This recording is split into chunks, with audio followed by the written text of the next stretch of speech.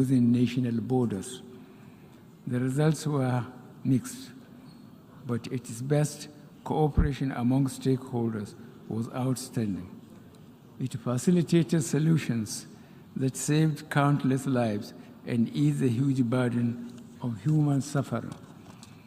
That same theme of unilateralism and the promotion of national interests competing with the common cause in the face of an existential threat has been our recurring experience in recent times.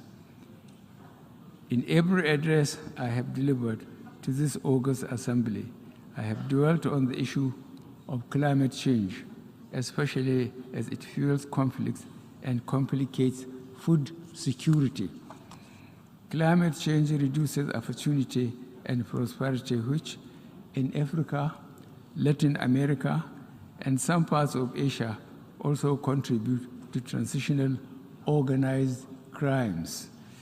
As part of Nigeria's effort at achieving our global net zero aspiration, the current administration last year adopted a national climate change strategy that aims to deliver climate change mitigation in a sustainable manner.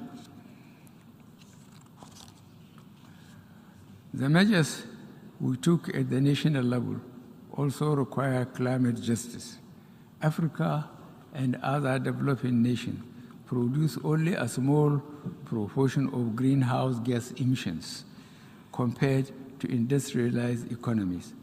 Yet, we are the hardest hit by the consequences of climate change, as we see in the sustained droughts in Somalia and floods of unprecedented severity in Pakistan.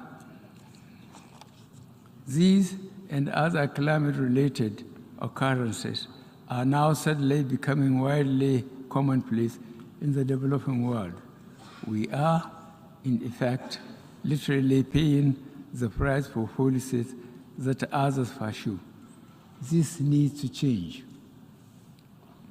At the COP26 in Glasgow last year, I did say that Nigeria was not asking for permission to make the same mistakes that others have made in creating the climate emergency. Fortunately, we now know what we can do to mitigate the effects of the climate crisis and the related energy challenge. As a first step, we must all commit to releasing the financing and the technology to create a stable and affordable framework for energy transmission.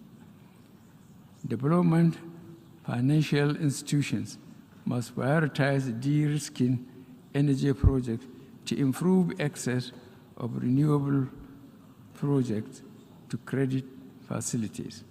There should be no countries left behind in this question. Rocketing energy costs worldwide are, in part, the product of conflict and supply disruptions to Europe and the Americas. Yet, we are all paying the price. It is therefore our expectation that this UNGA 77 and the upcoming COP27 will help galvanize the political will required to drive action towards the fulfillment of the various existing climate change initiatives. Another feature of the last decade that has been the growing partnership between states and the increasingly influential non-state actors. There was a time when the most important event at this assembly was the speech by the world's most powerful leaders.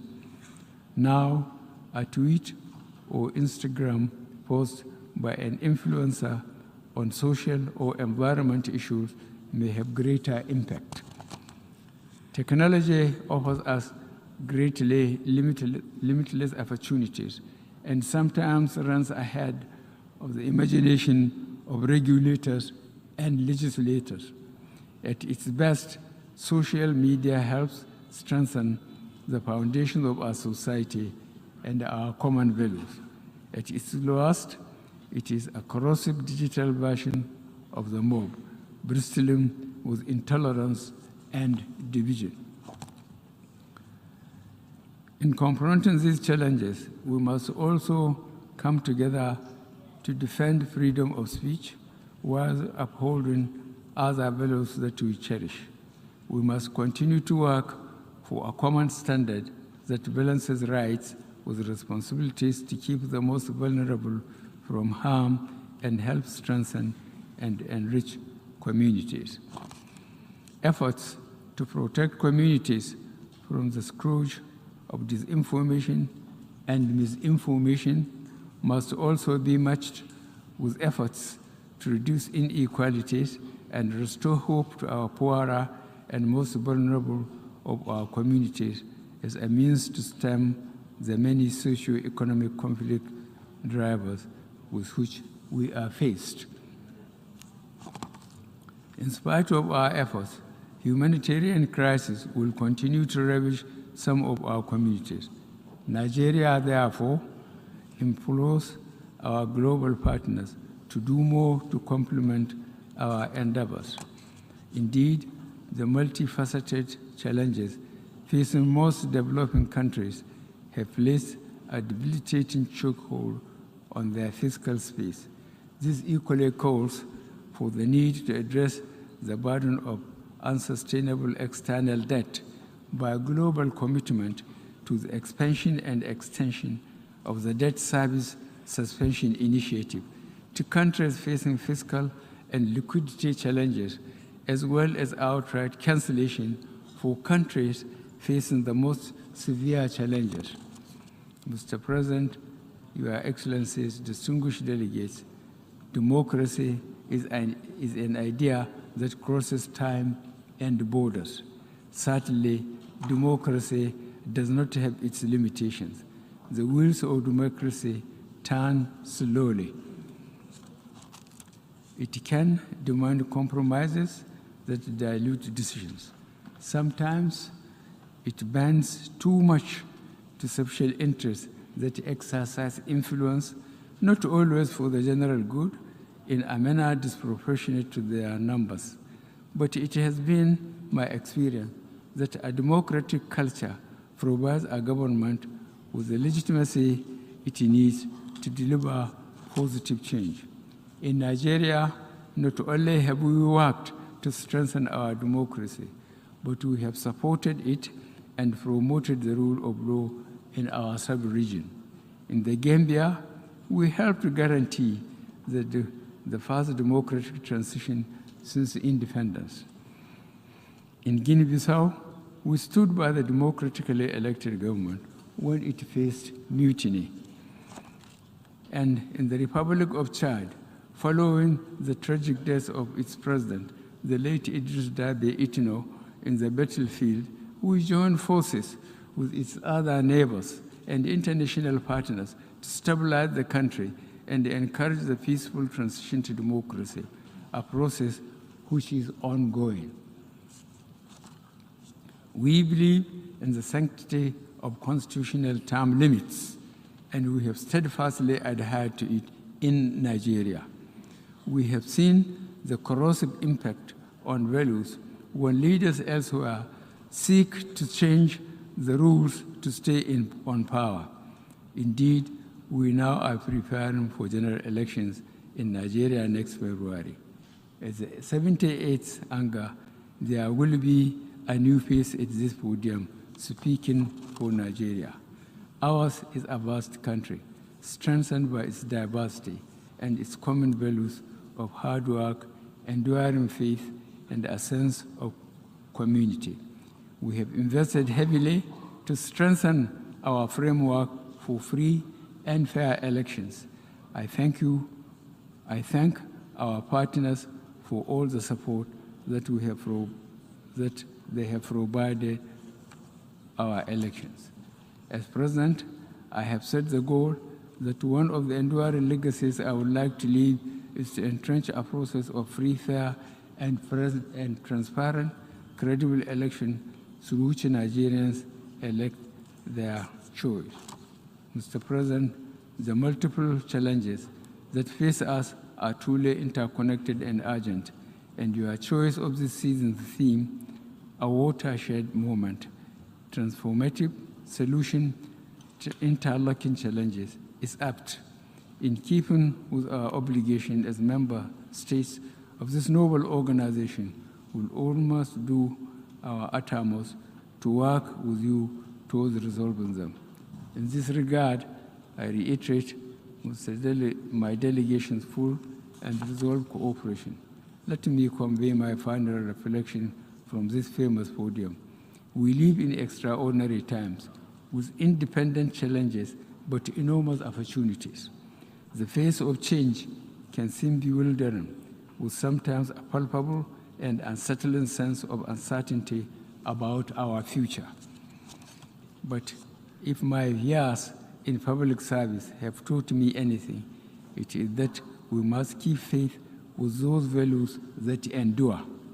These include, but not limited to, such values as justice, honor, integrity, ceaseless endeavor, and partnership within and between nations.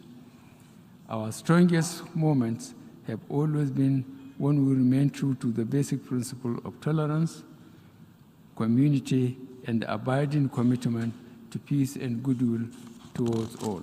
I thank you all.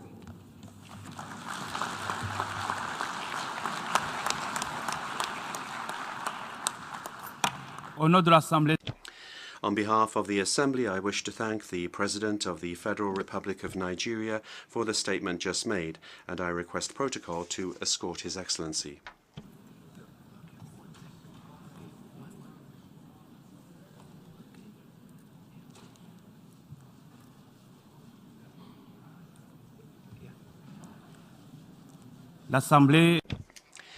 The Assembly will hear an address by His Excellency Sayyid Ebrahim Raisi, President of the Islamic Republic of Iran.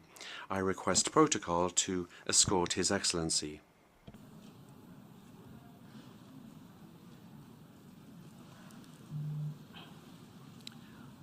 On behalf of the General Assembly, I have the honor to welcome His Excellency Mr. Sayyid Ebrahim Raisi, President of the Islamic Republic of Iran, and to invite him to address the Assembly.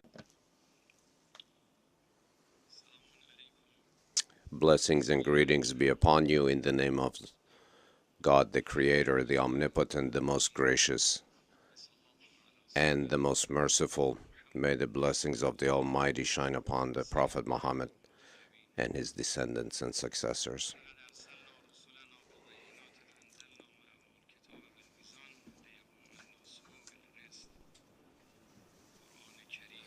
The Holy Quran states, Dear Creator, Omnipotent of the world, accept our regards and respects towards your chosen messengers, Abraham, Moses, Jesus, and Prophet Muhammad, who brought the message of justice, spirituality, and proper behavior and compassionate comportment to the people of the world. And they destroyed the foundations of injustice and lack of fairness to allow humans to build a new world for their future. Ladies and gentlemen, Mr. Secretary General, the foundational need for a better world is justice. All of the hopes and aspirations of humankind are built on justice, and they have the capacity for the creation of such a framework of all-encompassing justice, which means elimination of injustice. We are defenders of a fight against injustice in all of its forms, against humanity, against spirituality, against the Almighty, against the people of the world, no matter where it may occur. A wish to be closer to the Creator and the teachings of the Creator exists in all humanity, and their willingness for change is witnessed in revolutions throughout the history of humanity. Even though a lot of movements never reach the maturity of a revolution, Many of the revolutions deviated from their original path. However, the success of many people and nations, such as the nation of Iran, in the realization of their aspiration for the Islamic revolution has strengthened in the heart of the people around the globe such aspirations. The Islamic revolution of Iran was the realization of the movement of the people of Iran towards justice and fairness, even though faced with a lot of plots throughout the decades, it has been able to safeguard itself. As a first step, the nation of Iran, based on an advanced social and organizational order, created the Islamic Republic of Iran in order to create justice internally and bring to the world order a message of justice and fairness. Key components on this path were spirituality, multilateralism. Ladies and gentlemen, I am grateful and honored to be the representative of a people and a nation that has inherited a great civilization that has been free for millennia and has always managed to defeat the plots of the enemies that sought to conquer it. A nation that has always seen oppression as an existential enemy and has always fought in order to destroy the enslavement of Babylonians all the way to the Palestinians. We believe in a common fate for humanity, and we are for the globalization of justice. What we seek for ourselves, we wish onto others as well, and what we do not wish for ourselves, we do not impose on others. The nation of Iran believes that justice brings unity, brings cohesion, and warfare is a destroyer of all things. For a country that wishes internally to have justice, but then outside of its own borders creates or trains various terrorist groups and unleashes them on various nations, must be ashamed in the face of humanity, must be ashamed when faced with principles of freedom and justice and fairness. Humanity does not only belong to certain segments of the world. The Islamic Republic of Iran, by taking aspiration from its constitution and the values, the spiritual values upon which it is based, sees as one of the most effective ways to safeguard human rights and has used the most useful tools in order to realize and assist in the realization of the rights of all of the oppressed across the globe, sees that as one of its inherent duties.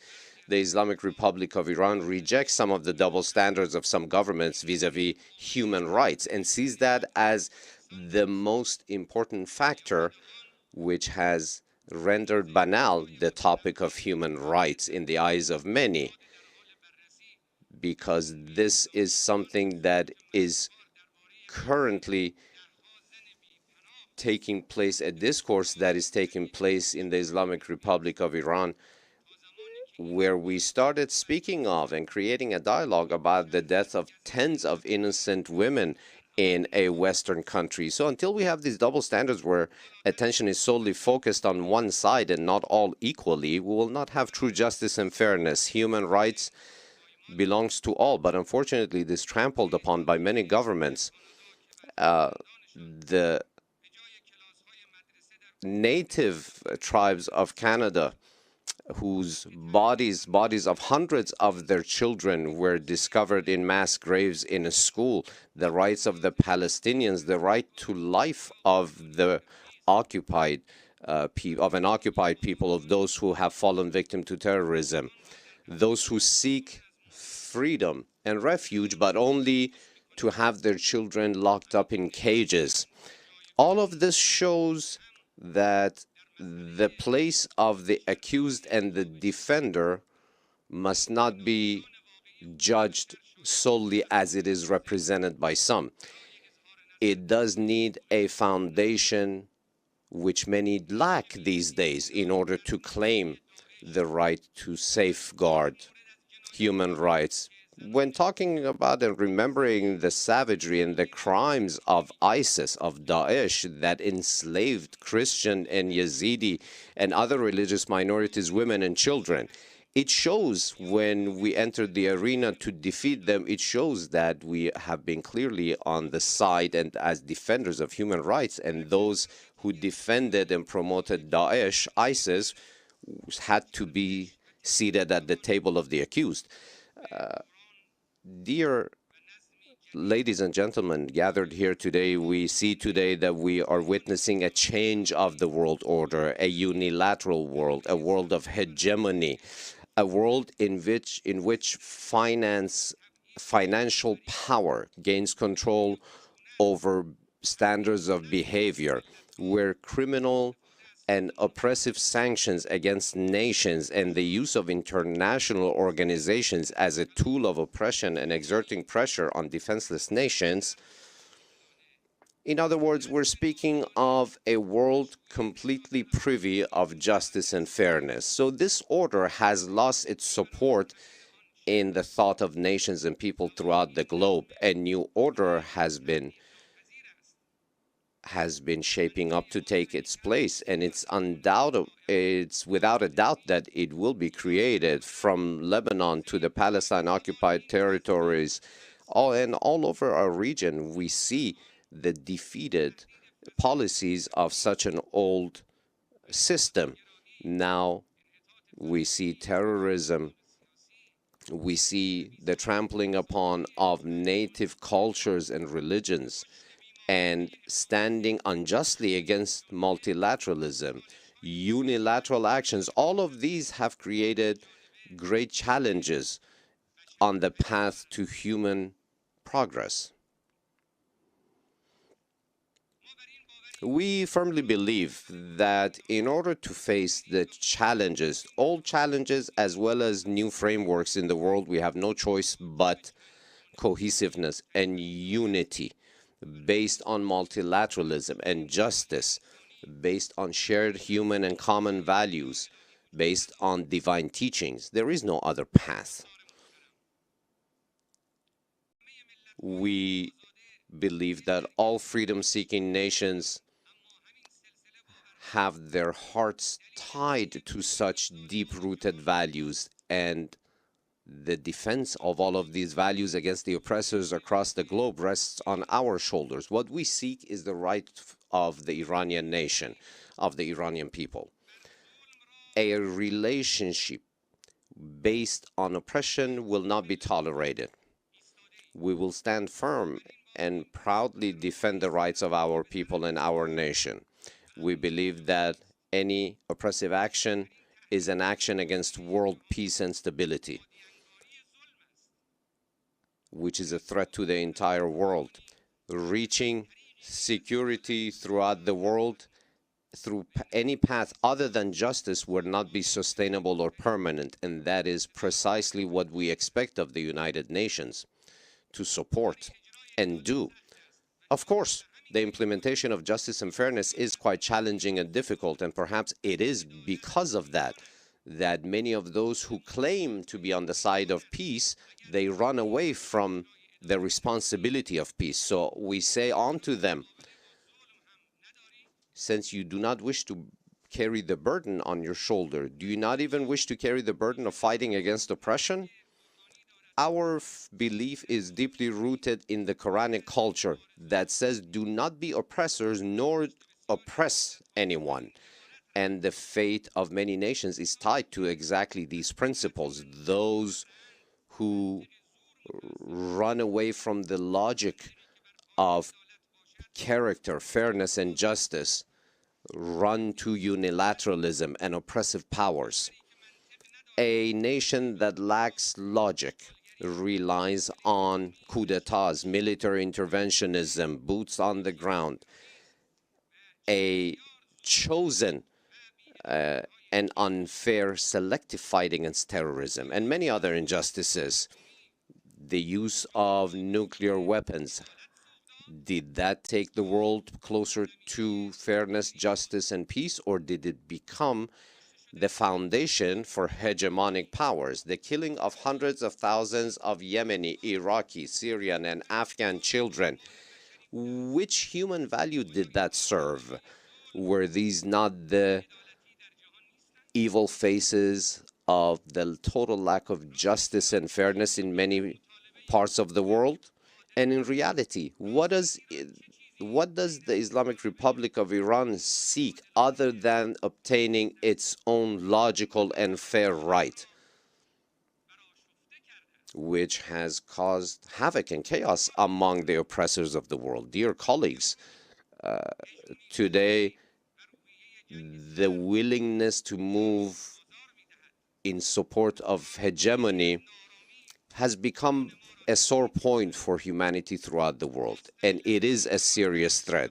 It is the wish of the nations across the world on an increasing basis to obtain justice, independence, while enjoying security at the same time.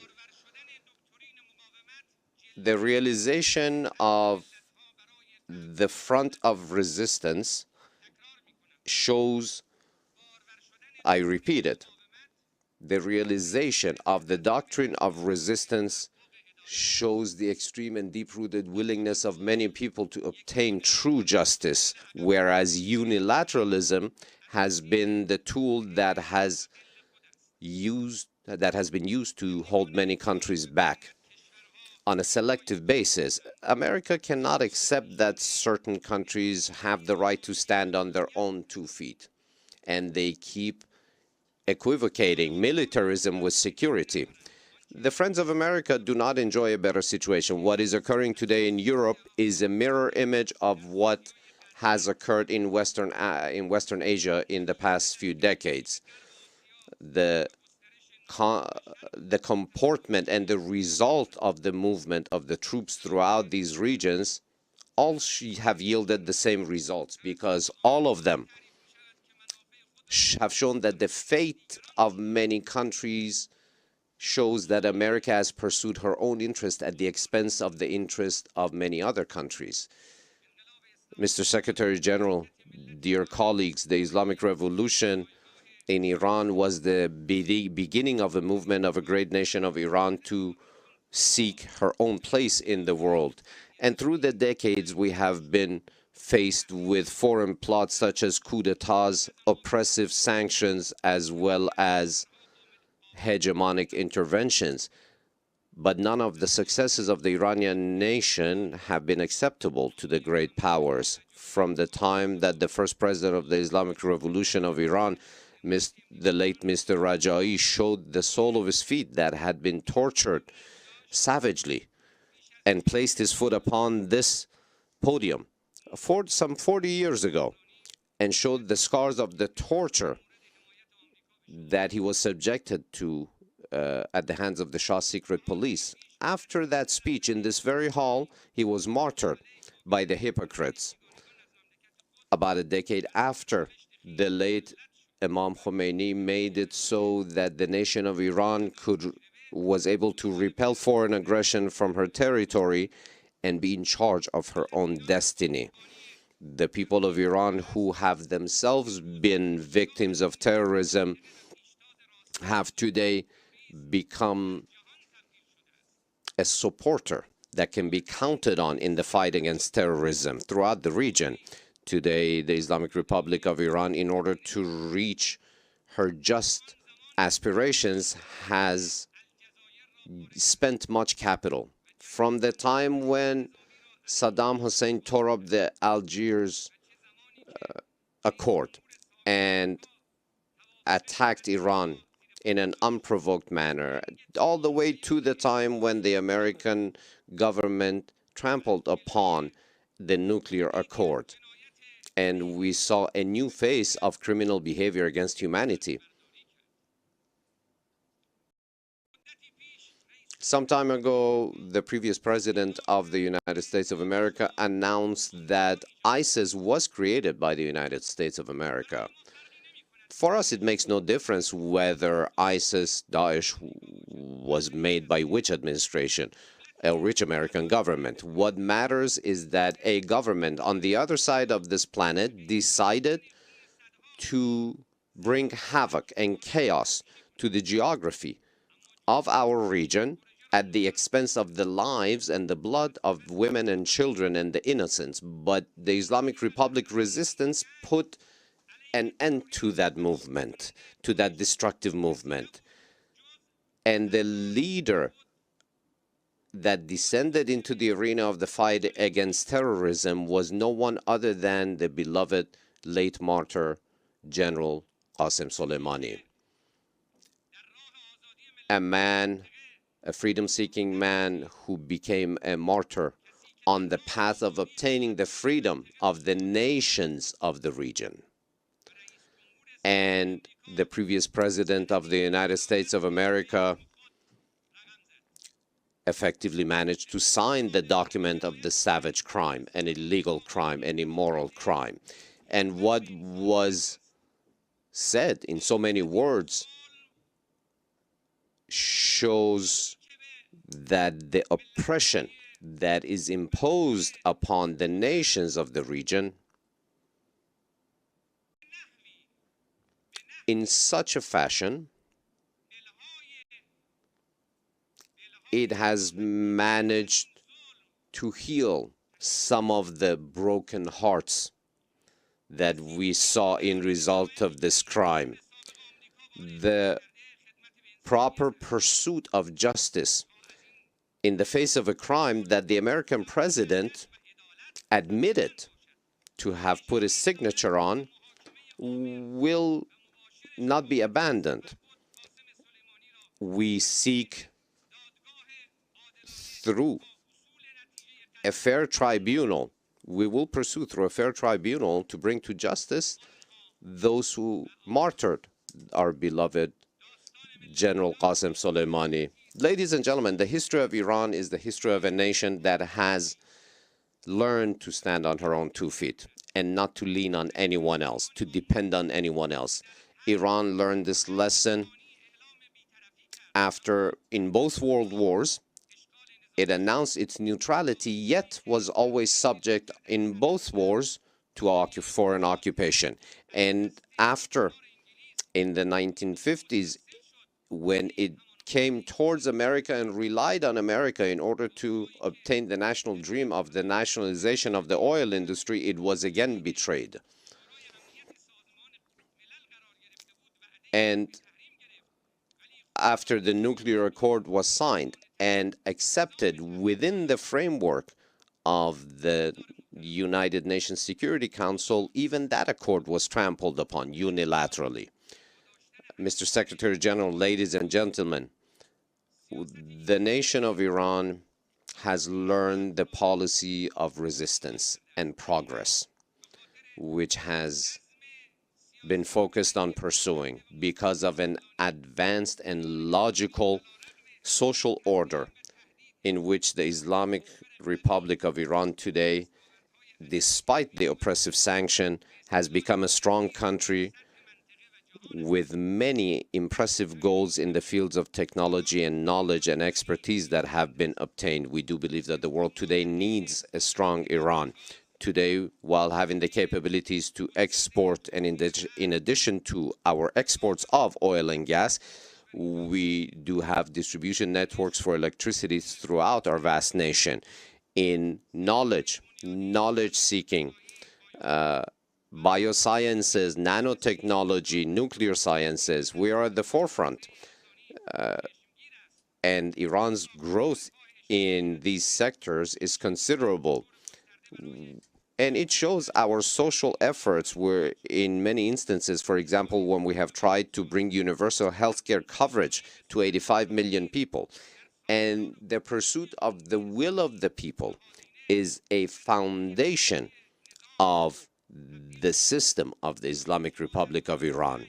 Whereas during the times of the imposed war, by Iraq against Iran, we were even prevented from being able to purchase barbed wire.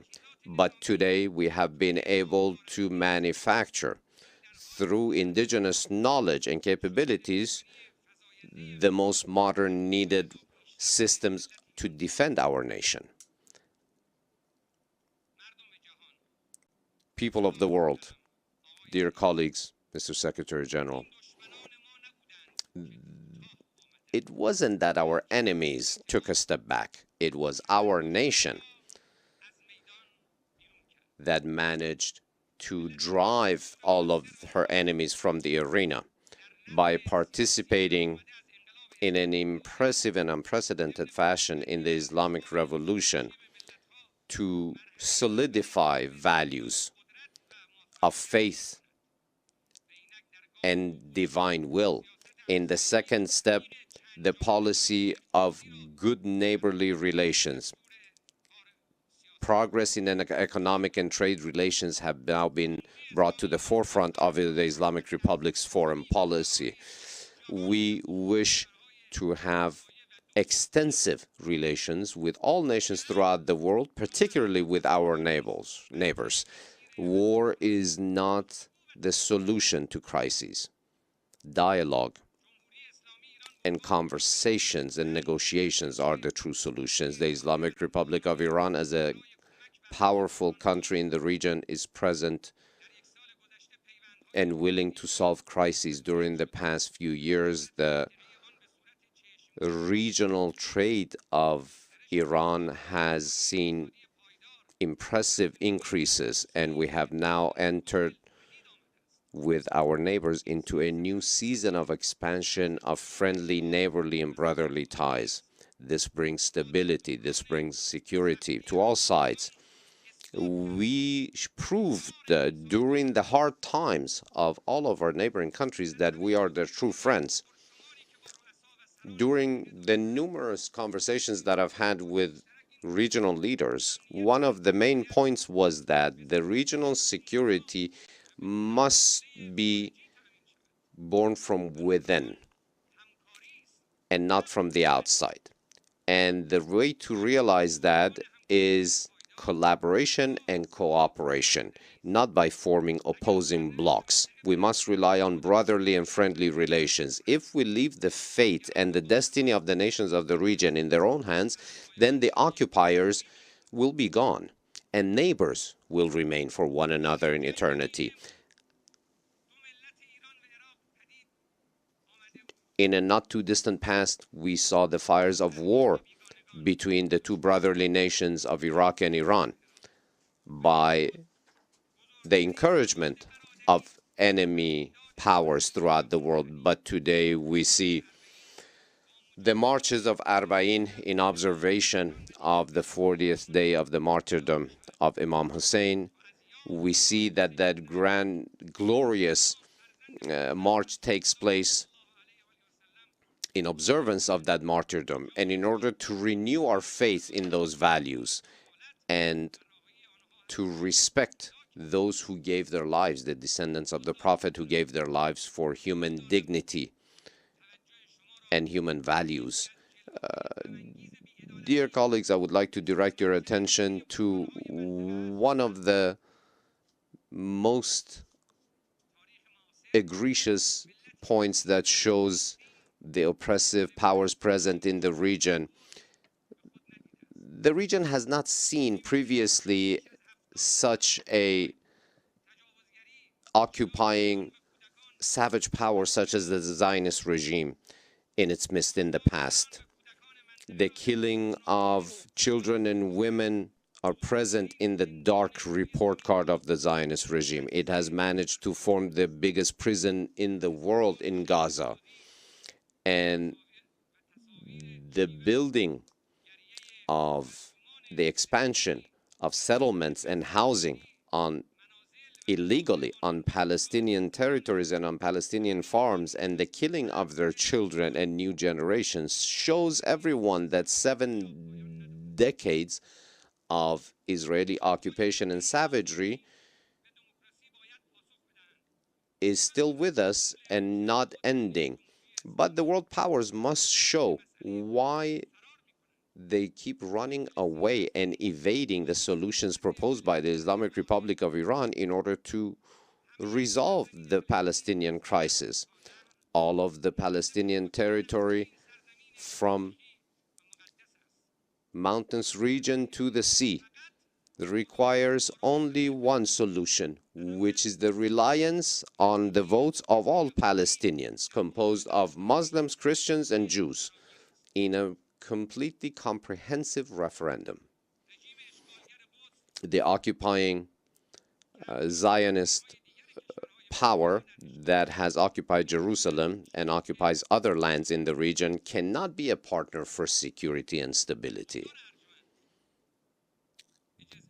Dear colleagues, allow me to focus your attention on another face of lack of justice and fairness, which is the double standard used when speaking of the nuclear capacities, nuclear science capacities of the Islamic Republic of Iran. And we all know that it's for only human and peaceful endeavors, but some countries are keen on portraying this as a threat in order to sweep under the rug what they should rightly face themselves, which should be denuclearization. And I announce, as the leader of the government of the Islamic Republic of Iran, the Islamic Republic of Iran is not seeking to build or obtain nuclear weapons, and such weapons have no place in our doctrine.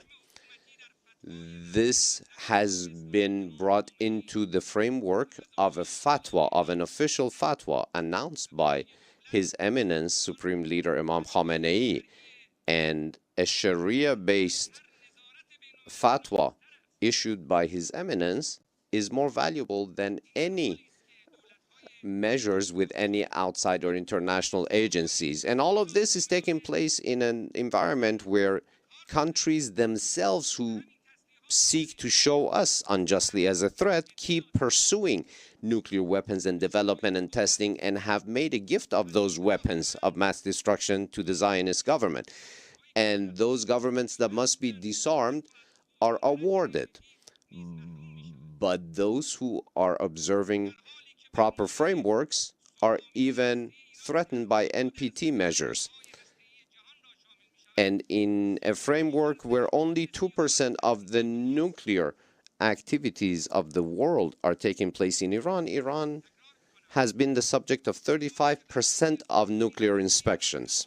I will repeat, only 2% of world nuclear activities are taking place in Iran. 35% of nuclear inspections are in Iran. So I ask all of those here present today to please focus on the next following points with precision. 1. The Islamic Republic of Iran, with goodwill,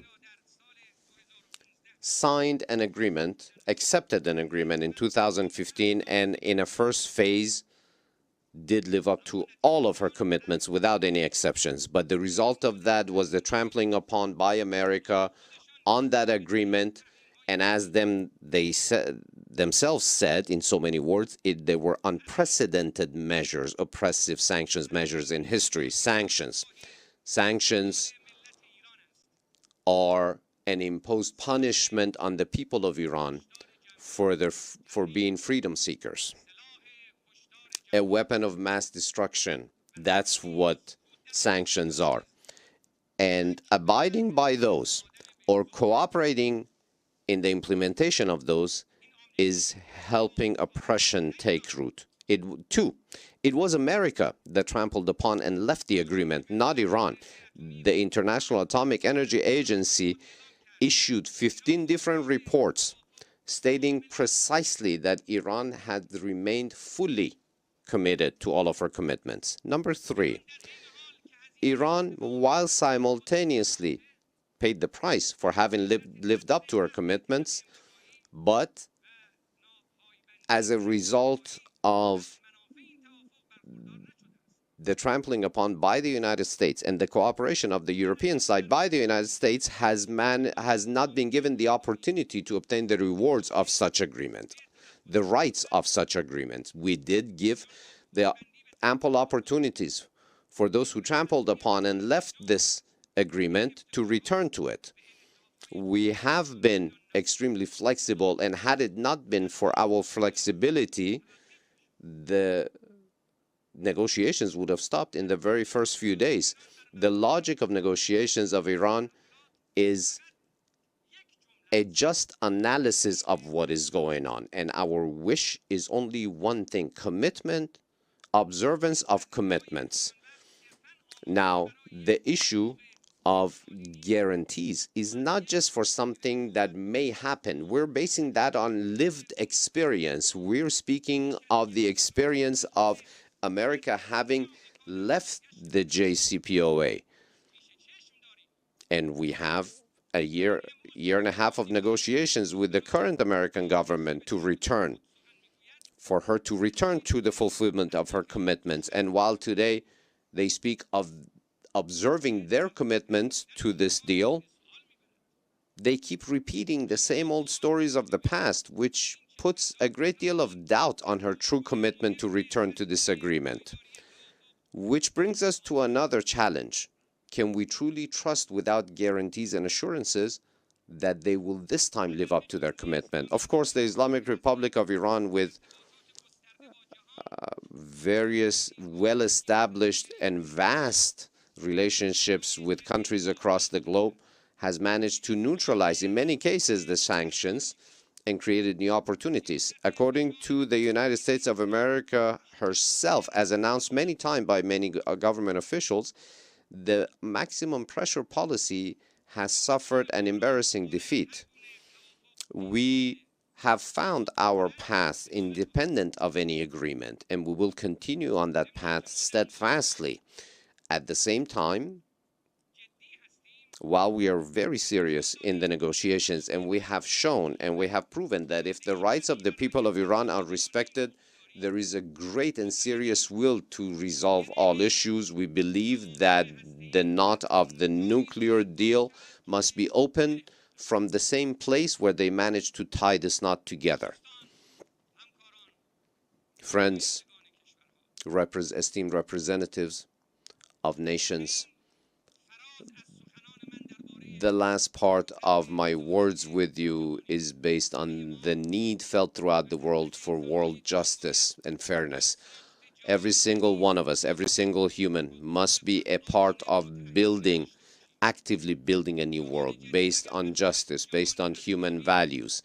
If we wish the new world to be acceptable, to be one of character, to be one that is powerful and successful in resolving challenges facing humanity, has no solution other than to be based on international fairness and justice, which needs the following principles. 1, feeling collectively responsible throughout the world against oppression.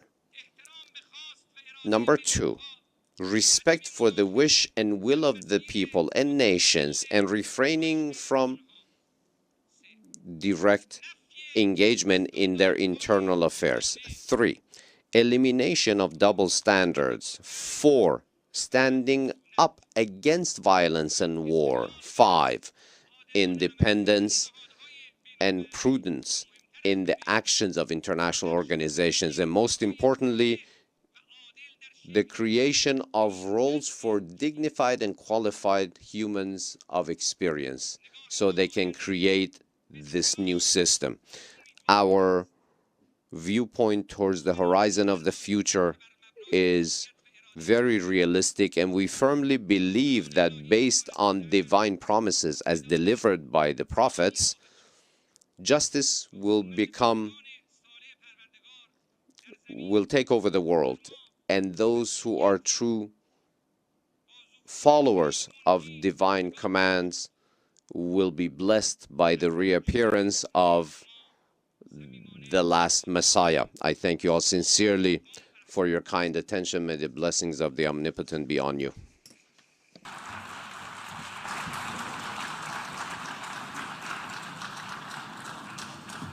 On behalf of the General Assembly, I wish to thank the President of the Islamic Republic of Iran for his statement, and I request protocol to escort His Excellency.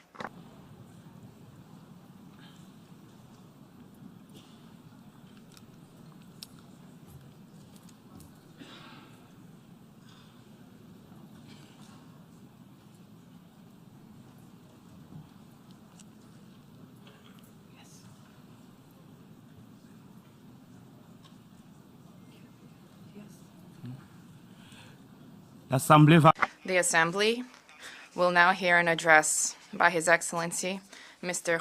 Khurelsukh Ukhna, President of Mongolia. I request protocol to escort His Excellency.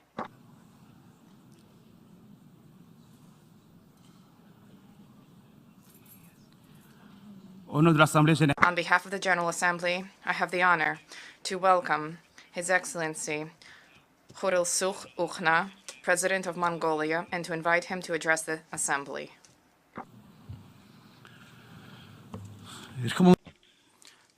Mr. President, Mr. Secretary General, distinguished guests, ladies and gentlemen,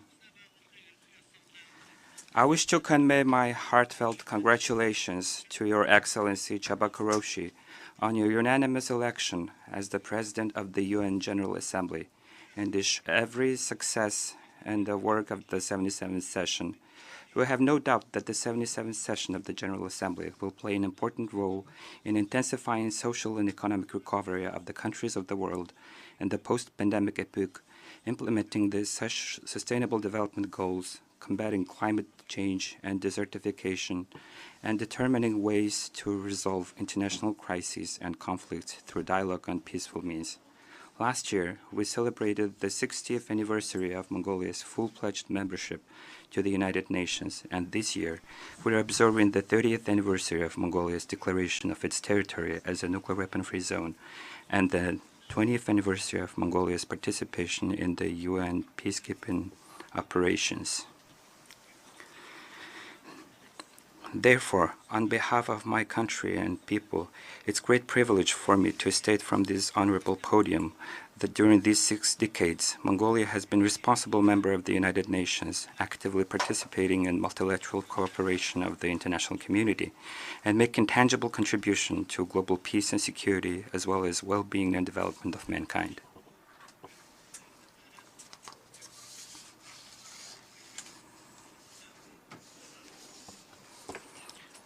Mr. President, the whole world is going through hard times of difficult ordeals and challenges, such as poverty, inequality, climate change, pandemic, and the pandemic-driven difficulties to customs, transport, and logistics, price increase, inflation, as well as geostrategic and geopolitical tensions.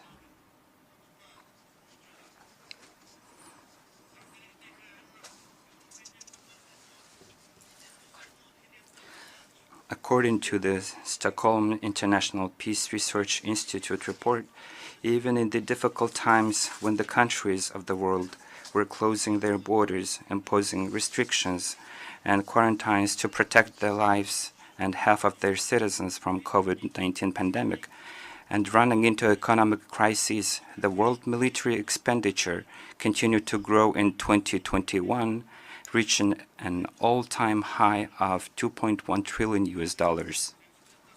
If this huge budget and funds spent on the military and armaments were dedicated to the least developed and developing countries, how many millions of children's future would have been brighter? How many millions would have been lifted out of poverty? How many millions would have been freed from hunger and disease? How many millions would have had food and opportunity for education, employment, and places to live? It is time for all of us to ponder and reflect on what progress could have been achieved if this huge amount of money had been spent on the pressing issues of combating global warming and climate change. It is truly regrettable that the situation in the world is deteriorating, and mistrust and misunderstanding are deepening, even though in the 20th century the mankind has had enough sufferings, such as the scourge of the 2 world wars, the Cold War divide, interreligious conflicts, and terrorism. Therefore, in today's complex reality, we should always strive to learn from mistakes of the past, uphold mutual trust, understanding, and respect, and make every effort to resolve any misunderstanding, conflict, or war by peaceful means and dialogue. 8 centuries ago, our ancestor, the great Genghis Khan, united all Mongolian dwellers, founded the great Mongolian state under the power of the eternal blue sky, put an end to the centuries-long wars and conflicts, pacified West and East under the statehood rule of justice, and established the Pax Mongolica and the vast terrain of Eurasia. Scholars and researchers around the world view the establishment of the Pax Mongolica as an important contribution of Mongols to the world history and the advancement of humankind, and emphasize that Pax Mongolica played an important role in the development of free trade between countries, laid the foundation for diplomacy and exchange of envoys, as well as proclaimed the ideas of religious freedom and the rule of law without imposing one's culture and religion on others. The UNGA resolution entitled 800 Years of Mongolian Statehood, adopted in 2005, highly appreciated the contribution of Mongols to the history of mankind and recognized that the nomadic civilization influenced inter alia societies across Asia and Europe, and in turn absorbed influence from both East and West, and in a true interchange of human values, further recognized the important role played by a strong and persistent nomadic culture in the development of extensive trade networks and the creation of large administrative, cultural, religious, and commercial centers, and likewise acknowledged the ever-increasing significance and relevance of a culture of living in a harmony with nature, which is inherent in nomadic civilization in today's world. This indicates that Pax Mongolica contained progressive ideas which could form the basis of the collective efforts of the international community to maintain peace and stability in the modern world. Therefore, we, the descendants of the founders of the Pax Mongolica, call on the international community to understand each other, cooperate, and manage any conflict through peaceful dialogue, so that our blue planet will be at peace and the Pax Globalica will be established. We further call on people of the world to combine efforts to achieve this noble goal. Mongolia has consistently pursued a peace-loving, open, multi-pillar, and independent foreign policy. A clear recognition of this policy by the international community was expressed by the UN Secretary General Antonio Guterres as a, and I quote, a symbol of peace in a troubled world, end of quote, during his official visit to Mongolia in August 2022. Mongolia has been actively participating in the promotion of international peace and security, as well as peacekeeping efforts, and has put forward numbers of proposals and initiatives in the past. A notable example of which is the declaration of this territory as a nuclear weapon-free zone. In his statement at the opening of the 10th REFCON of the NPT, the UN Secretary General warned that humanity is just one misunderstanding, one miscalculation away from the nuclear annihilation.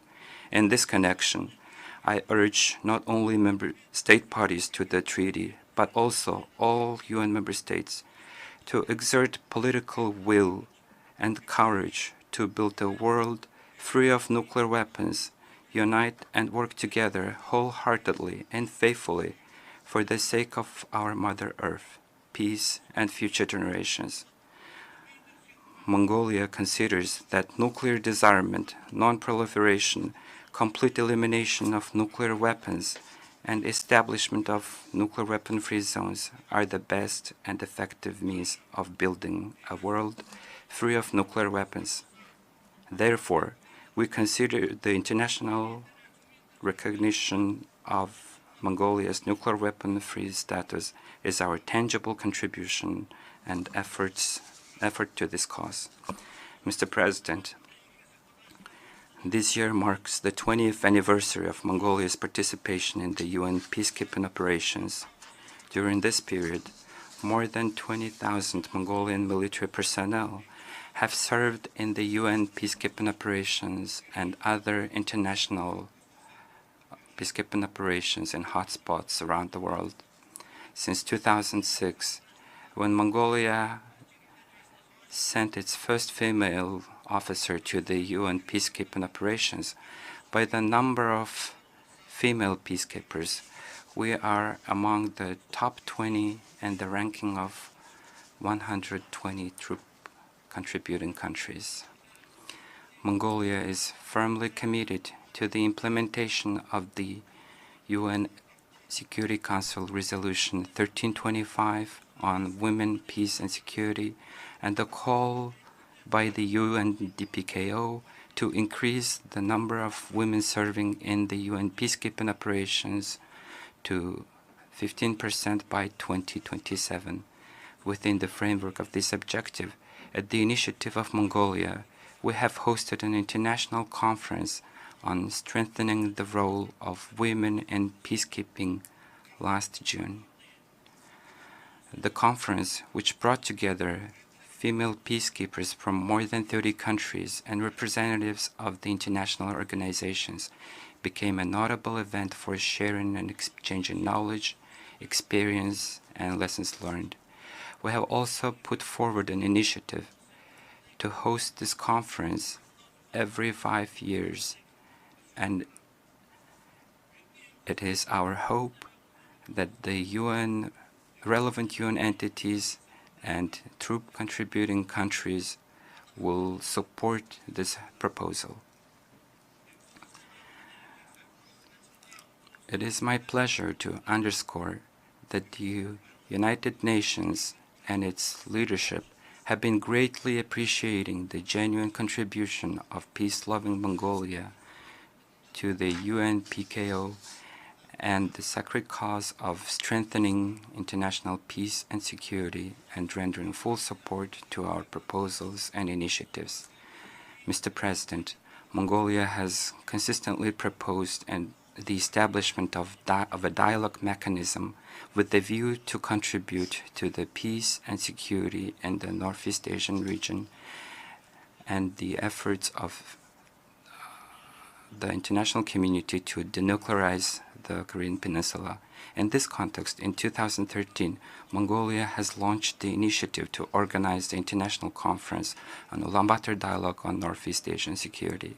Last June, we have organized the 7th International Conference of the Ulaanbaatar Dialogue on Northeast Asian Security and discussed a broad range of issues, including regional security, power grid, green development, opportunities for humanitarian cooperation, and the post-COVID economic recovery. The results of the conference demonstrate that the significance of the Ulaanbaatar Dialogue Initiative has grown, and it is transforming into an open and inclusive mechanism gathering government officials and the academia from countries in the sub-region and beyond, and representatives of international organizations. In the face of frequent natural disasters and communicable disease, the creation of an integrated regional infrastructure for disaster risk reduction and humanitarian assistance is becoming one of the most pressing security issues in Northeast Asia. With this in mind, we put forward an initiative to establish an integrated platform for disaster risk reduction for the Northeast Asian region in Mongolia in 2018, and now we're bringing forward a proposal to establish a regional humanitarian hub or warehouse based on the Ulaanbaatar International Airport affiliated facilities. I'm confident that these initiatives will be supported and assisted by other countries in the region and the UN system and specialized organizations. Mr. President, broad-scale economic restrictions and sanctions caused by the ongoing COVID-19 pandemic and geopolitical conflicts have hit hard the national economies. The global market prices of food, fuel, agriculture, and energy raw materials have increased sharply like never before, causing fluctuation in the global economy and financial markets and creating major risks. With the immediate support of the United Nations and its system organizations and development partners to Mongolia's effort against COVID-19, as of today, 70% of the Mongolian populations are fully vaccinated, domestic restrictions removed, and borders opened. Though we're going through an uneasy period, the government of Mongolia is implementing the new recovery policy developed in coherence with the Sustainable Development Goals. The policy focuses on improvement of road, railway, and border point infrastructure, increase of energy resources, intensification of industrialization, as well as urban and rural development and enhancement of public-private partnership and productivity. Furthermore, despite tough times of the pandemic and new normalcy, Mongolia is putting effort to accelerate the digital transition and adopted a package of new laws on digital development. We have introduced the e-Mongolia platform to streamline public service delivery to citizens and entities, to reduce corruption and bureaucracy, to increase information security, and to promote good governance. Moreover, we're working to expand and develop our multilateral cooperation in these fields at regional and international levels. Mongolia fully supports major initiatives put forward in the UN Secretary General's report, Our Common Agenda, and is sparing no effort to implement them in close cooperation with the Sustainable Development Goals, the National Vision 2050 Long-Term Development Policy, and the New Recovery Policy. Mr. President, we must not forget that serious challenges we are facing, such as climate change, biodiversity loss, desertification, land degradation, shortage of water resources, and droughts, are still awaiting solutions. Mongolia is one of the countries most affected by climate change. Therefore, with a view to combat climate change, desertification, and dust storms, and to increase forest and water resources, Mongolia launched the Billion Trees National Movement to plant, grow, and protect billions of trees. Mongolian people, the government, and development partners welcomed the initiative, and now the Billion Trees National Movement is being successfully implemented throughout the country. I'm pleased to inform that the UN Secretary General personally joined and supported the movement. In addition, Mongolia reiterates its position to actively cooperate and make a real contribution to reduce the negative impact of climate change and protecting the environment at regional and international levels. In this context, it is my pleasure to inform that Mongolia will be hosting the 17th session of the Conference of the Parties to the UN Convention to Combat Desertification in 2026.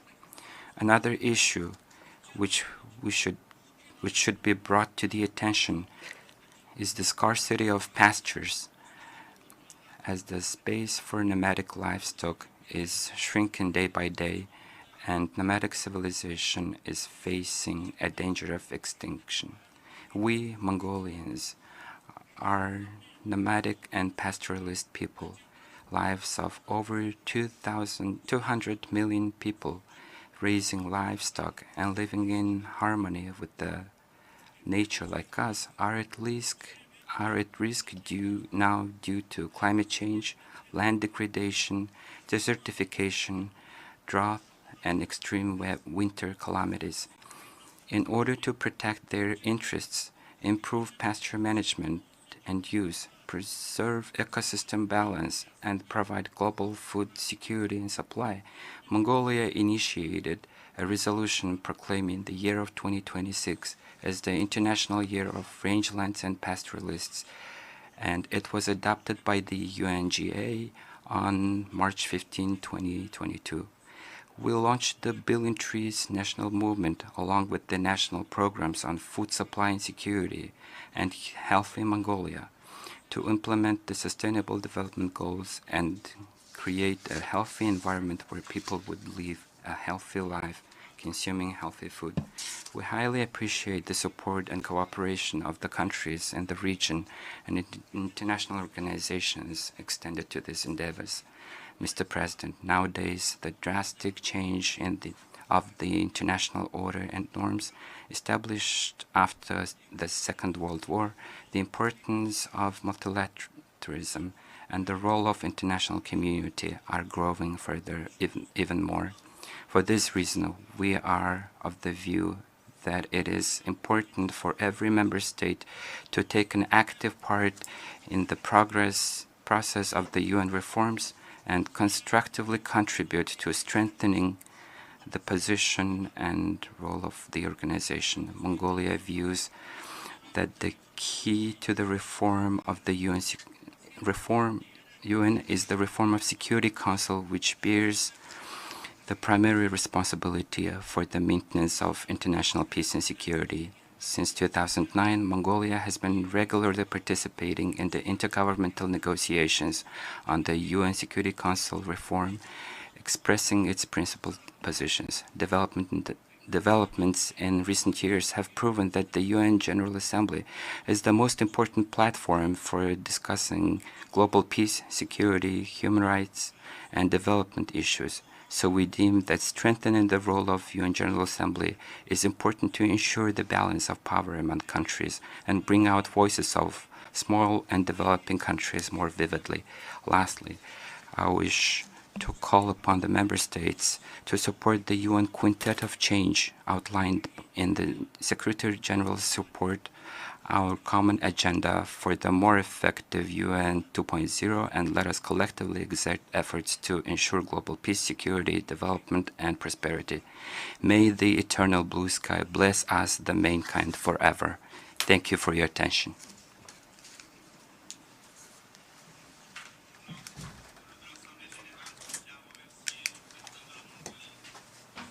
On behalf of the Assembly, I wish to thank the President of Mongolia for the statement just made, and I request protocol to escort His Excellency.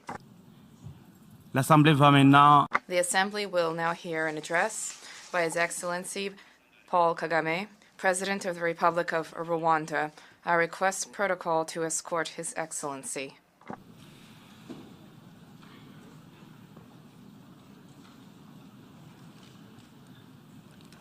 On behalf of the General Assembly, I have the honor to welcome His Excellency Paul Kagame, President of the Republic of Rwanda, and to invite him to address the Assembly. President of the General Assembly, the Secretary General, Excellencies, Heads of State and Government, distinguished delegates. The Secretary General's landmark report, Our Common Agenda, has only grown in value since it was launched 1 year ago.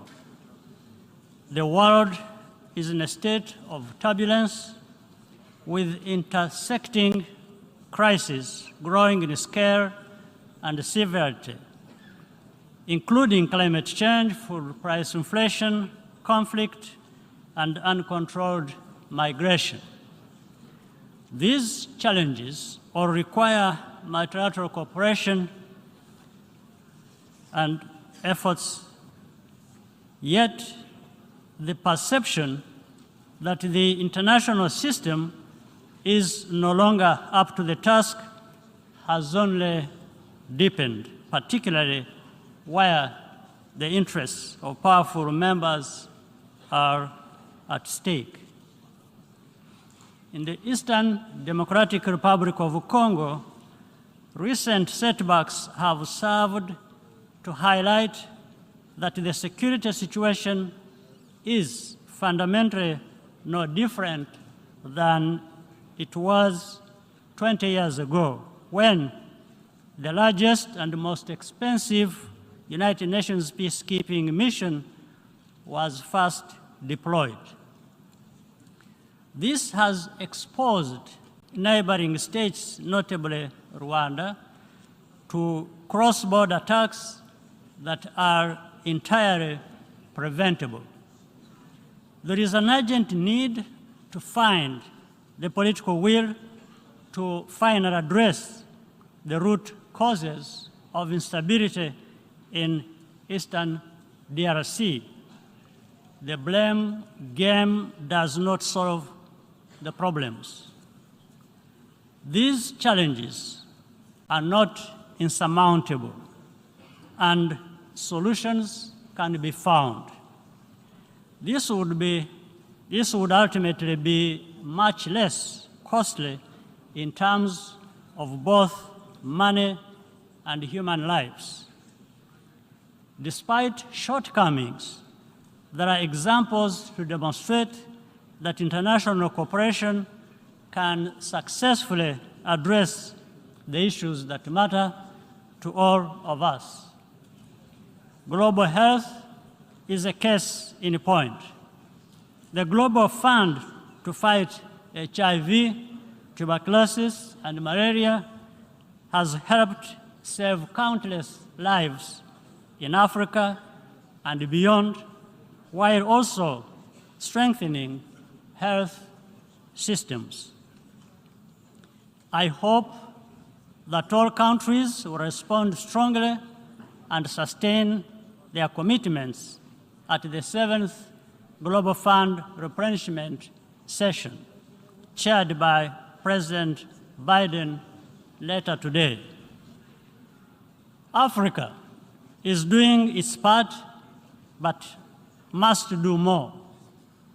For sustainability, external funding must go hand in hand with increased domestic financing for health.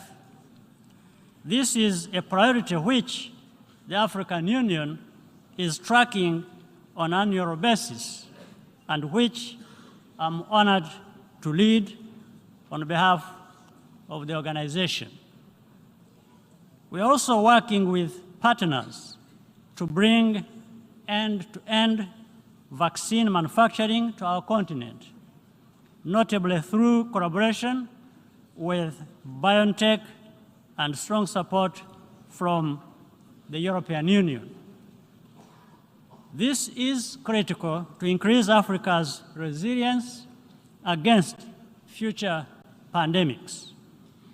I commend the Secretary General for convening the Transforming Education Summit earlier this week. The future of billions of children and young people across the world depends on overcoming the challenges of inclusion and quality of instruction, particularly as we recover from the pandemic. Away from the headlines, the United Nations and other multilateral institutions retained the ability to set an agenda around which we can all rally. At the recent Commonwealth Heads of Government meeting in Kigali, leaders adopted an ambitious program of action, including special instruments on living lands, sustainable urbanization, and child care protection and reform. We also agreed to prioritize public-private partnerships to create digital jobs for young people across the Commonwealth. The future is digital, and transformation is happening now, as evidenced by ongoing work of the Broadband Commission for Sustainable Development and the Smart Africa Secretariat. High-quality digital jobs are a practical response to the underlying drivers of irregular migration by closing the human capital investment gap that separates high and low income countries. To ensure that the benefits are equally shared, we must continue investing equitably in emerging technologies such as artificial intelligence. In the area of peace building and counterterrorism, regional initiatives can complement the important work of the United Nations. Regional and bilateral initiatives have been proven to make a big difference, whether in the Central African Republic or the successful engagement to contain violent extremism in northern Mozambique, conducted by Rwanda and the Southern African Development Community. If this approach were tried properly in DRC, as proposed by the Nairobi process, it would make difference. However, to be sustainable, such efforts require consistent financial support from the international community. A lot is at stake, and time is not on our side. We cannot anticipate or prevent every crisis, but we can be better prepared to react quickly and effectively when needed, especially if we work together. I thank you for your kind attention.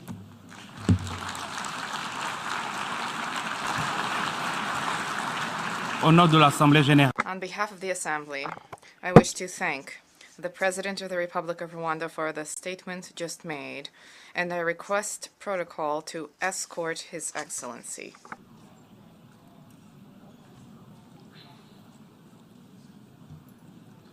The Assembly will hear an address by His Excellency Sefik Zaferovic, Chair of the Presidency of Bosnia and Herzegovina.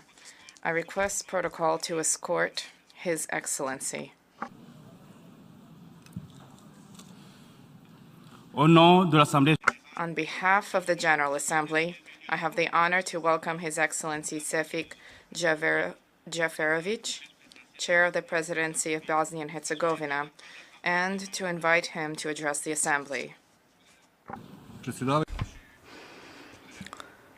Mr. President, Secretary General, ladies and gentlemen, it is my honor to address this esteemed body as the Chairman of the Presidency of Bosnia and Herzegovina. I congratulate Mr. Shahid on successfully presiding over the 76th session of the United Nations General Assembly. Despite the difficult working conditions caused by the pandemic, he worked dedicatedly with the UN Secretary General, Mr. Guterres, so that this body of the United Nations could carry out its duties. I also congratulate Mr. Qureshi on his election as the President of the 77th session of the UN General Assembly. You can count on the support and cooperation of Bosnia and Herzegovina in ensuring the productive work of this body.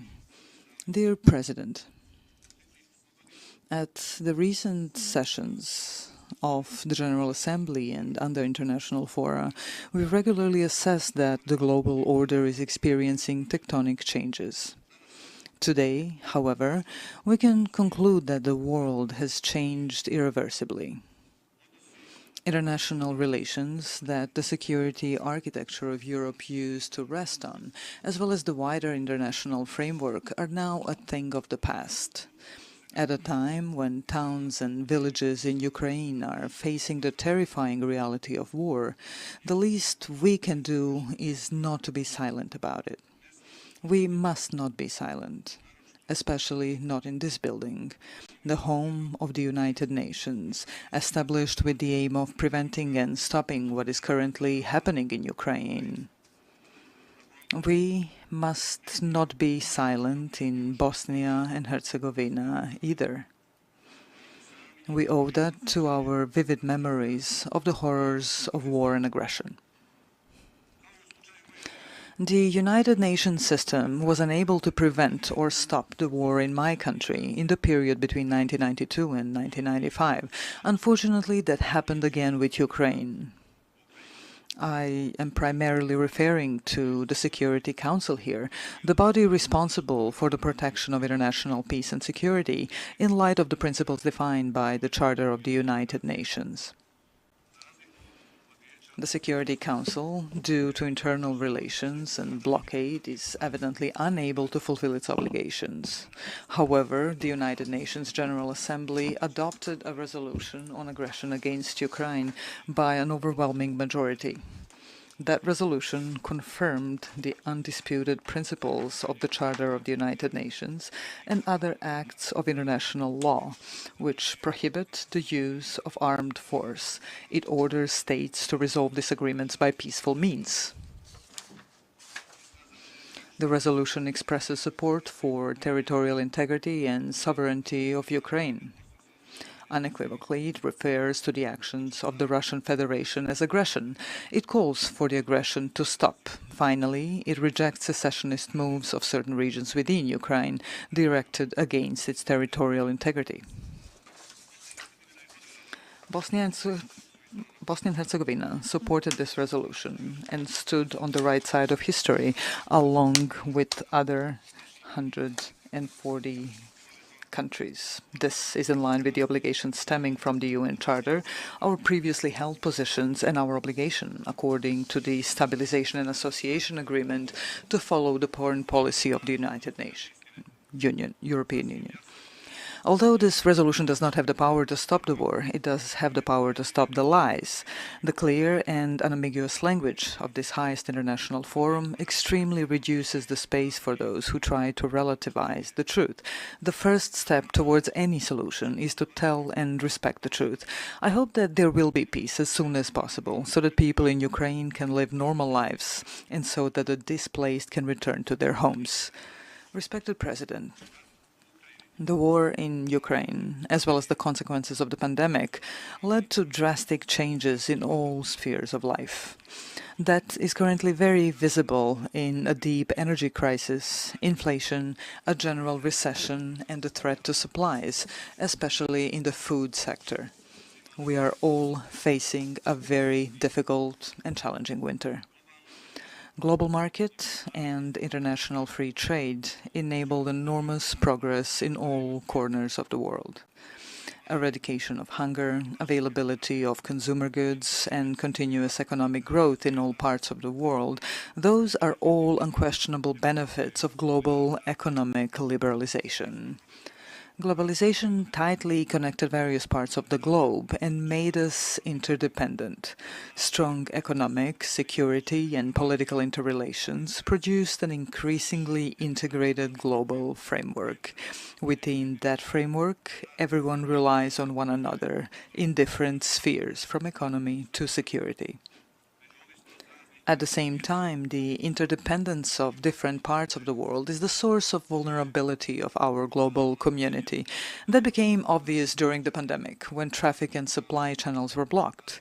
It is also obvious in the light of the current crisis related to the war in Ukraine. Due to the blockade of wheat exports from Ukrainian ports, developing countries in Africa and Asia are facing hunger. A large part of the European continent is facing an energy crisis due to dependence on Russian gas.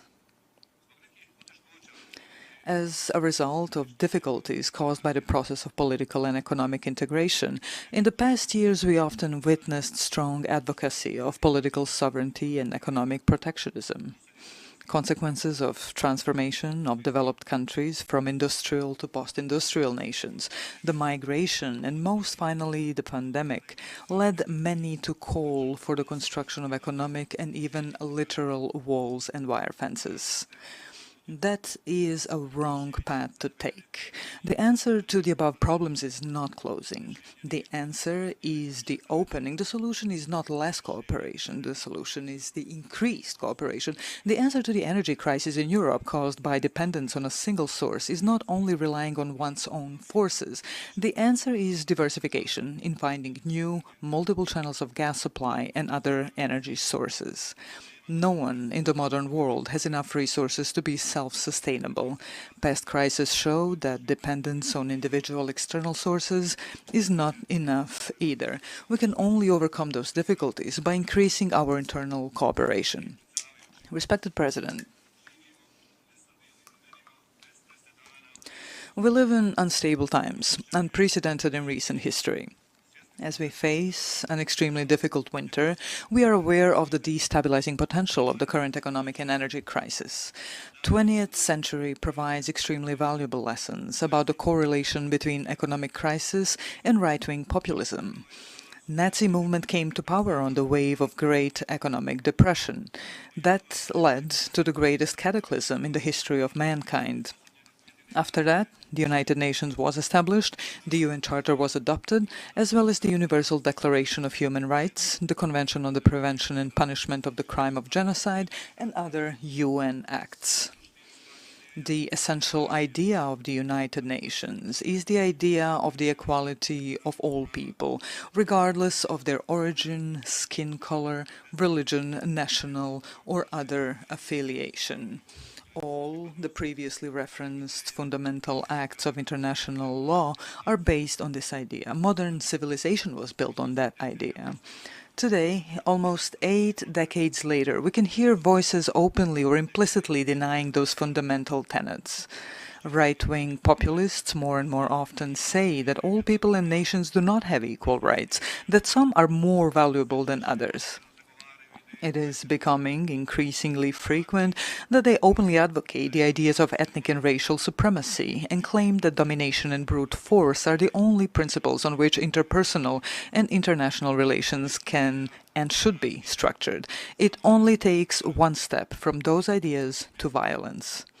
From this place, from the United Nations building, I call for caution and action. We will face enormous challenges in the coming period. We must fulfill our duty and fight for civilizational ideas. At all costs, we must defend those ideas. Respected President, Bosnia and Herzegovina has been home to many peoples, cultures and religions for centuries. Our long tradition of multiculturalism is something we take pride in. We are proud of our Muslim, Christian, Jewish, Roma and other communities, as well as the culture of living together and mutual respect that we have developed over the centuries. All those communities, individually and collectively, make the structure of the mosaic of the state of Bosnia and Herzegovina. That is the way things are, and that is how things will remain. At the same time, Bosnia and Herzegovina, as a meeting place of cultures, was a thorn in the side of policies based on the idea of the impossibility of living together and the necessity of confrontation. Such policies led to the terrifying war in Bosnia and Herzegovina from 1992 to 1995. That war culminated in the genocide in Srebrenica. Resolutions from that period, adopted by the United Nations General Assembly and the Security Council, as well as the reports of the UN Secretary General and the judgments of the International Criminal Tribunal for the former Yugoslavia, qualify the war in Bosnia and Herzegovina as an international armed conflict in which neighboring countries participated. The judgments passed by the Hague Tribunal by the Hague Criminal Tribunal conclude the joint criminal enterprises took place. The goal of those enterprises was the elimination of certain ethnic groups from parts of the territory of Bosnia and Herzegovina, so that those territories would ultimately be annexed to neighboring countries. This was the most serious violation of international general and humanitarian law. Bosnia and Herzegovina has gone through an arduous peace-building process since the conclusion of the Dayton Peace Agreement. However, we still face numerous challenges. Some of the major challenges are certain policies in Bosnia and Herzegovina and the neighborhood which have never abandoned the wartime goals of dividing our country. There are parties in Bosnia and Herzegovina that are part of the broad wave of right-wing populism in Europe.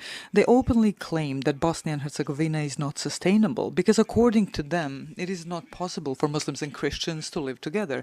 Muslims and Christians live and can live together. That life does have a perspective. What certainly has no perspective are retrograde policies that oppose such life.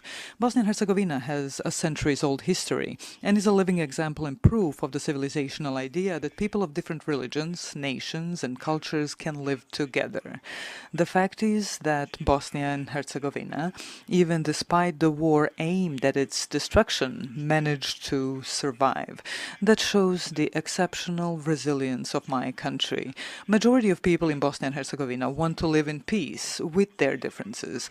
There is enough strength for such Bosnia and Herzegovina to persevere. I am convinced that that will be the case. Respected President, the experience of Bosnia and Herzegovina shows that the rule of law is a crucial factor of peace building. The International Criminal Tribunal for the former Yugoslavia, formed by the UN, granted the victims the minimum of justice. It sent a message to criminals that their actions will not go unpunished and that they will be brought to justice and face the consequences for their actions.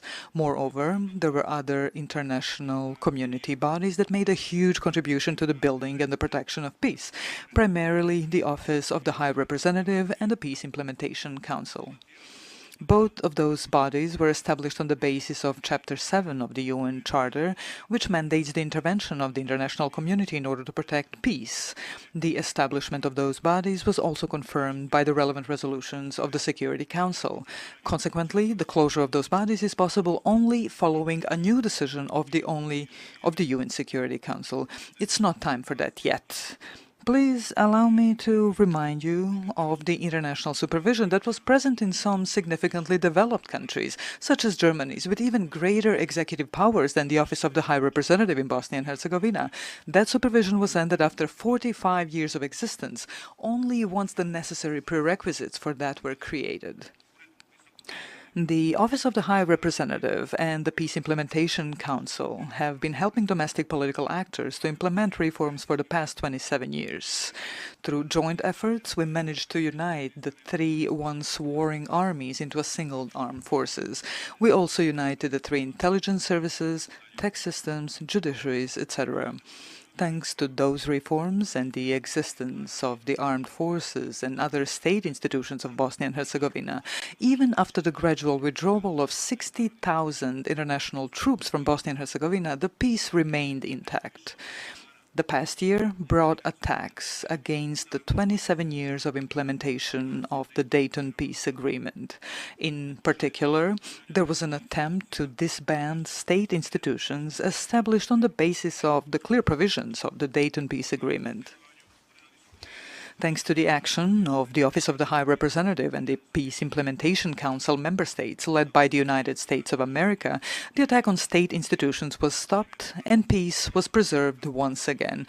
That demonstrated the expediency and efficiency of the international community institutions in Bosnia and Herzegovina.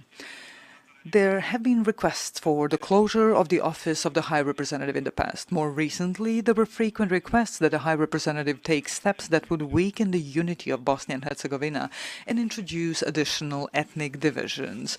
According to the Dayton Peace Agreement and the UN Charter, it is the obligation of the High Representative to protect the sovereignty and territorial integrity of Bosnia and Herzegovina and not to contribute to its disintegration.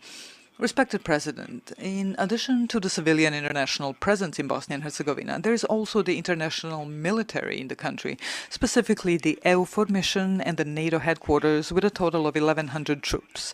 Bosnia and Herzegovina is not special in that regard. Many more developed sovereign states need the presence of international military forces in much larger numbers than is the case in Bosnia and Herzegovina. The international military presence was established by the Dayton Peace Agreement. UN Security Council confirms the EUFOR mission's mandate on an annual basis. The Security Council will vote on the EUFOR mandate again in less than 1 month. It is very important for the stability and peace in Bosnia and Herzegovina and the region that this resolution is adopted. However, it is important to emphasize that in any case, according to the Dayton Peace Agreement, NATO has the right and obligation to deploy its forces in Bosnia and Herzegovina. Also, the Presidency of Bosnia and Herzegovina has made decisions in the past giving consent to the presence of EUFOR and NATO forces without any time limits. Those decisions are a sufficient legal basis for the presence of an international military mission in Bosnia and Herzegovina until the Presidency of Bosnia and Herzegovina takes a different position. Respected President, Bosnia and Herzegovina's foreign policy goals are membership in the European Union and NATO. The June 2022 session of the European Council opened up the space for granting Bosnia and Herzegovina the status of a candidate for membership in the European Union if certain conditions are met. Bosnia and Herzegovina has recently made certain progress in terms of fulfilling the 14 priorities defined in the opinion of the European Commission on Bosnia and Herzegovina's application for EU membership.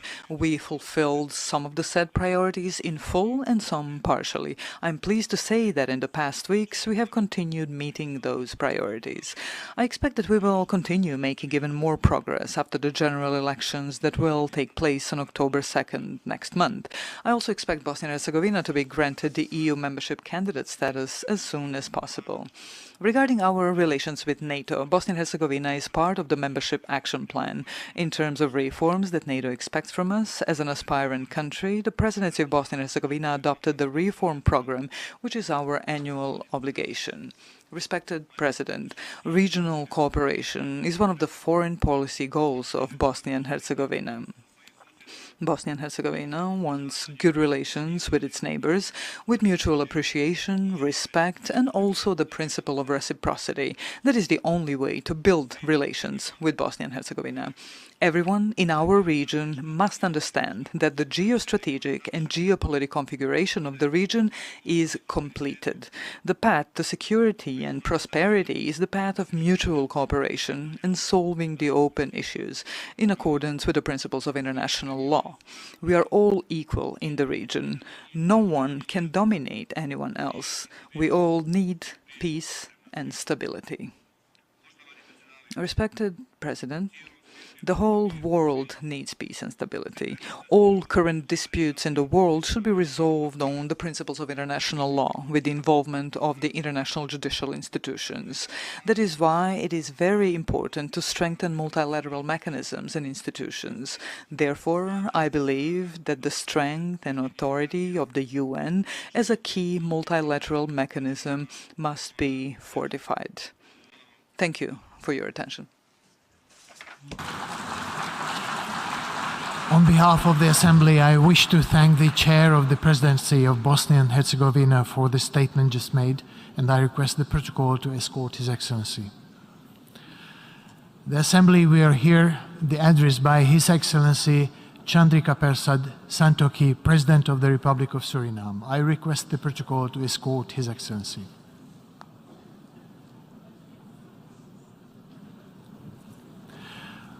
On behalf of the General Assembly, I have the honor to welcome His Excellency Chandrika Persad Santokhi, President of the Republic of Suriname, and to invite him to address the Assembly.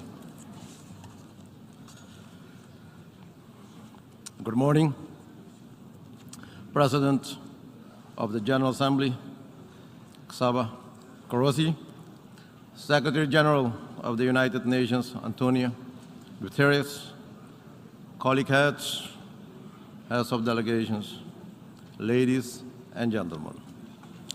Mr. President, I congratulate you on your election to preside over the 77th session of this august body, and I assure you of my country's full support during your presidency.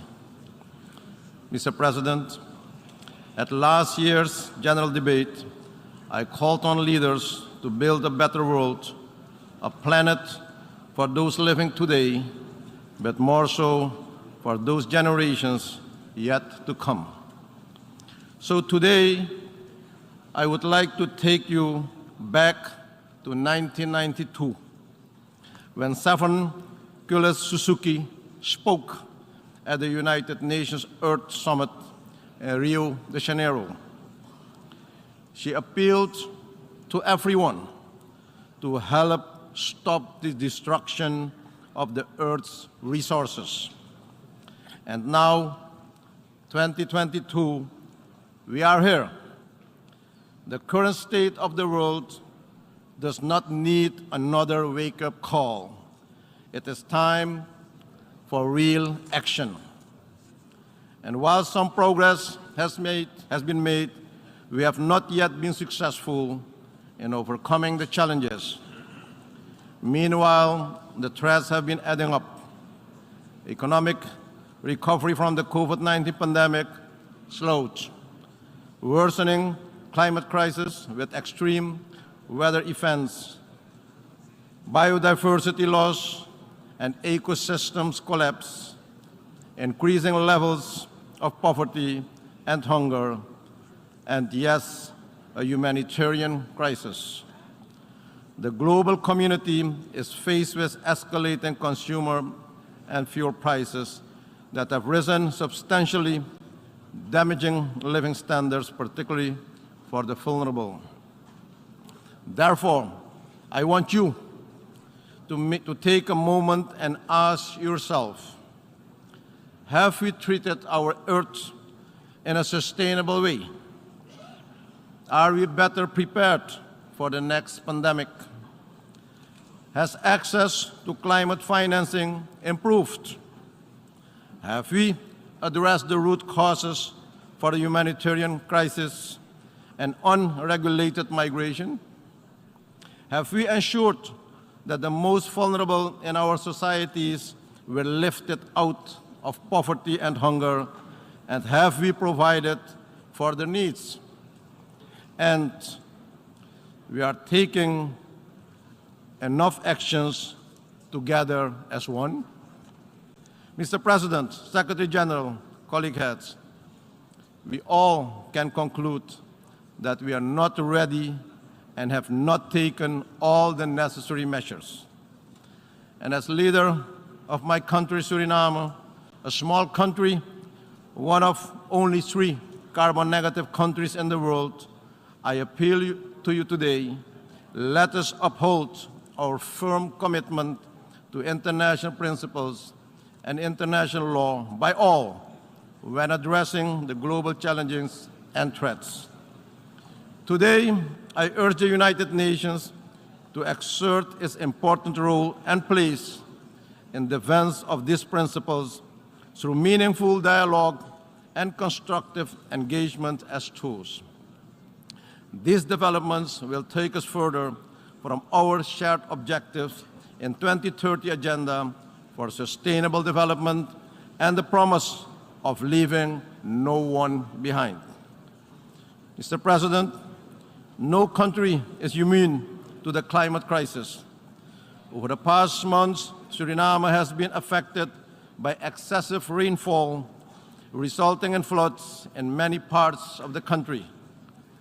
Due to the inflow of salt water, fertile agricultural land was adversely affected, causing economic loss and impacting food security and rural livelihoods.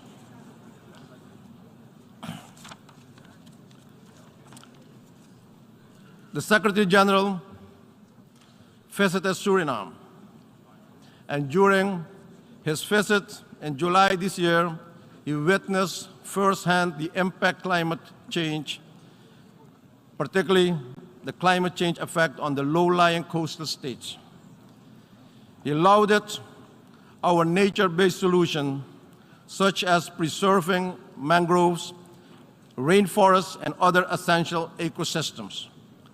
And he stated, the Caribbean is ground zero for the global climate emergency. Mr. President, that is why it is time to act now. We have delivered the $100 billion commitment in climate finance for adaptation. As such, we call for support for a research agenda that will help the region understand the cost of climate change on sectors and economies. Scaling up the means of implementation, including finance, particularly adaptation finance, capacity building, and technology transfer, and not technology dumping. Scaling up finance for adaptation and for response to loss and damage, with prioritization for Caribbean SIDS to access grant and concessionary finance, including through bilateral channels in particular. The establishment of a loss and damage facility under the UN FCCC that would provide SIDS with resources to finance loss and damage resulting from climate change. In this regard, I express appreciation to the Secretary General of the United Nations for his efforts to make the Adaptation Fund more accessible to countries affected by climate change through his Adaptation Finance Initiative. Mr. President, finance is the backbone of sustainable development. The time has come, and the time is now, for a real reform of the global financial architecture, a reform that must take into consideration the unique and inherent vulnerabilities that hamper the ability of small and vulnerable economies to overcome economic, environmental, and social shocks. I therefore welcome the appointment of the high-level panel on multidimensional vulnerability index, and we look forward to finding solutions to address the obstacles to realizing the index, in particular the availability of reliable data.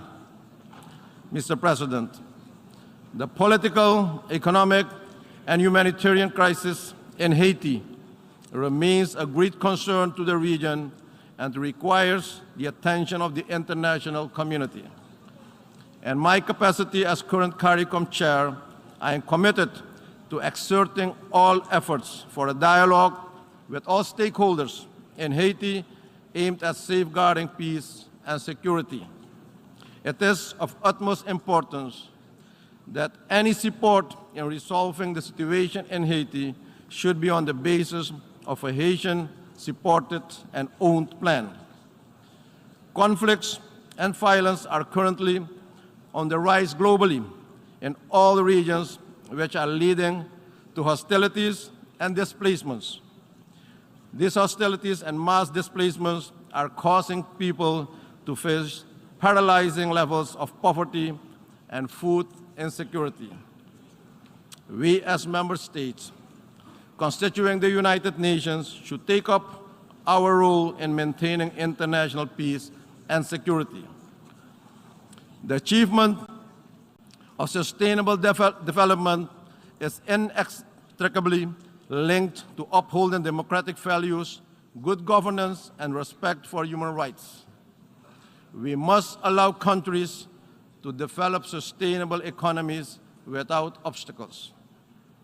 Mr. President, in today's world, differences must be resolved through dialogue and cooperation.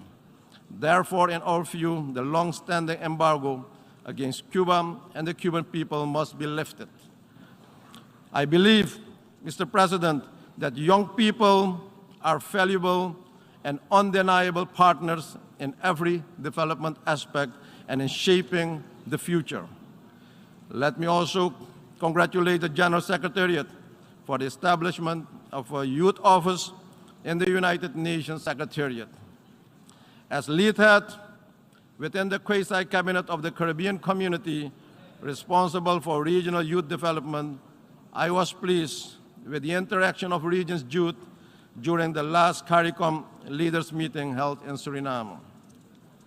I commend them for taking the responsibility and inspiring their peers to not only demand a seat at the table, but also show up consistently. On my part, Mr. President, I have pledged 10 hectares of land in Suriname for setting up an innovative campus where students and startups from the region will be facilitated to conduct research and development studies. Mr. President, since I took office 2 years ago, my government has been making efforts to bring the economy back on track and bring the development of the country on the right path from an extremely unsustainable position. While a homegrown recovery plan, a 36-month extended fund facility of the IMF, and a national multi-year development plan are in implementation, my government continues to face economic challenges and capacity constraints due to external and unforeseen shocks. Based on the impact of several crises and the measure to reform the economy, the population is going through the hardship now. Therefore, international support in this regard is of utmost importance. Mr. President, to avoid further hardships and to bring some relief to the population, we have taken a decision to re-engage with the IMF to consider where the program can be adjusted to implement the program based on the current realities in the world and to minimize the social costs of this program. We appreciate bilateral and multilateral partners who have expressed solidarity and have provided valuable support to my country and people during these challenging times. Additionally, our goal is to attract investment to improve productivity and capital allocation, which are critical for growth and poverty reduction. In conclusion, Mr. President, Secretary General, colleague heads, effective and consensus-based multilateralism is the only option for solving the interlocking challenges our world faces today. National solutions to resolve global problems have time and again proven to be ineffective and at times dangerous. Through global solutions with adapted local or national implementation, we should achieve the future we want. Mr. President, ladies and gentlemen, together we can, together we will, together we have, and together we are stronger. I thank you, and may God bless you all. Thank you. On behalf of the Assembly, I wish to thank the President of the Republic of Suriname for the statement just made, and I request the protocol to escort His Excellency. The Assembly will hear an address by His Excellency Joseph R. Biden, Jr., President of the United States of America. I request the protocol to escort His Excellency.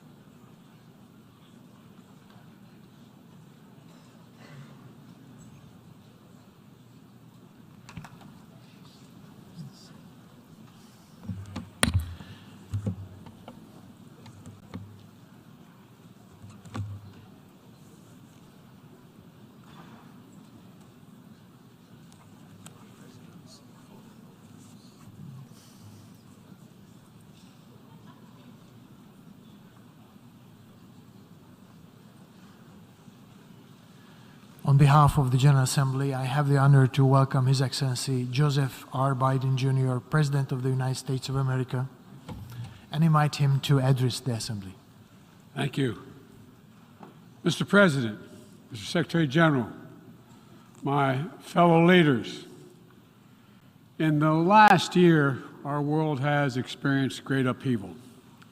A growing crisis in food insecurity, record heat, floods and droughts, COVID-19, inflation, and a brutal, needless war.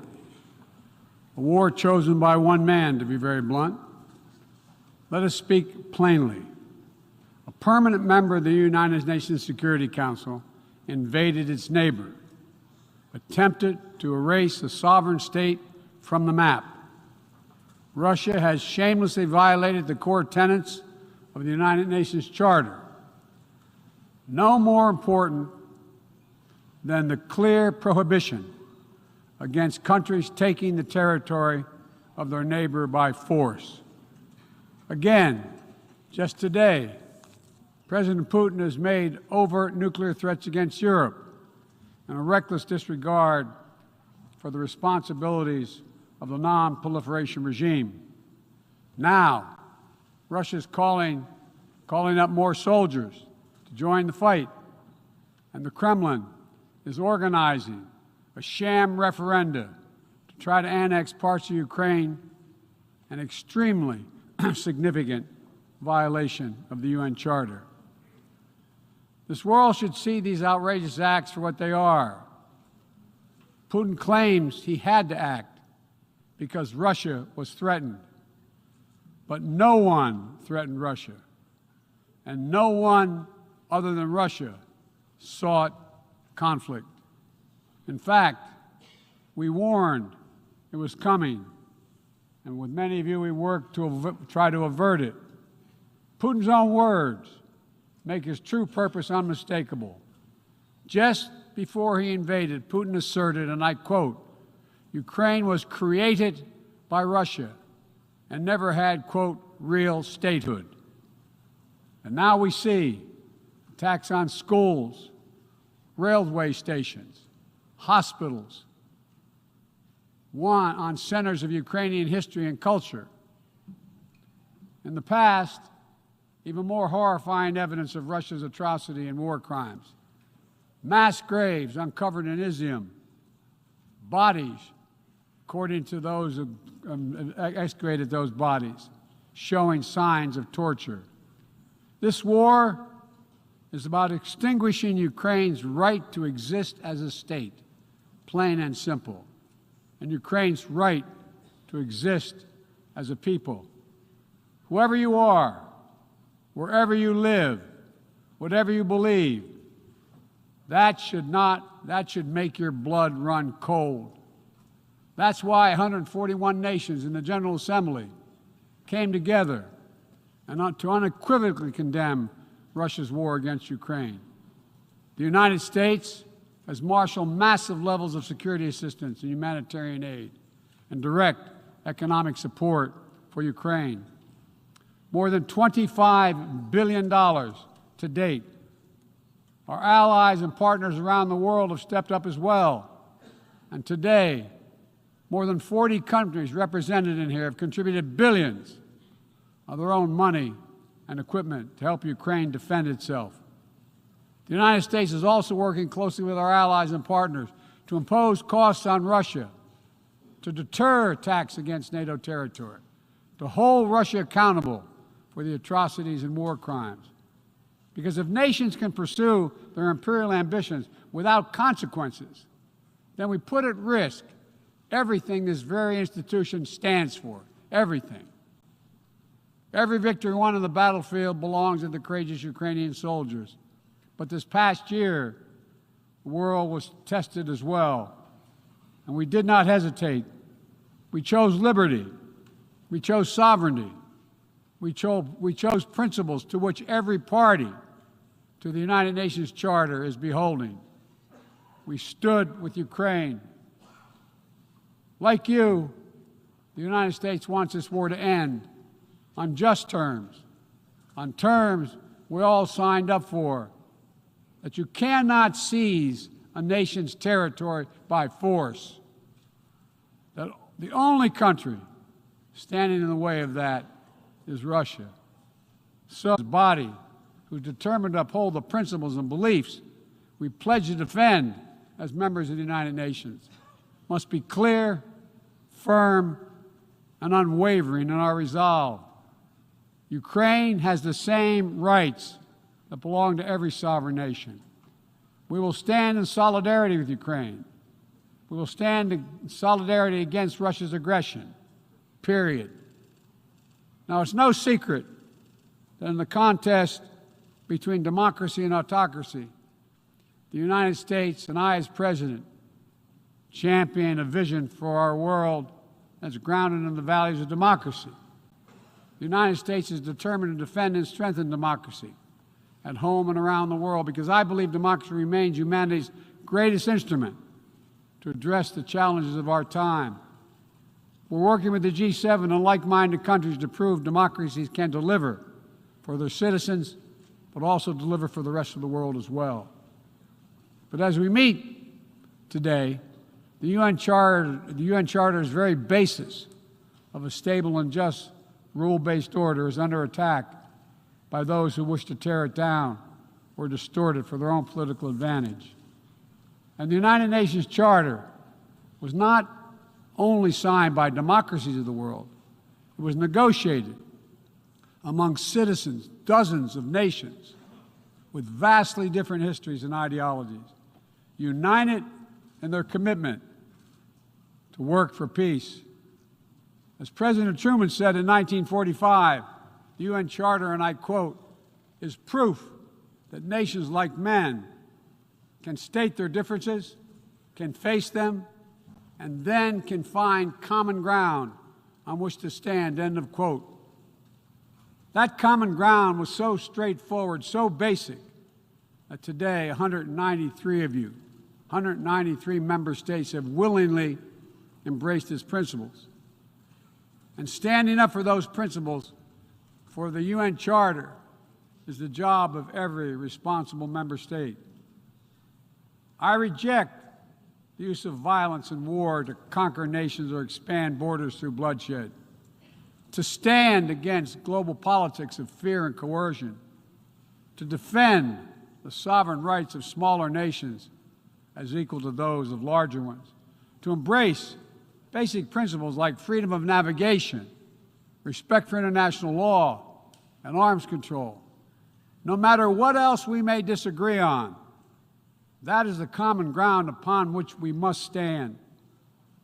If you're still committed to a strong foundation for the good of every nation around the world, then the United States wants to work with you.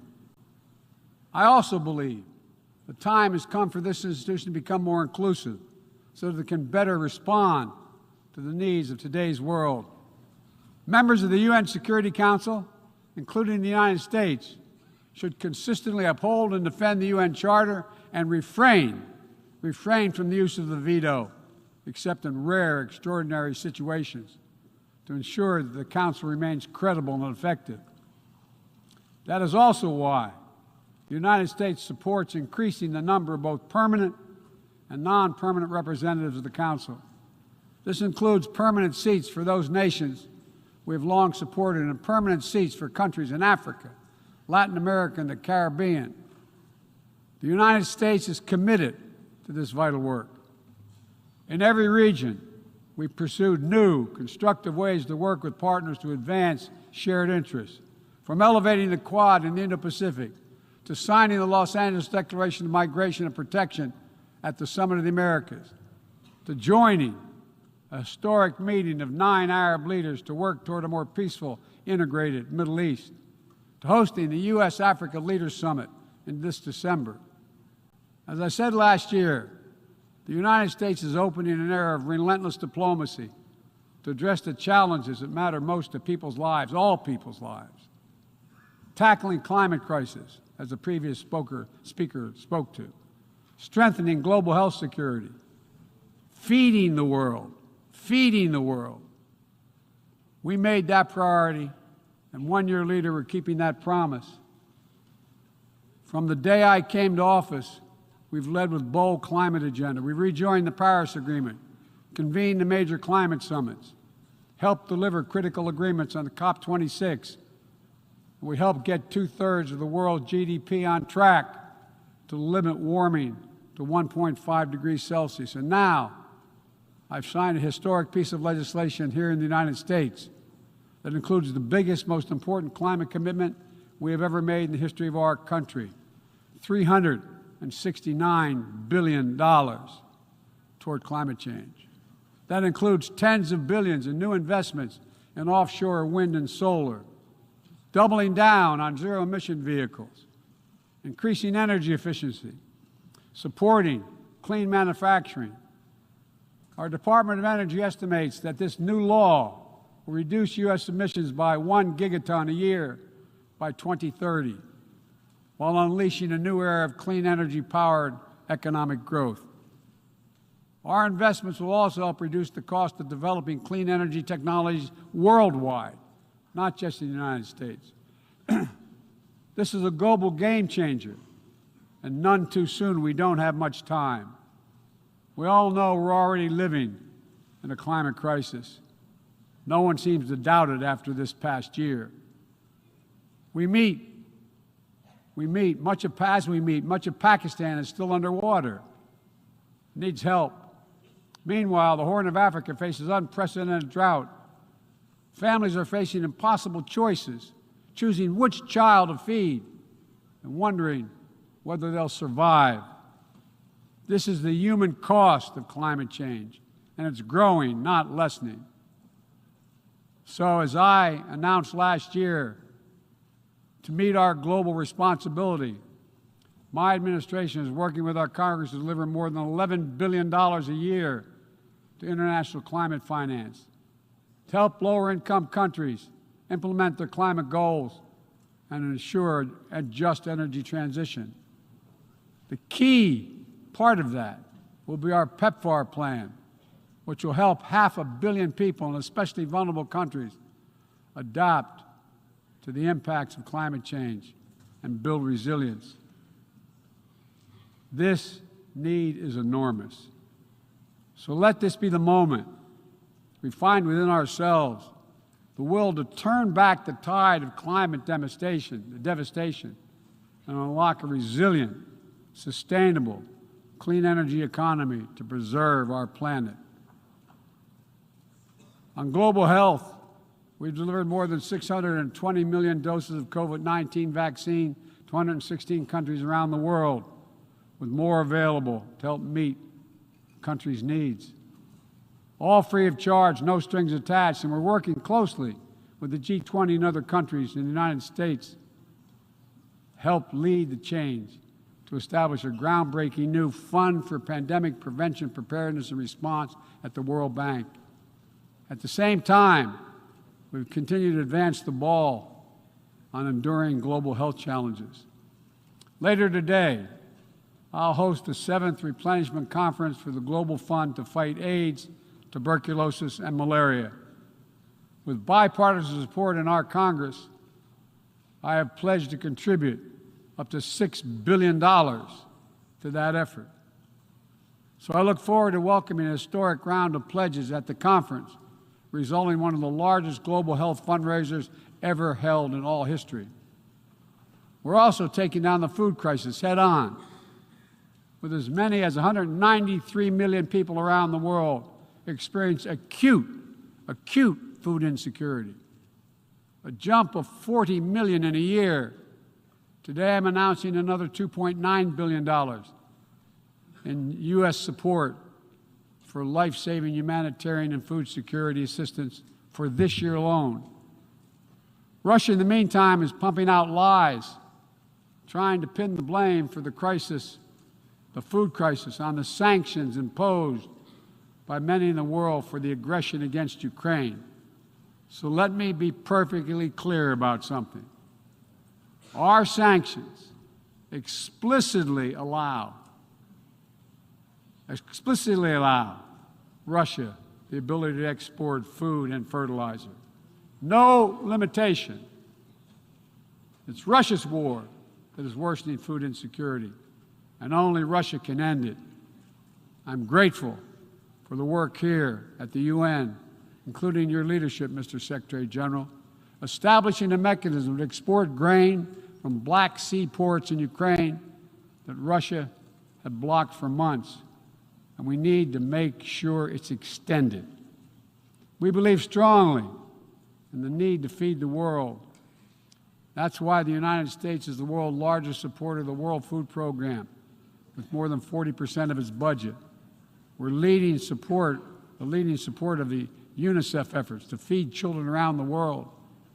To take on a larger challenge of food insecurity, the United States introduced a call to action, a roadmap eliminating global food insecurity, that more than 100 nation member states have already supported.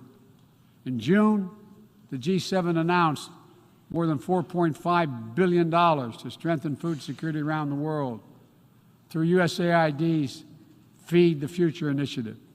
The United States is scaling up innovative ways to get drought and heat-resistant seeds into the hands of farmers who need them, while distributing fertilizer and improving fertilizer efficiency so that farmers can grow more while using less. And we're calling on all countries to refrain from banning food exports or hoarding grain while so many people are suffering. Because in every country in the world, no matter what else divides us, if parents cannot feed their children, nothing else matters. If parents cannot feed their children. As we look to the future, we're working with our partners to update and create rules of the road for new challenges we face in the 21st century. We launched the Trade and Technology Council with the European Union to ensure that key technologies are developed and governed in the way that benefits everyone. With our partner countries and through the UN, we're supporting and strengthening the norms of responsibility, responsible state behavior in cyberspace, and working to hold accountable those who use cyber attacks to threaten international peace and security.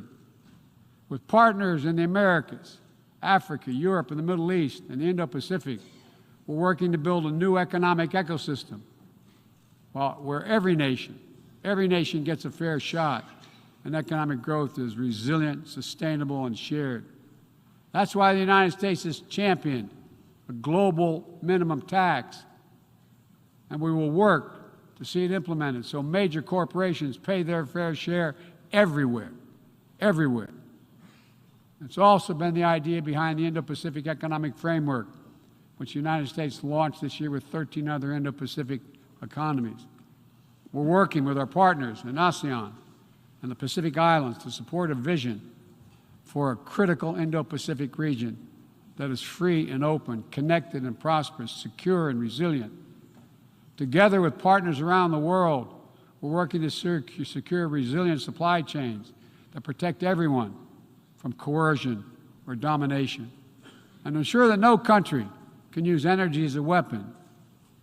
And as Russia's war riles the global economy, we're also calling on major global creditors, including the non-Paris Club countries, to transparently negotiate debt forgiveness for lower-income countries, to forestall broader economic and political crisis around the world. Instead of infrastructure projects that generated huge and large debt without delivering on the promised advantages, let's meet the enormous infrastructure needs around the world with transparent investments, high-standard projects that protect the rights of workers and the environment, keyed to the needs of the communities they serve, not to the contributor. That's why the United States, together with fellow G7 partners, launched a Partnership for Global Infrastructure and Investment. We intend to collectively mobilize $600 billion in investment through this partnership by 2027. Dozens of projects are already underway. Industrial-scale vaccine manufacturing in Senegal, transformative solar projects in Angola, first-of-its-kind small modular nuclear power plant in Romania. These are investments that are going to deliver returns not just for those countries, but for everyone. The United States will work with every nation, including our competitors, to solve global problems like climate change. Climate diplomacy is not a favor to the United States or any other nation, and walking away hurts the entire world. Let me be direct about the competition between the United States and China. As we manage shifting geopolitical trends, the United States will conduct itself as a reasonable leader. We do not seek conflict. We do not seek a Cold War. We do not ask any nation to choose between the United States or any other partner.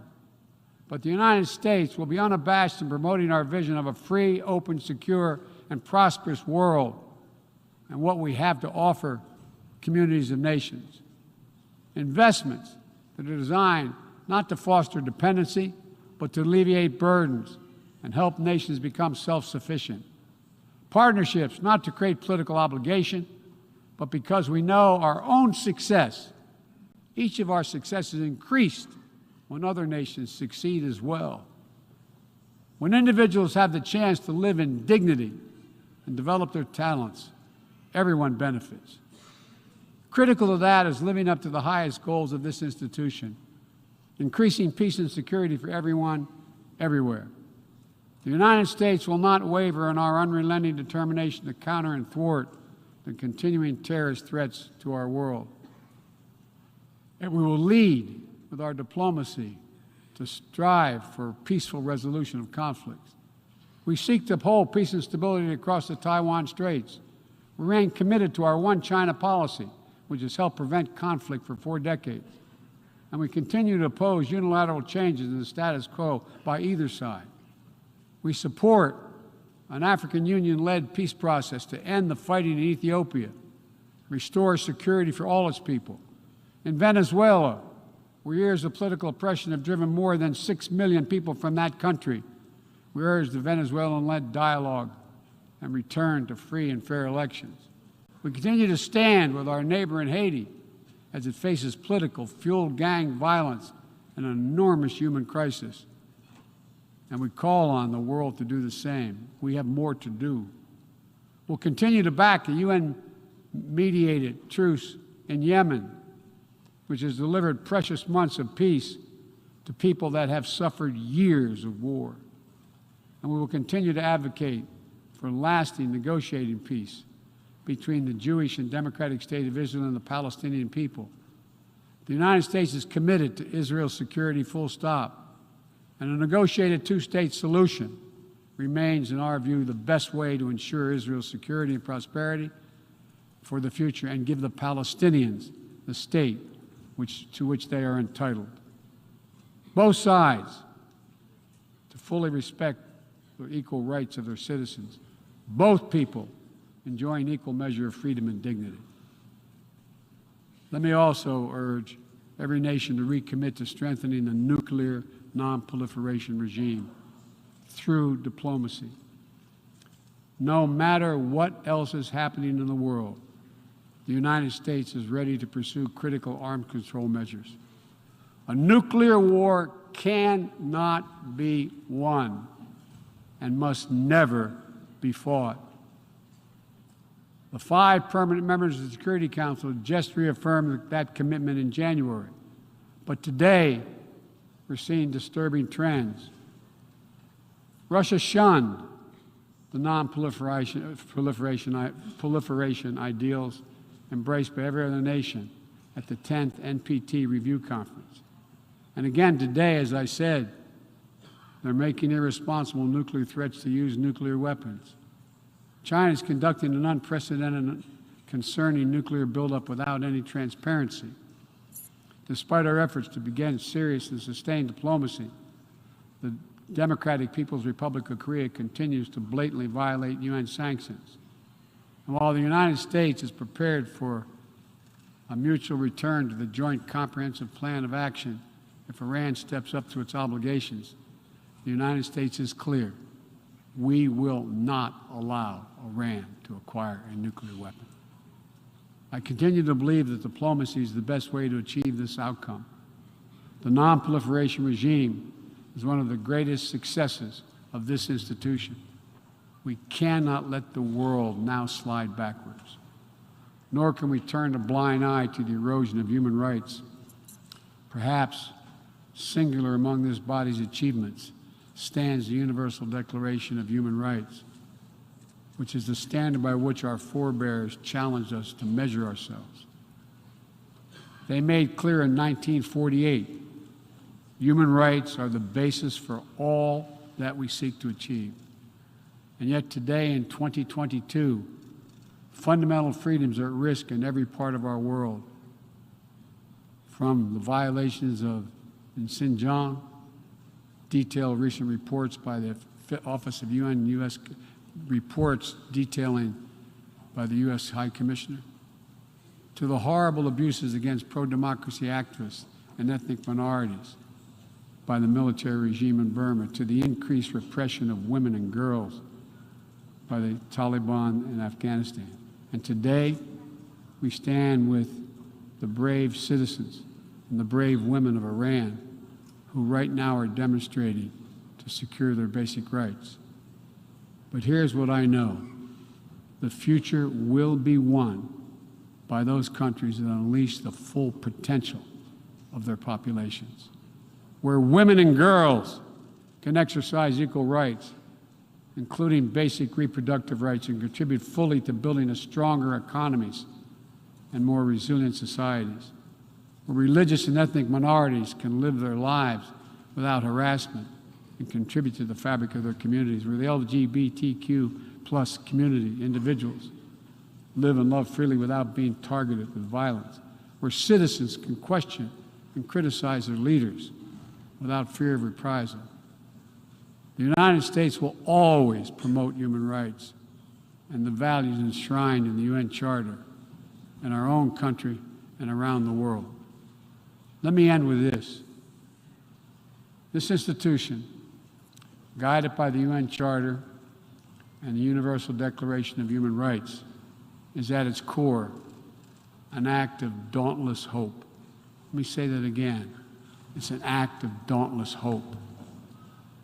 Think about the vision of those first delegates who undertook a seemingly impossible task while the world was still smoldering. Think about how divided the people of the world must have felt with the fresh grief of millions dead, the genocidal horrors of the Holocaust exposed. They had every right to believe only the worst of humanity. Instead, they reached for what was best in all of us, and they strove to build something better. Enduring peace, comity among nations, equal rights for every member of the human family, cooperation for the advancement of all humankind. My fellow leaders, the challenges we face today are great indeed, but our capacity is greater. Our commitment must be greater still. So let's stand together to again declare the unmistakable resolve that nations of the world are united still, that we stand for the values of the UN Charter, that we still believe by working together we can bend the arc of history toward a freer and more just world for all our children, although none of us have fully achieved it. We're not passive witnesses to history. We are the authors of history. We can do this. We have to do it for ourselves and for our future, for humankind. Thank you for your tolerance, for listening to me. I appreciate it very much. God bless you all. On behalf of the General Assembly, I wish to thank the President of the United States of America for the statement just made, and I request the protocol to escort His Excellency. May I request representatives to remain seated while we suspend the meeting for 5 minutes before resuming to hear the next speaker.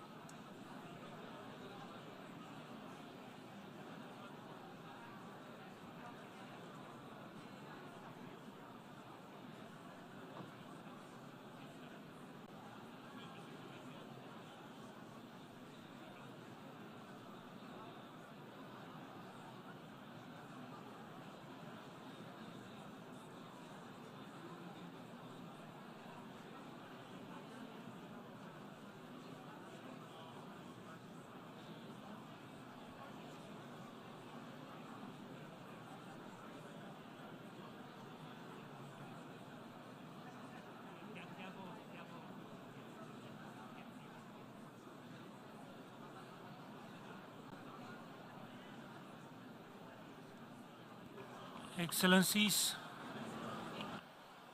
dear colleagues, may I ask you to be seated?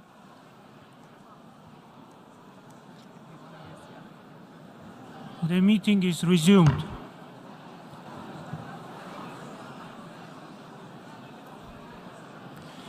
The Assembly will hear an address by His Excellency Egils Levits, President of Republic of Latvia. I request protocol to escort His Excellency.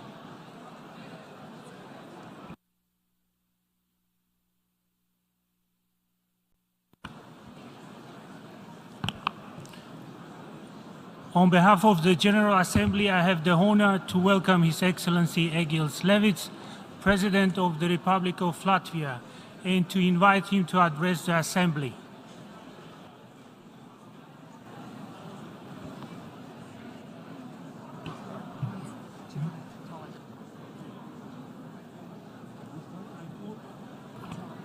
Excellencies, I call for order. Please remain seated.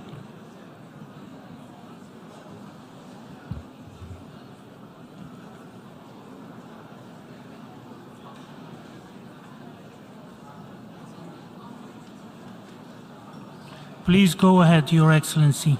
You have the floor. Mr. President, Excellencies, distinguished delegates, I confirm Latvia's readiness to cooperate constructively with you. Our agenda is full and still growing. To quote George Orwell, contrary to popular belief, the past was not more eventful than the present. Let me focus today on a few fundamental themes. First, the upholding of international law. International law is the basis for world peace order established by the United Nations Charter.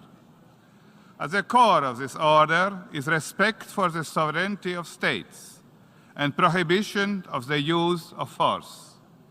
Starting a war of aggression is the gravest threat to our world peace order.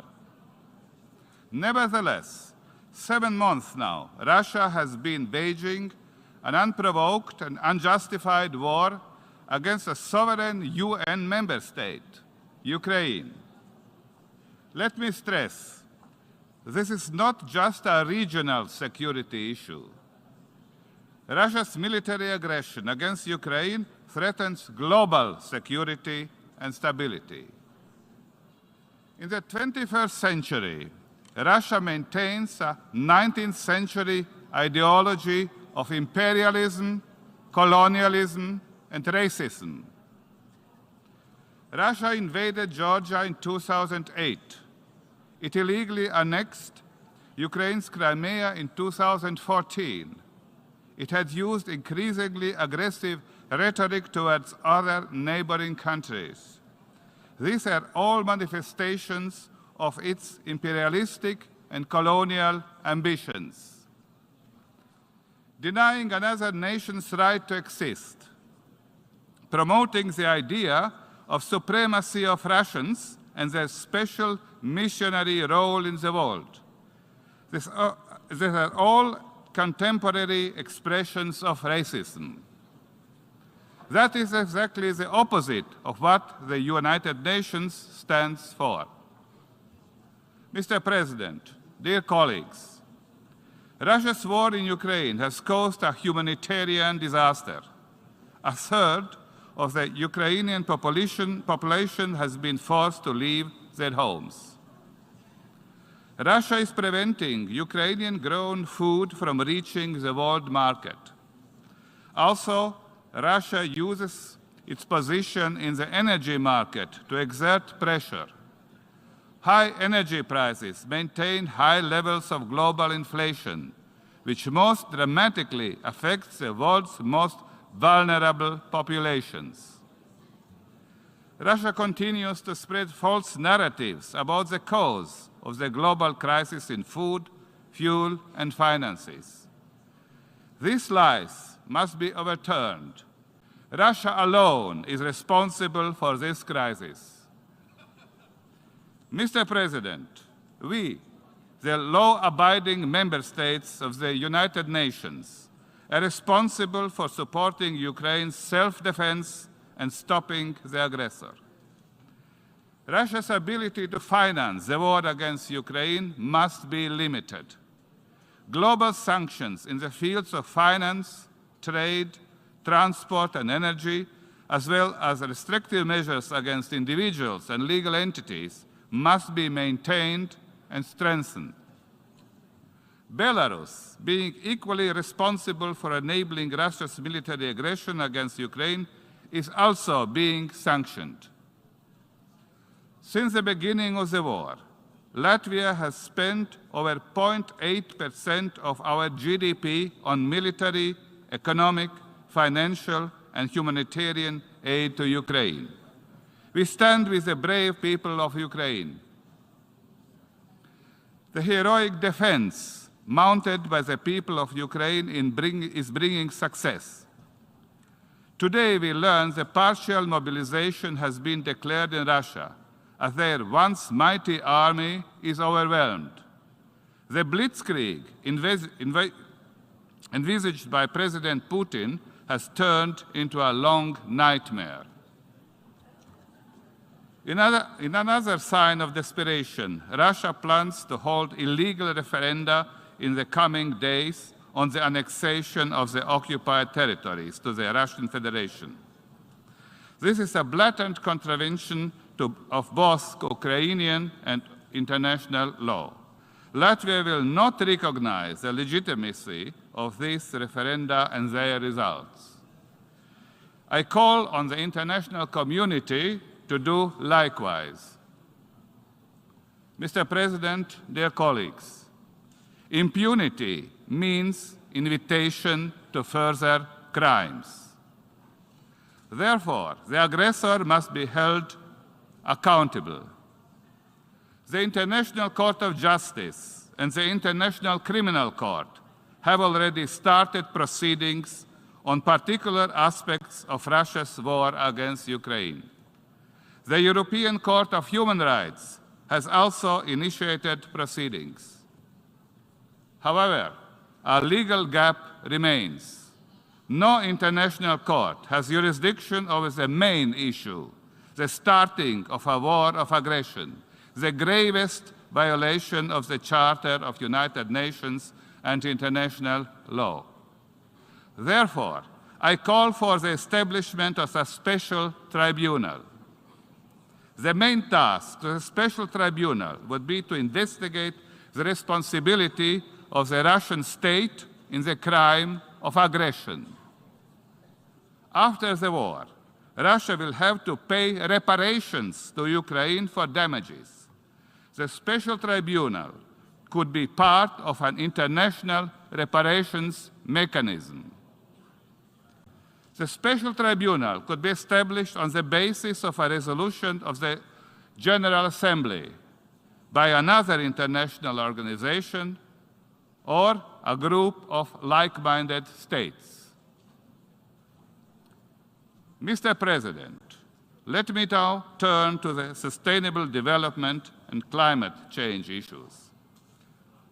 Agenda 2030 is a common roadmap for overcoming our challenges and creating future-oriented, sustainable and inclusive policies. This year, Latvia submitted to the United Nations its second progress report on sustainable development goals, highlighting the areas of education, gender equality, youth participation, and international cooperation. The implementation of Agenda 2030 is also the overarching goal of Latvia's development cooperation policy. Over the past 30 years, Latvia has developed expertise in democratic processes, good governance, socio-economic changes, and gender equality. Good governance, especially strengthening of the rule of law and democracy, accounts for the more than 40% of all support provided by Latvia. As a member of the Peacebuilding Commission, we are sharing our expertise on societal resilience. Joint efforts must also be continued to address the consequences of climate change, including through development cooperation efforts. For example, in Central Asia, Latvia has been working with the promotion of clean technologies. Particularly related to the protection of climate is the problem of global justice. Latvia supports the view that the greatest polluters should bear a greater burden for the protection of the climate. Latvia consequently advocates for more justice and for more solidarity on the global agenda. Mr. President, we are convinced that digitization is one of the most important agents of change. Latvia supports innovative and proven digital solutions that promotes the efficiency of public administration, public participation in decision-making, and the creation of new economic opportunities. Let me now highlight security and fundamental rights in digital space. The digital space is an integral part of our lives. It has enormous potential to contribute to the sustainable development of nations.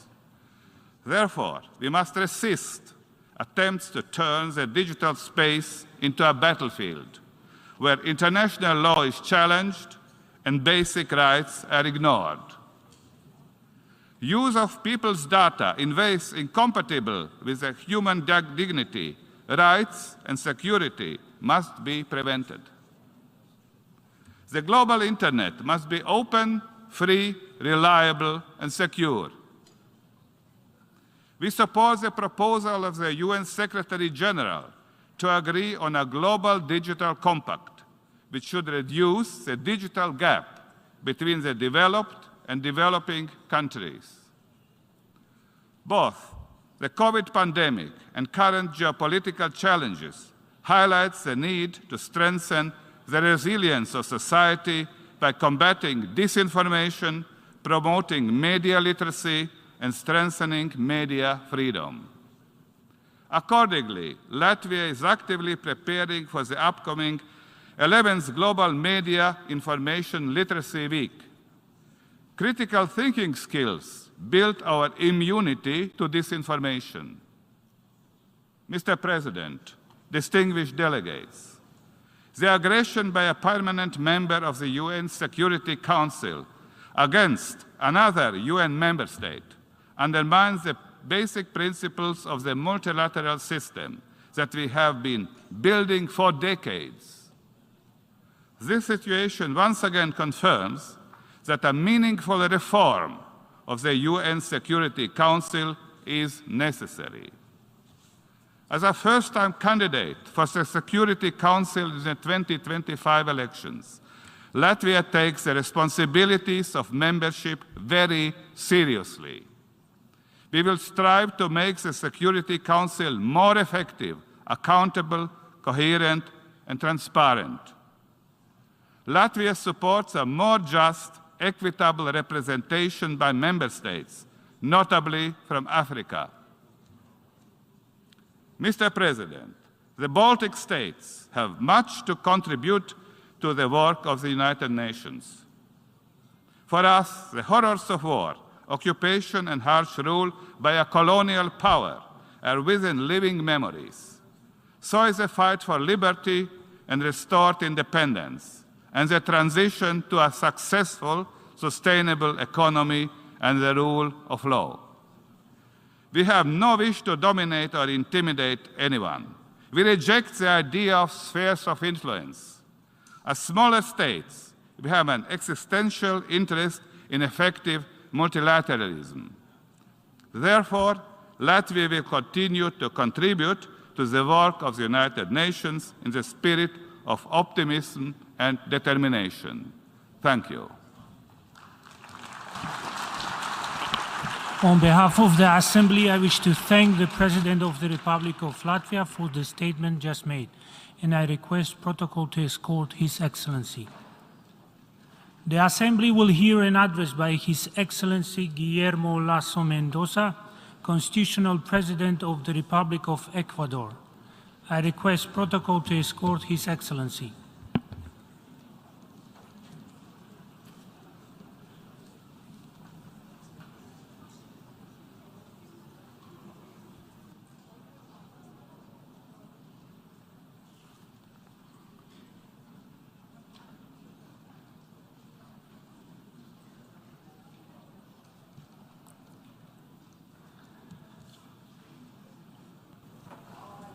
On behalf of the General Assembly, I have the honor to welcome His Excellency Guillermo Lasso Mendoza, Constitutional President of the Republic of Ecuador, and to invite him to address the Assembly.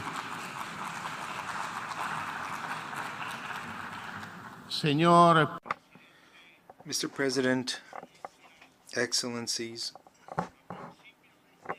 at the beginning of this year, a young man from Colombia, whose name is Mateo, was going about his daily student activities in the east of Europe. As many migrant Latin Americans, Mateo was focused on pursuing his dreams. In this case, he was pursuing his medical degree at the National University of Zaporizhia. However, on one day in February, this dream was transformed into a nightmare due to the absurd war of Russia against Ukraine. And while the whole world witnessed with horror the beginning of a war, the dimensions of which hadn't been seen in decades, Mateo actually experienced this in his own flesh. He found himself very close to the most dangerous military actions, and due to my respect for him and his traumatic experience, I prefer not to disclose these experiences. Now, using his own ingenuity as well as the solidarity of other people, Mateo made use of various means of transport, including on horseback, in order to go directly to the closest border.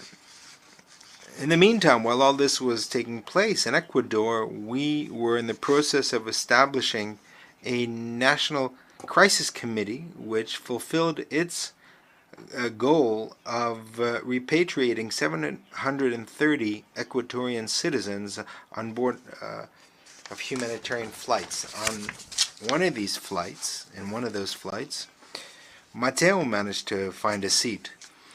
His sister is Ecuadorian, and so that transforms him into part of our transnational family. His Colombian parents today reside in Ecuador thanks to special humanitarian visas that have been issued by our government. But it wasn't just Mateo. This same story was experienced by various Colombian, Peruvian, and other Latin American citizens, and even Ukrainians, who managed to escape the war thanks to this enormous diplomatic effort led by our country. I am telling you all this because if you take away just one message from me, I would like it to be the following: that Ecuador is there to help the world. Ecuador leaves no one behind. And this is why I am sure that the world will not leave Ecuador behind in any of its specific challenges that it faces. Mr. President, Excellencies, when I prepare for these types of events, I usually consult various experts in international relations. They usually mention to me the principles enshrined in the UN Charter, which speaks of sovereign equality of states, of good faith, the peaceful resolution of disputes, territorial integrity, and political independence. It also speaks of the non-use of force to resolve disputes, the full respect for human rights, and I could continue. All these are admirable concepts that throughout almost 8 decades have preserved relative stability that today is being challenged. However, I prefer to begin my intervention by speaking of Mateo, a Latin American student who, as thousands of others, was in Ukraine pursuing his dream. Because those who know me know that I am not a scholar or an academic or an assiduous attendee of international forums. The reality is that most of my life I have cultivated a very simple idea, and this idea is that the only way of generating value is by always in every activity that one carries out, always putting human beings at the center, because it is always in human beings that I place my trust. I place my trust in people. And I am going to tell you precisely why that is important. I want to tell you why I believe that this is vital, not only for a country, but for the construction of a world that is more peaceful and stable. I firmly believe that any institution or political system, whether it is national or international, derives its legitimacy from the well-being that it is capable of creating for its citizens. It shouldn't only base its legitimacy in this, but it should renew that legitimacy daily based on the consent of the people who live in that system.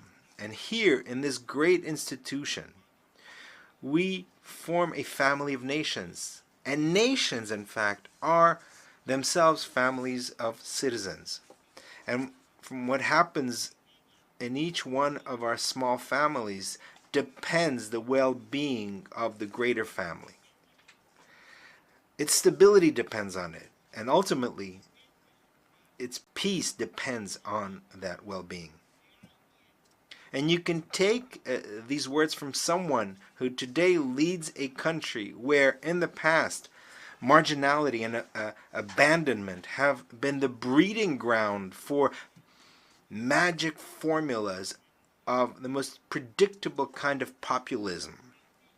I am speaking of the same populism that then usually drops its mask and shows its true authoritarian face. The same face that, when it is in the government, flirts with dangerous actors that hide beyond the reach of our international institutions in order to create some of the threats that today bring us together and lead us to ask, what do we do with these threats and challenges? Challenges have various aspects, but I will always insist that if we want to make sure that these threats remain far from us, it is necessary to start by clearly pointing to the ugly face of authoritarianism. And for that, we always need to, as we go into going in a circle, we need to return to the source, the same source. We need to create opportunities for people. We need a global order where all citizens feel included, connected, and represented. An interdependent order where opportunities flow freely from one corner of our planet to the other. We need a balance in which every day is increasingly more difficult for aspiring dictators to blame their failures on supposed asymmetries of the global order. We need to open the doors of opportunity to more people, to more citizens, and to never close those opportunities on the pretext of the false notion of sovereignty, which in reality is not sovereignty, but rather arrogance. We need to understand that international security is not simply a right that one can demand, but rather it is a duty that all of us share. In fact, Mr. President, Your Excellencies, my government has found itself in the strange position of having to inaugurate or launch a fight against a threat that in the past was not confronted head-on, but rather it was concealed. I am speaking of obscure actors who, instead of being fought, were silently accommodated in the hope that no one would notice them. Today, Ecuador is in the midst of a frontal war, an unprecedented war against the traffic of drugs. As mentioned in the last global report on drugs in 2022, Ecuador is the third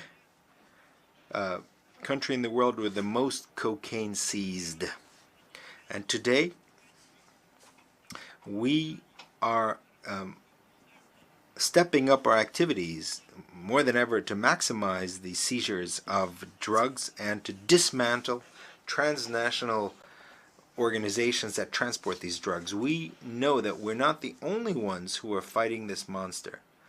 And by the way, this monster doesn't have only one face, but various faces, such as trafficking of persons, laundering of assets, illegal trafficking of weapons, and even illegal mining. It is calculated that transnational crime moves an amount of money that oscillates between 1.6 and 2.2 trillion dollars. Those are figures that exceed by several factors of 10 the entire economy of a country like Ecuador. However, it would be a mistake to quantify the consequences of transnational crime only in economic terms. We need to also think of, especially in the irreparable losses in terms of the lives lost and dreams destroyed, in the horrifying cries of families, but also in the silence that it imposes in certain communities. Today, just a few days ago, in the center of the city of Guayaquil, where I was born, a prosecutor was cowardly assassinated by hitmen from organized crime. This was an official who was leading various investigations, including certain cases that involve transnational mafias. This murder not only means that Ecuador loses a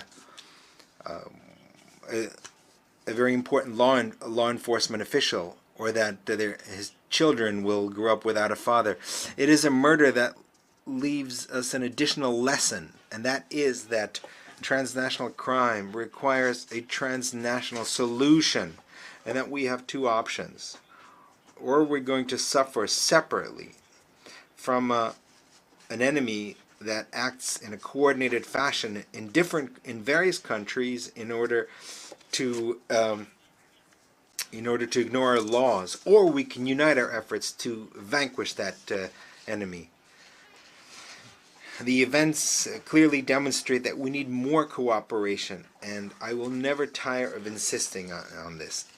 In Ecuador, it's not just with record seizures, but also with the sacrifice of our officials, and that we're demonstrating that we deserve this assistance and this international help to strengthen institutions. And also, these are institutions where these officials are working selflessly. I want to take advantage of this opportunity to work together also to combat against gender violence. In the case of Ecuador, the disappearance of a courageous woman, a lawyer, a mother, and daughter should be the symbol of this challenge, of the challenge of combating against violence against women. Ecuador has demonstrated that we're there for the world. The world can count on us, and I'm sure that the world will support us and help us in these challenges. In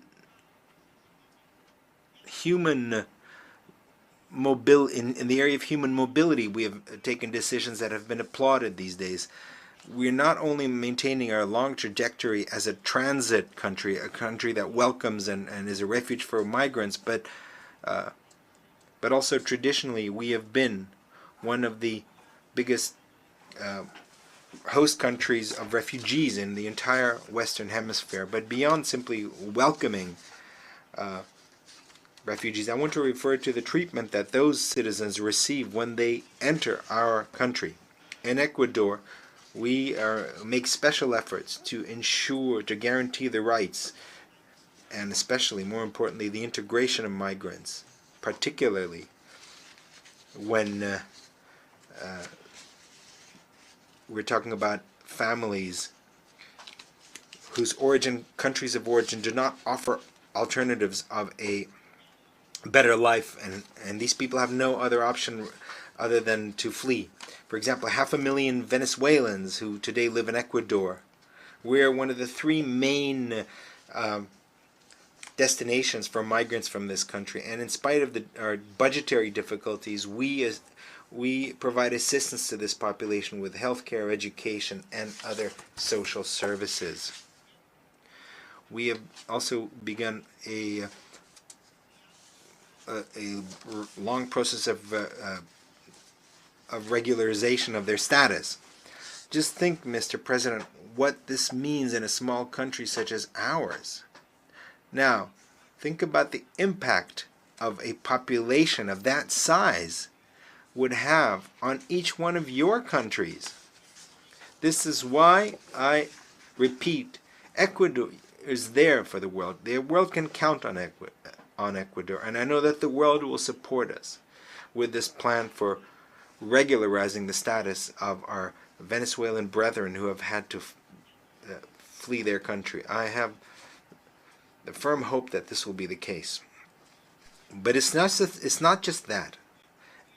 Ecuador is also fulfilling its responsibility in the climate crisis as a country that is the emitter of greenhouse gases. We represent barely 0.18% of global emissions, and yet, without the need to wait or the need to suggest to us, my government took the decision to convert Ecuador in the first country in Latin America and the fourth in the world to adopt a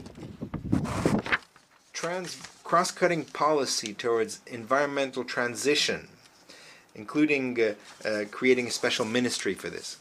And this is not merely an issue of how much a country has industrialized in the past, but rather how much a country can contribute in the future. This is why almost a year ago, in the framework of the conference, the climate conference in Glasgow, I announced the creation of a new marine reserve called Hermandad, or Brotherhood, in the Galapagos Islands, which increased by 60,000 square kilometers the protected area of this natural heritage site of humanity.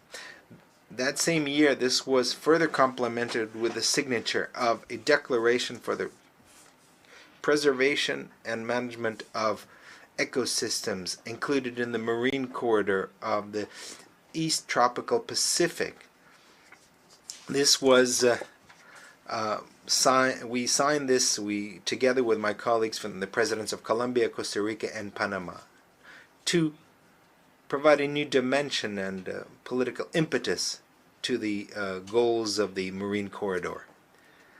Thus, we are opening new opportunities for cooperation, financing, and technical assistance for the conservation not only of equatorial biodiversity or regional biodiversity, but rather global biodiversity. But we're more ambitious. We're looking beyond that. It's in this same very institution where we have promoted the mandate of the General Assembly on the environment in order to negotiate a future treaty on the plastic pollution. And so in the area of environmental conservation, Ecuador is also there for the world. Mr. President, in each one of the topics I have mentioned here, in each one of these challenges and uncertainties that the future holds before us, Ecuador supports a conviction that we need to find the responses within ourselves. In our understanding that we as human beings share this planet Earth, and what we have in common is much bigger than what divides us, what separates us. And in fact, it could happen that we are not even aware that we have in our hands keys to solve problems that other nations or other individuals are confronting. In fact, that is what happened with Mateo, the student that we managed to transport from Ukraine. If on each challenge we apply that form of thinking, if we dare to tackle each threat from a common position, we will go much farther. For example, take the food crisis, which today has been aggravated by the conflict in Ukraine, and that has meant the worsening of malnutrition in various countries. International figures speak of 52 million children younger than 5 years of age that today suffer malnutrition. 17 million suffer from acute malnutrition, and 155 million suffer from stunted growth. In Ecuador, this problem affects some 30% of children younger than 2 years of age, and in the most tragic cases, in some of our poorest provinces, the figure is above 35% of malnutrition. To confront this problem, my government has been a pioneer. We have created a technical secretariat. It's called Ecuador Develops Without Child Malnutrition, and I have set a very clear goal for my term: reduce during my term of government by 6 percentage points the malnutrition of children, and we have ensured the participation of civil society, academia, the private sector, and local governments in these efforts. And however, we can certainly do even more. We can dare to think as a global community. I won't be revealing any kind of secret to you if I tell you how fertile is the land in Ecuador, how productive our land is. If that land is worked with optimism and dedication. We are the country where cocoa is grown, banana, where we produce shrimp, but also avocado and a lot of other agricultural goods. It makes no sense that our children, or children from anywhere in the world, suffer hunger. In this situation or any other situation, and especially given that the land is there to be harvested, not only for food, but also for opportunities. This new Ecuador today represents advantages. that could serve not only to ease hunger, but also to create this world that is more stable and peaceful that I mentioned, where citizens are included on every single day, feel more included through the creation of opportunities. That is the world that I see. That is the world that today we are proposing to you from Ecuador. Lastly, Mr. President, Your Excellencies, former Secretary General of the UN, Ban Ki-moon, said, peace is a form of being, of relating to others, of living on this planet. It cannot be decreed only through treaties. It must be nourished with rights and the abilities and skills of every single individual. End of quote. I believe that in very few words that encapsulates the spirit of what I've tried to say, and I will take this opportunity to express the support of Ecuador for the efforts of the Secretary General, the current Secretary General, Antonio Guterres. I would like to, in conclusion, thank everyone for the overwhelming support for the election of my country as a member of the Security Council for the period 2023-2024.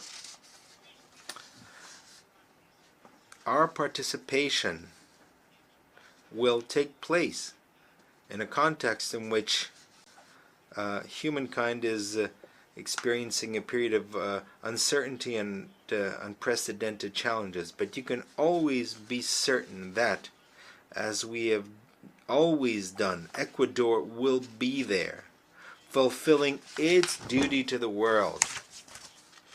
We will conduct ourselves with coherency and transparency, with an emphasis on supporting humanitarian assistance and peacekeeping operations, on the protection of civilians in situation of armed conflict, on the agenda of women, peace, and security, on the fight against arms trafficking, and always addressing emerging challenges in the context of sustaining peace.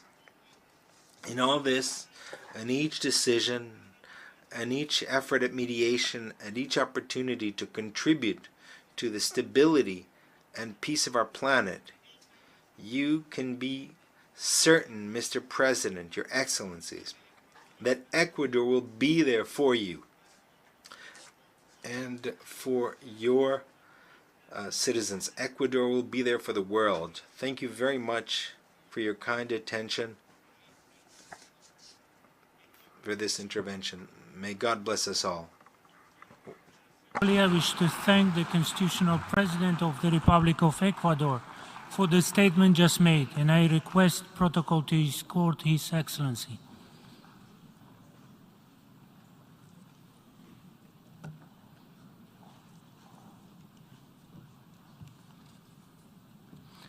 The Assembly will hear an address by His Excellency Hakainde Hichilema, President of the Republic of Zambia. I request protocol to escort His Excellency.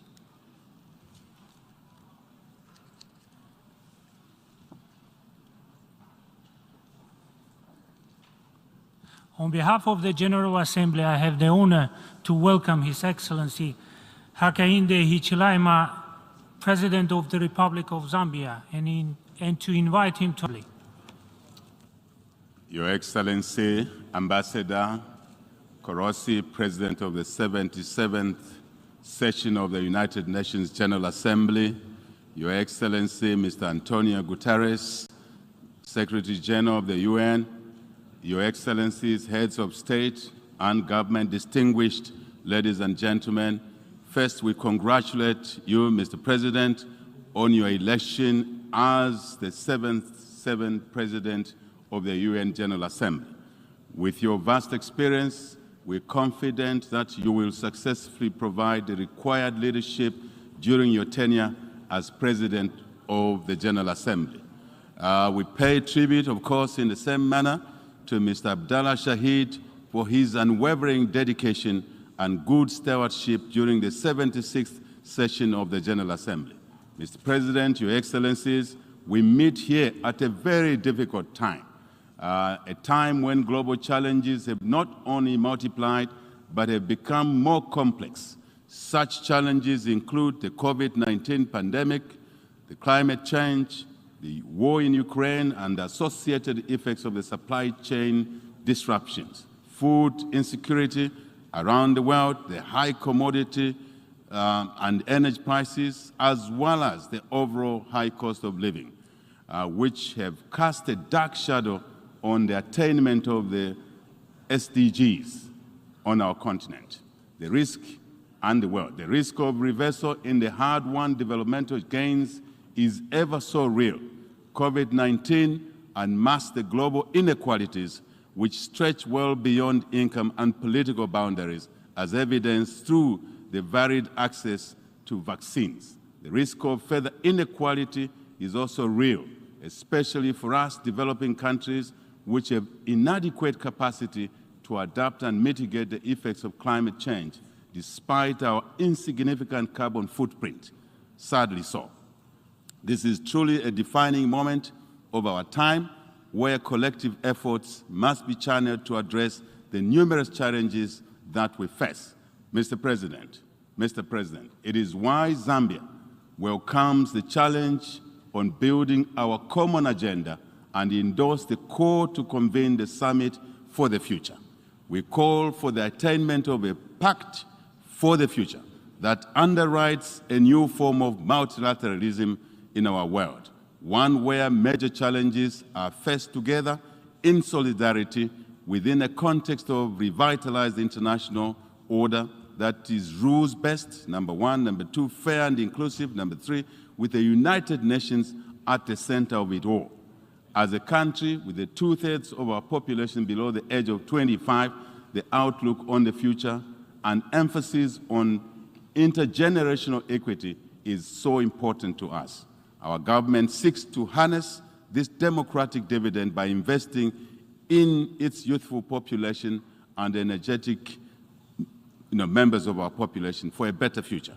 We therefore support the establishment of the UN Youth Office at the UN here. This should encourage meaningful youth engagement in diverse ways, such as in political representation, access to lifelong skills training and education, support to youth innovation, and indeed entrepreneurship, decision-making, and all the spheres of life, including climate change and environmental protection. Mr. President, in spite of the steady progress made towards curbing the COVID-19 pandemic, we still need to remain vigilant to guard against the possibility of its resurgence.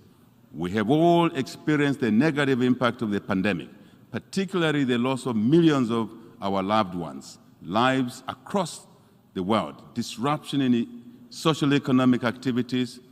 As the world continues to recover from this pandemic, it is therefore necessary to find lasting solutions, including investment in resilient health systems that will respond to future pandemics of the likes that we have witnessed with the COVID-19, just amongst others.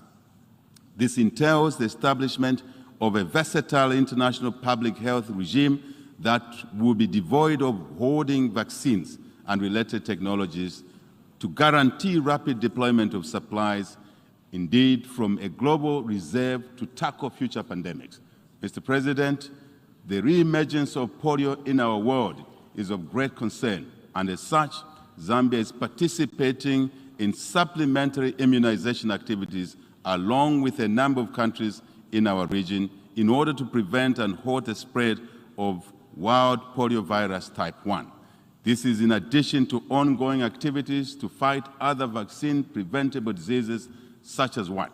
Measles, as well as to strengthen our routine immunization and maintain essential health services for maternal and child health. As the Globe Cholera Control Champion, and many thanks to the WHO who gave us this opportunity to serve in this role, our fight against cholera must continue with vigor, relentlessly with vigor. We also need to remain alert to any possible outbreaks of monkeypox, Ebola virus, and indeed other threats. in our world. The international community must work together to address the growing threat to environmental, human, and animal health resulting from antimicrobial resistance, commonly referred to as drug resistance. Drug resistance, bacterial infections to bacterial infections continue to cause millions of deaths where, for example, in particular, sub-Saharan Africa has the greatest burden of resistance bacterial infections, accounting for a greater proportion of deaths in our regions. This calls for greater control systems in access to antimicrobial medicines for both human and animal use. I shall now focus on other areas of interest. Economic performance. Mr. President, the Ukraine crisis has hampered the recovery that was slowly taking hold, particularly in the developing world, where large sections of our society remain in extreme poverty and the inequalities widen by the day. With the attainment of the SDGs off track, countries must intensify national consultative processes and stakeholder engagements and renew commitments to poverty reduction, tackle energy poverty, support debt restructuring, and enhance access to concessional finance, very important to our own development agendas in our individual countries. On our part, we hereby indicate this, in this regard, our intention to present our second voluntary national review in July 2023 to highlight Zambia's progress towards sustainable development goals, achievement of. Despite the challenges in the external environment, we are resolved to rebuild the Zambian economy, and this resolve remains strong ever before.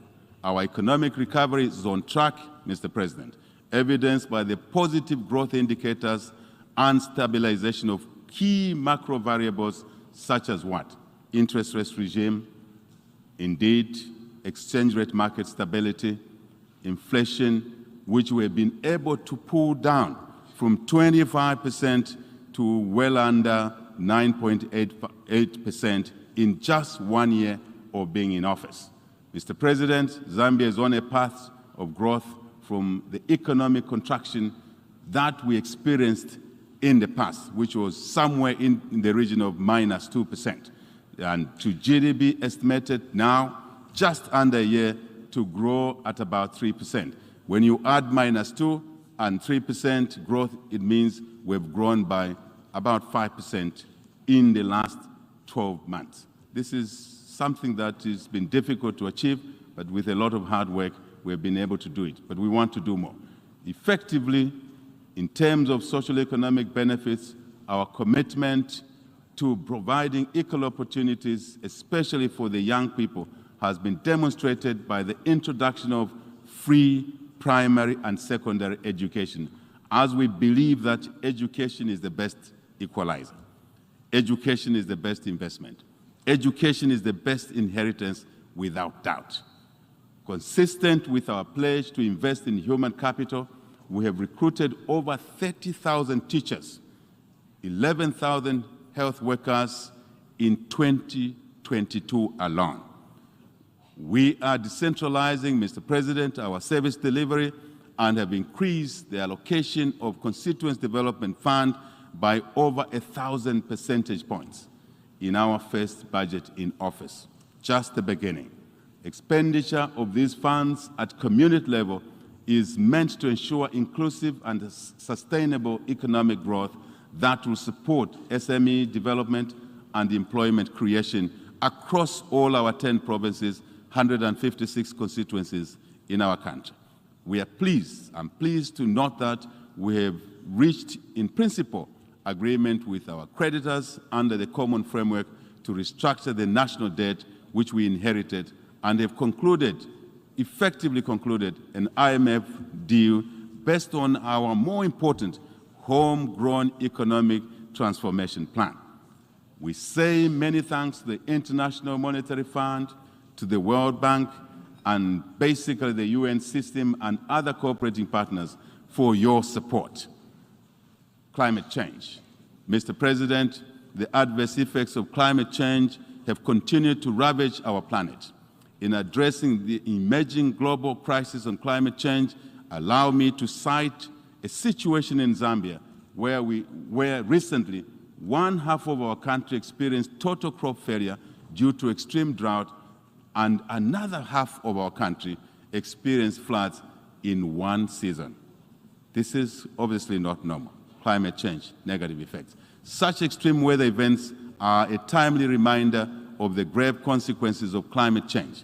We therefore need robust solutions and cohesion in our approach at the global and regional levels to address effects of climate change, without doubt. As chair of the African Group of Negotiators on Climate Change, Mr. President, Zambia calls for enhanced global efforts in addressing climate change, which should include increased financial support for countries with limited resources to mitigate, indeed, to adapt to the effects of and negative climate change issues. Zambia has mainstreamed the green growth and climate change, proofing it in the current National Development Plan, which has articulated broad policy measures on transitioning Zambia into a climate resilient and inclusive green economy over time. 3, gender. Mr. President, Zambia has continued to build on the efforts of attaining gender equality and inclusivity in various sectors of our society. Based on empirical evidence, women empowerment and poverty alleviation are positively correlated, I must say. It is therefore imperative that we dedicate corresponding efforts to ensure that gender disparities are curtailed at all levels.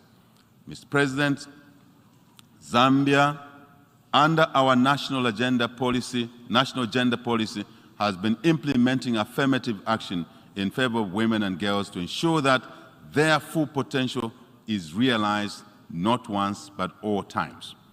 Ending child marriage. Mr. President, to complement these measures, Zambia is championing the campaign to end child marriage in Africa and, of course, in the world. In the same vein, we are proud to inform this Assembly that this morning, Zambia, Canada, and other cooperating partners held a side event to galvanize support and review commitment from the international community towards ending child early forced marriages. With the assurances made during this event, we are hopeful that we shall be able to achieve the Sustainable Development Goal of Gender Equality, Target 5.3 in our programming that aims at eliminating this harmful practice, without doubt. International peace, security, and stability. Mr. President, the world at large has grappled with growing instability and insecurity within the last year, and the effects have been felt by millions of people around the world as lives and indeed livelihoods have been lost across the world. Zambia believes that without peace and stability, our joint developmental efforts are in vain, totally in vain. As such, we are committed to remain strong advocates of peace and stability in Southern Africa and the entire African continent and the world over. Our guiding principle is that instability, Mr. President, anywhere is instability everywhere. This reminds us that ending war and conflict is not only the responsibility of those that are directly involved in the conflict, but it's a shared obligation of every global citizen and indeed every nation. I mean all of us without exception, Mr. President. We cannot afford to allow instability to derail our programs, noble programs to better the lives of our people.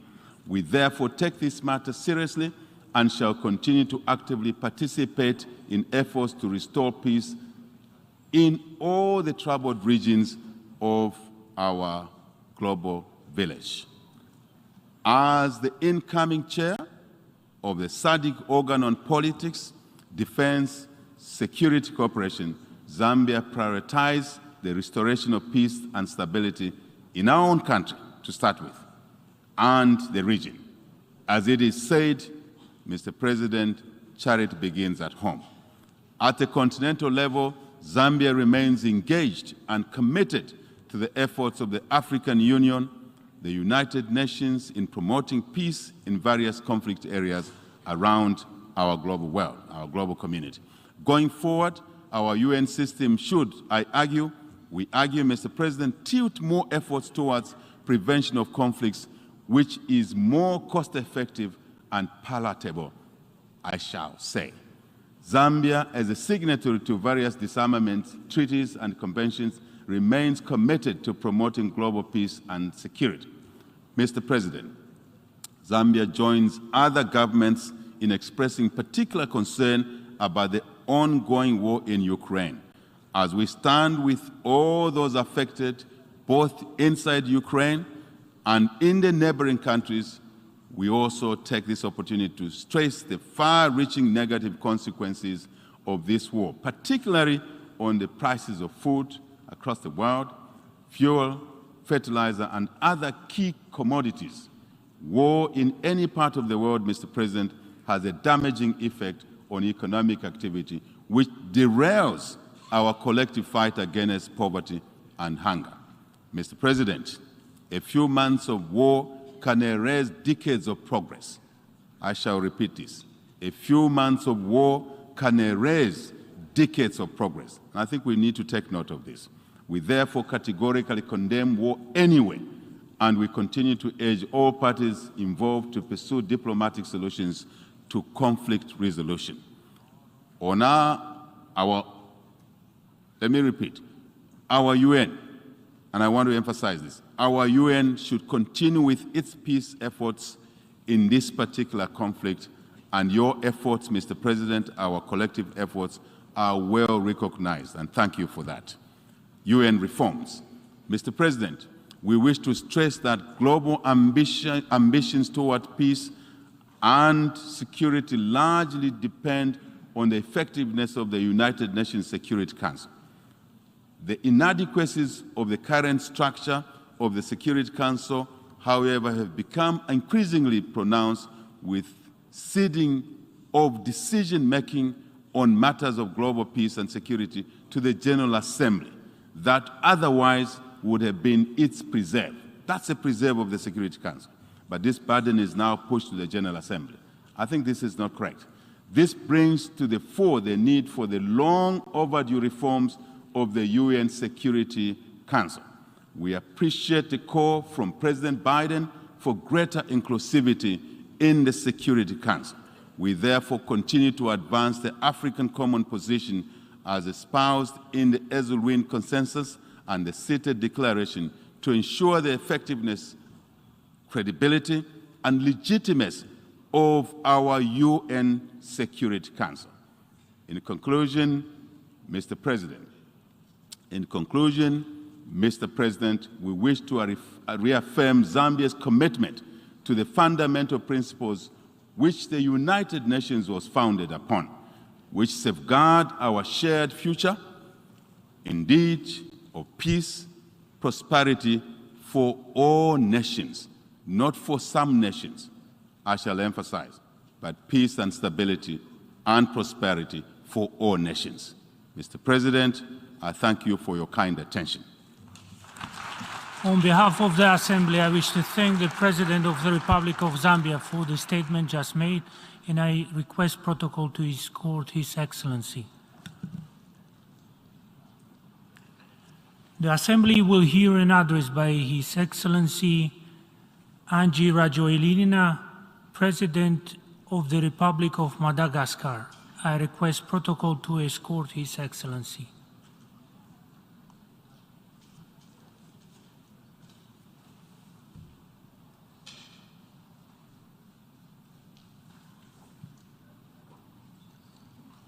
On behalf of the General Assembly, I have the honor to welcome His Excellency Angie Rajoelina, President of the Republic of Madagascar, and to invite him to address the Assembly. Mr. President of the General Assembly, Secretary General of the United Nations, Excellencies, Heads of State and Government, delegates. Ladies and gentlemen, distinguished guests, allow me at the outset to address Mr. Korosi, Director of Environmental Sustainability in the Office of the President of Hungary. Mr. President, your election to the presidency of the 77th General Assembly of the United Nations is a clear message about the roadmap established by this annual meeting of nations. Mr. President, please accept my warmest congratulations. Secretary General, I convey to you my deep gratitude for your continued commitment and your devotion in your leadership of the United Nations organization. On behalf of the Malagasy people, I also wish to take the opportunity offered to me by this illustrious rostrum to reiterate our deepest condolences to the British people. Queen Elizabeth II inspired many generations in her country and throughout the world. I also wish to convey my congratulations and our wish for a reign full of health and blessings to His Majesty King Charles III.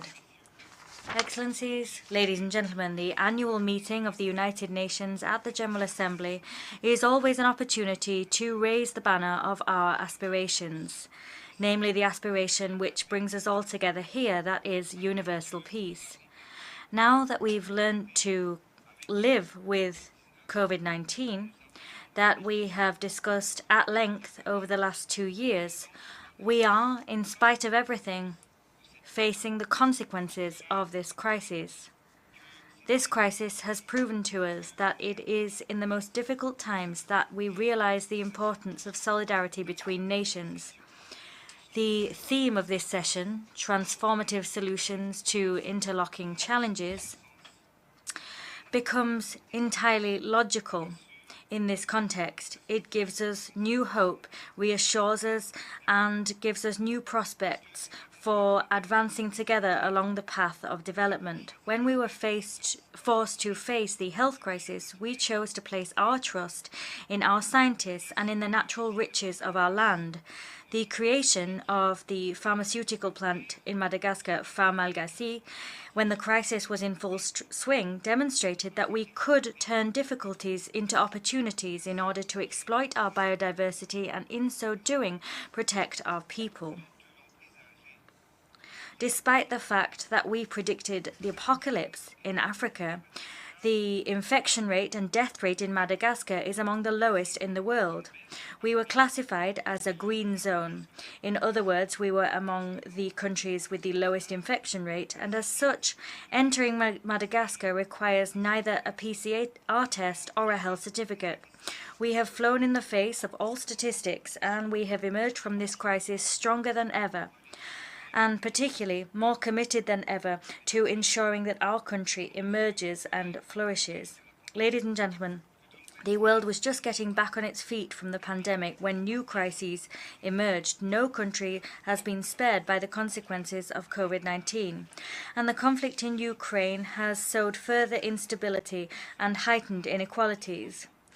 This is yet another major obstacle to our efforts to recover from the COVID-19 pandemic. Like all countries in the world, we are feeling the full force of the inflation caused by this crisis. We are convinced that all wars end around a table. Dialogue is the only way to bring about peace. As such, Madagascar reiterates its appeal for dialogue to resolve the conflict, because its consequences are global. They're growing more burdensome day by day, and developing nations such as our own are those that pay the highest consequences of this crisis. The crucial role of the United Nations must be to encourage multilateralism in order to find equitable solutions which take account of the strengths and weaknesses of each country and its people. How can we accept the fact that in this period of crisis, certain countries with more than $100,000 GDP per capita and others with less than $600 GDP per capita buy barrels of oil on the same market and at the same price? Our organization can take measures to support low-income countries so that they can benefit from and supply themselves with oil at equitable prices, because the current global situation is a source of major upheaval in many countries. Certain states have seen themselves affected by instability. Social fabrics are unraveling and economies are growing more fragile. Indeed, certain countries have been forced to increase fuel prices by 50%, and in some countries that has produced riots and socioeconomic turbulence. Recovery is a shared concern. Our solidarity is the only way that we will be able to heal our societies, ensure that our economies recover, support growth, and establish peace. Ladies and gentlemen, dear leaders, as things stand, all countries have been forced to review their development strategies, and in so doing, they've been convinced of the need to speed up the industrialization and the process of ensuring the self-sufficiency of all countries. We are convinced that we must produce and locally process everything our population needs. There are weapons more powerful than bombs, tanks, and missiles. These are our lands, our raw materials, our natural resources, and our people.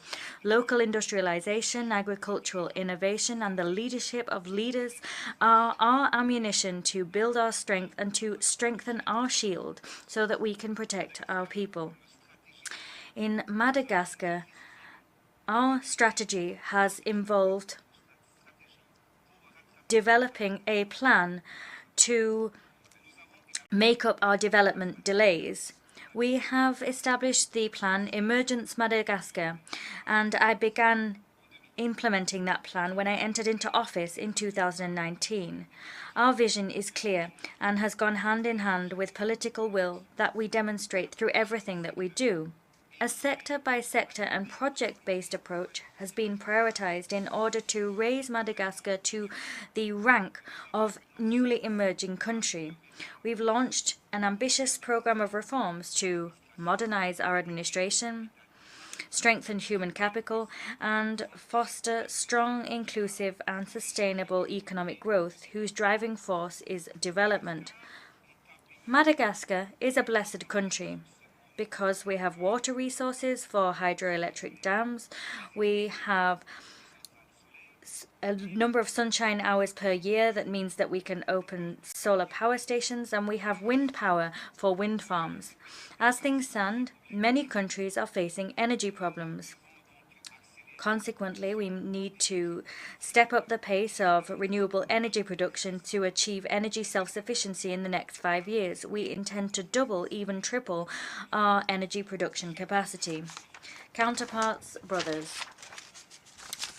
Now is 2022, and it's unfortunate to note that Africa remains the continent in which the majority of families live in darkness and obscurity. More than 600 million African people, 85% of which are Madagascan households, continue to use candles and oil lamps to light their homes. Consequently, we are launching one of the largest operations ever seen to equip Madagascan homes with solar kits by the end of next year. A number of these, of course, will be subsidized by the state. Once this goal has been achieved, Madagascar intends to become perhaps the first, or at least among the first, countries in the African continent to have brought light to all of its people. Climate change is one of the major challenges of our age. We all need to tackle this challenge. It is important and indeed urgent to work together and rally to protect our planet. From this high rostrum, I wish to sound the alarm. Commitments were made during COP21 and were reaffirmed during COP26. These commitments related to the creation of the Green Climate Fund. It was decided that this fund would be funded to the tune of $100 billion a year. Madagascar was the 5th African country to complete its national adaptation plan. As such, my country should have been among the beneficiaries of this Green Fund. However, access to this financing is painfully slow, and as things stand, no commitment made has been upheld. It is unfair that the least polluting nations pay the highest price for the impact of climate change. Madagascar is an island nation, and as such, vulnerable to the whims of the climate. In 2022 alone, this year alone, that is, 5 cyclones struck Grande Île in only 2 months. 178,000 hectares of arable land were flooded and destroyed. Our island is the first country to have endured a climate-induced famine. Water resources are drying up in the south of the country, and the people of this region are increasingly vulnerable. The consequences of climate change are worsening, and the global situation calls us to action. How many high-level meetings, summits, and international conferences have we already had? How many statements have we made? How many commitments have we made? Let us now turn these words into actions. Today, I bring to you the cries and the voices of the African continent in general and of Madagascar in particular. Africa's young people, the entire continent, is waiting for polluting countries to comply with agreements made. Keeping these promises is protecting our planet. Our populations demand that this be done, and future generations will hold us accountable. Further down the line, environmental protection issues are particularly dear to my heart. We're all aware that forests are the lungs of the earth, and however, the use of charcoal and firewood remains standard practice across the African continent.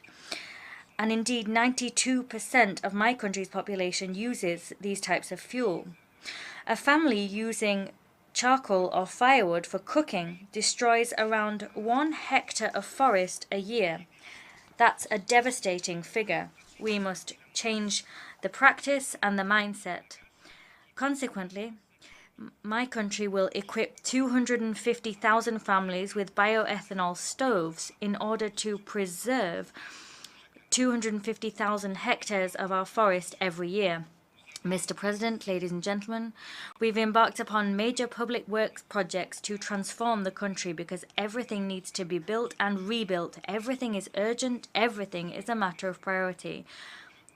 For the last 4 years almost, we have tirelessly built and rebuilt roads, built schools, health centres, hospitals, dams, courts. We've built prisons in line with international standards. We've built sporting facilities, cultural facilities, and more besides. Madagascar is continually evolving in spite of the crisis which lashes in quick succession globally. My country is so huge that a lot of work has been done to ensure that it can all be connected by transport. However, the road remains long and thorny. We have faith, however, and we continue to move forward with determination. Incidentally, the plan Emergence Madagascar paves the way for the future. From north to south, from east to west, all of Madagascar is being built and rebuilt. Only last week, we opened the National Road 5A in the north of the country. Up till that point, and indeed for decades, had been a dirt road that took a week to travel in the rainy season. As things stand, 2 hours suffice for that journey, and that has meant that immediately the costs and prices of transport and the movement of people and goods have reduced, and that has meant that we've quantitatively improved the lives of local people and encouraged the socio-economic development of many regions of the country. In the south, we're beginning work on National Road 13, and soon work on National Road 10 will begin, as well as National Road 44 in the east. That work on Road 44 is continuing, and that has connected the nation's main granary to transport links. In the northwest, National Road 31 will be entirely restored, and that will mean that we can properly access our second largest granary. The first major motorway in the country will link the capital to our major port, and the work on that will begin in a few weeks. Currently, that journey requires 10 hours, but once the work has finished, that journey will only take 2 hours. The demographic dividend is today a variable which must be factored into our equations. We need to change the structure of our population. Current demographic growth is not proportionate to economic growth. In a number of regions, young girls of under 18 years old are already mothers of entire families and find themselves with, on average, 5 to 8 children for which they are responsible. Consequently, they find it more difficult to feed these children, raise these children, care for them, and educate them properly. The family planning program, which has already been launched, is consequently a crucial part of our strategy to control our birth rate and transform the current population from a dependent one into an active and economically productive one. Demography will become an asset for Madagascar and no longer a hindrance to development. In terms of education, we've taken huge strides forward. My government has built more than 1,000 classrooms and has invested a great deal in teaching tools and material. We've established school canteens, we've published books and textbooks, distributed digital tablets in order to considerably improve the quality of education our children and young people receive. The access rate to basic education has increased by 146%, and the school dropout rate has significantly decreased. We have made education a national priority. And here we renew our commitment to transform school and university life and lend new momentum to both. Last year, I had the opportunity to speak of my country's wish to finally see the implementation of resolutions made by the General Assembly of the United Nations in 1979 and 1980. These pertain to the return of the scattered islands and Nosy Islands in the Indian Ocean to Madagascar. We are delighted that very soon we'll have the second meeting of the Joint Commission, the Joint French-Malagasy Commission on the subject. And based on these resolutions, we hope that we'll have the support of the United Nations to finally have a fair, peaceful solutions. These resolutions indeed confirm the legitimacy of our claims. Excellencies, ladies and gentlemen, during the pandemic, sick people needed oxygen to survive. Currently, many countries are suffocated by the consequences of successive crises. These countries need support, help, and assistance, which will act as oxygen so that they can breathe and face the challenges of socioeconomic recovery, as well as achieve the Sustainable Development Goals.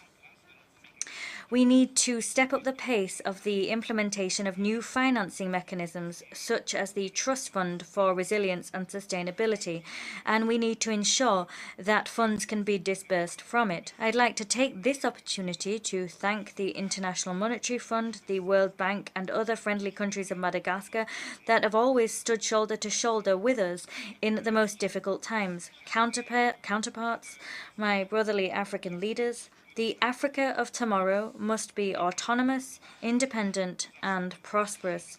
We have a duty to change the history of the continent and to write a new chapter so that each of us and each of our countries can change and transform. Our organization needs to strengthen its solidarity to provide common solutions to our common problems. May God bless each of our nations. The homeland is sacred. Thank you for your attention. On behalf of the Assembly, I wish to thank the President of the Republic of Madagascar for the statement just made, and I request protocol to escort His Excellency.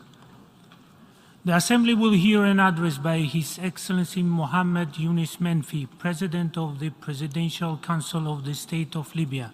I request protocol to escort His Excellency.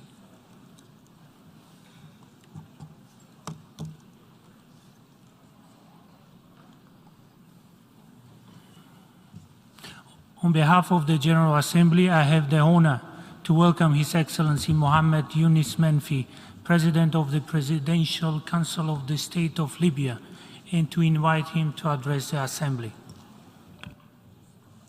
Bismillah ar-Rahman ar-Rahim. On behalf of God, the merciful Mr. President of the General Assembly, at the outset of my intervention, I would like to address on my behalf, on behalf of my delegation, my congratulations to Mr. Korosi for his election to the 77th session of the General Assembly. I wish him every success in his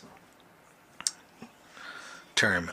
I also thank Mr. Abdullah Shahid for his tireless work and the invaluable contribution he made during his presidency of the previous session of the General Assembly. I also would like to applaud the continuing efforts of Mr. Antonio Guterres, who leads our organization with wisdom and balance in these difficult circumstances around the world. Ladies and gentlemen, my country, Libya, which I have the honor of serving and representing, is going through a decade of both suffering and hope. Libya is still trying to build its state institutions and consolidate the principles of democracy. The Libyan people have demonstrated to the entire world that they represent a unified a unified nation. In spite of the challenges, the Libyan people, thanks to its clairvoyance, tolerance, and patriotism, continue to work for a united country. They give us the determination and hope to keep moving forward to realize their aspirations, to build our state and pave the way for stability and prosperity. Ladies and gentlemen, the events of today certainly recall the past. The Army of Libyan Liberation, which was created before the creation of the Libyan state, fought alongside the armies of the world, of the free world. After the defeat of fascism, Libya earned its independence. Our independence was born as a result of our national combat, and this made it possible for our founding fathers to build our country and to launch our trajectory of prosperity and development, which in a record time made Libya a model of development. Ladies and gentlemen, today, of course, the situation is very different. Individual interests of different countries involved in the Libyan situation, as well as proxy wars and diverging views on how to solve the situation in Libya, have not given us an opportunity to develop our own national path. The very negative international interventions offer contradictory solutions which push our country towards armed confrontation, which do not spare innocent people and which lead to intransigent political positions, which do not accept any concessions and any middle ground. Ladies and gentlemen, the Libyan Presidential Council is attached to its role, as indicated in the Libyan political agreement.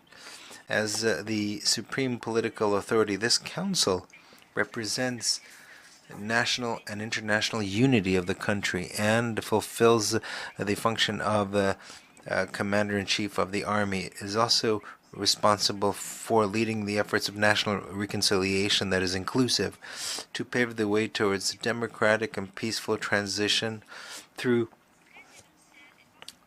parliamentary and presidential elections. At the same time, I'd like to take this opportunity to thank the African Union for having cooperated with us in order to launch the project of national reconciliation.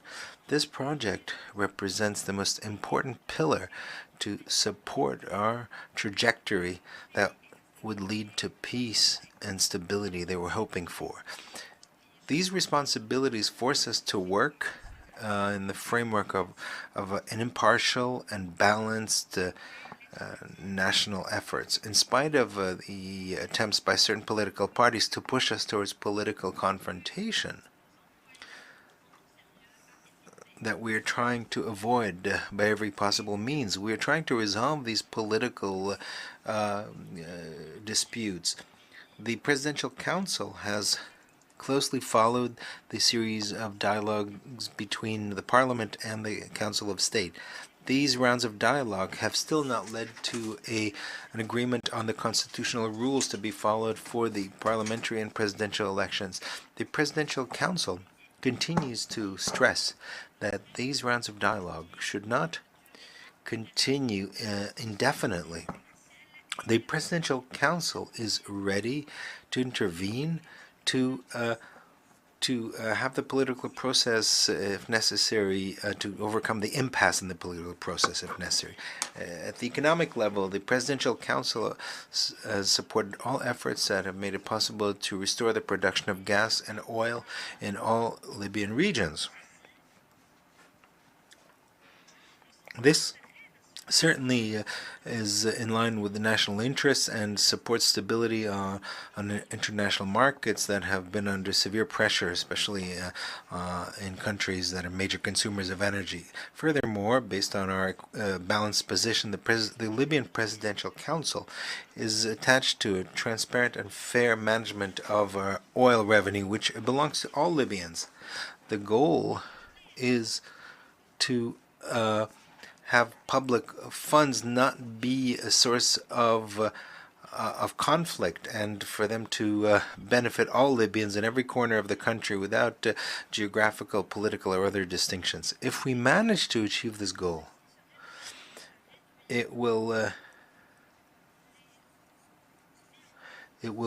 reduce the current conflict for power and create a climate that is favorable for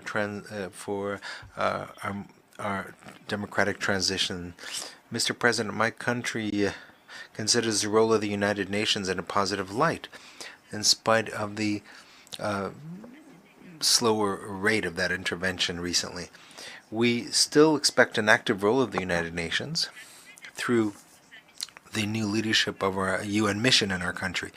We call on the continuation of the mission in favor of national inclusive reconciliation that will allow us to overcome the current impasse. This impasse has opened the way for individual initiatives that risk undermining all the political progress achieved thanks to the political dialogue under the auspices of the United Nations. I also call for a new momentum in our economic development. One of the three trajectories of the Berlin Conference, which was neglected as far as we're concerned, that is transparency and justice in management of oil resources, financial control and public expenditure, and combating against corruption.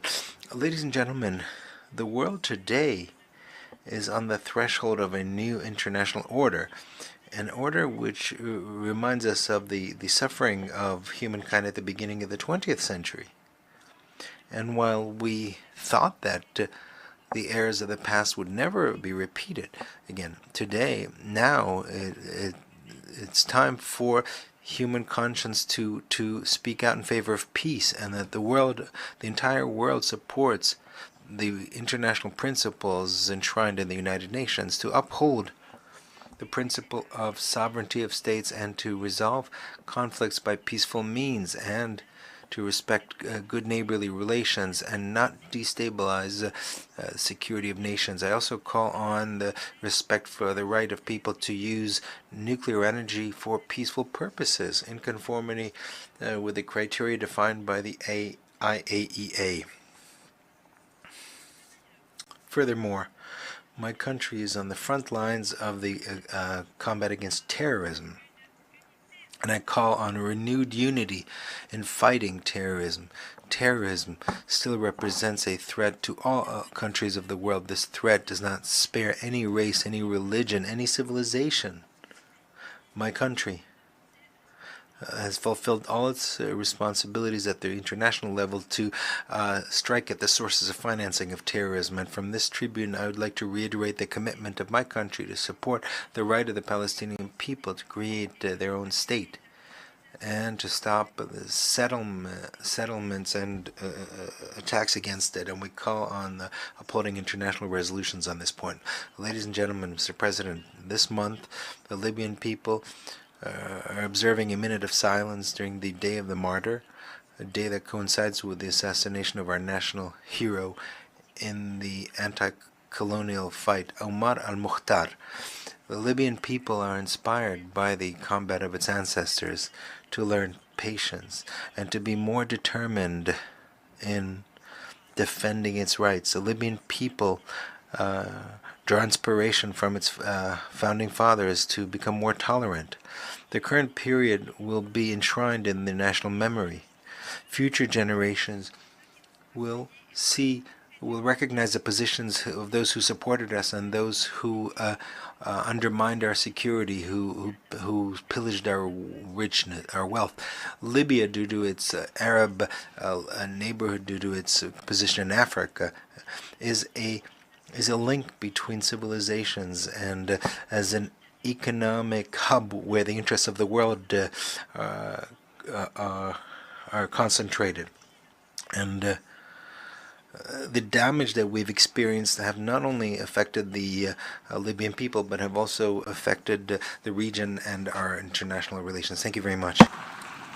Au nom de l'Assemblée générale, je tiens à remercier le... On behalf of the General Assembly, I wish to thank the President of the Presidential Council of the State of Libya for his address, and I ask protocol to accompany him. Thank you. L'Assemblée va maintenant... The Assembly will now hear an address by Her Excellency Maya Sandu, President of the Republic of Moldova. I request that protocol accompany Her Excellency.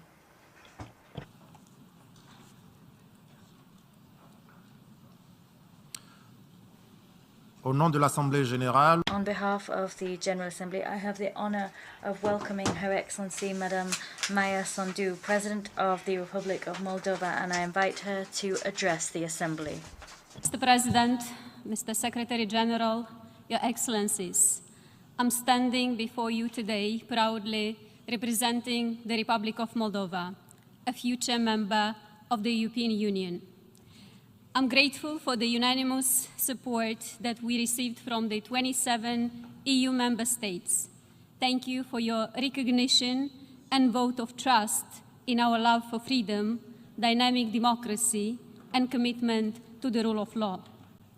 A successful peace project, the European Union, through cooperation and integration, was forged to stop the cycle of wars that tormented our continent for centuries. This is another watershed moment in our history, and the EU has to do it again. By applying to join the European Union, we want the world to know we choose democracy over autocracy, liberty over oppression, peace over war, and prosperity over poverty.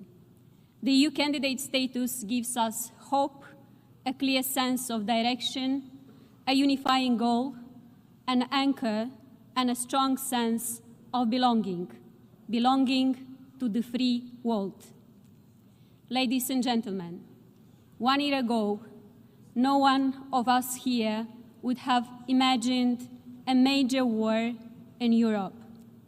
Russia's unprovoked war against another sovereign state, Ukraine, has shaken the world to the core, has put to test the fundamental principles of the UN, has shattered global security, triggered a European energy crisis, global food shortages, and an economic downturn.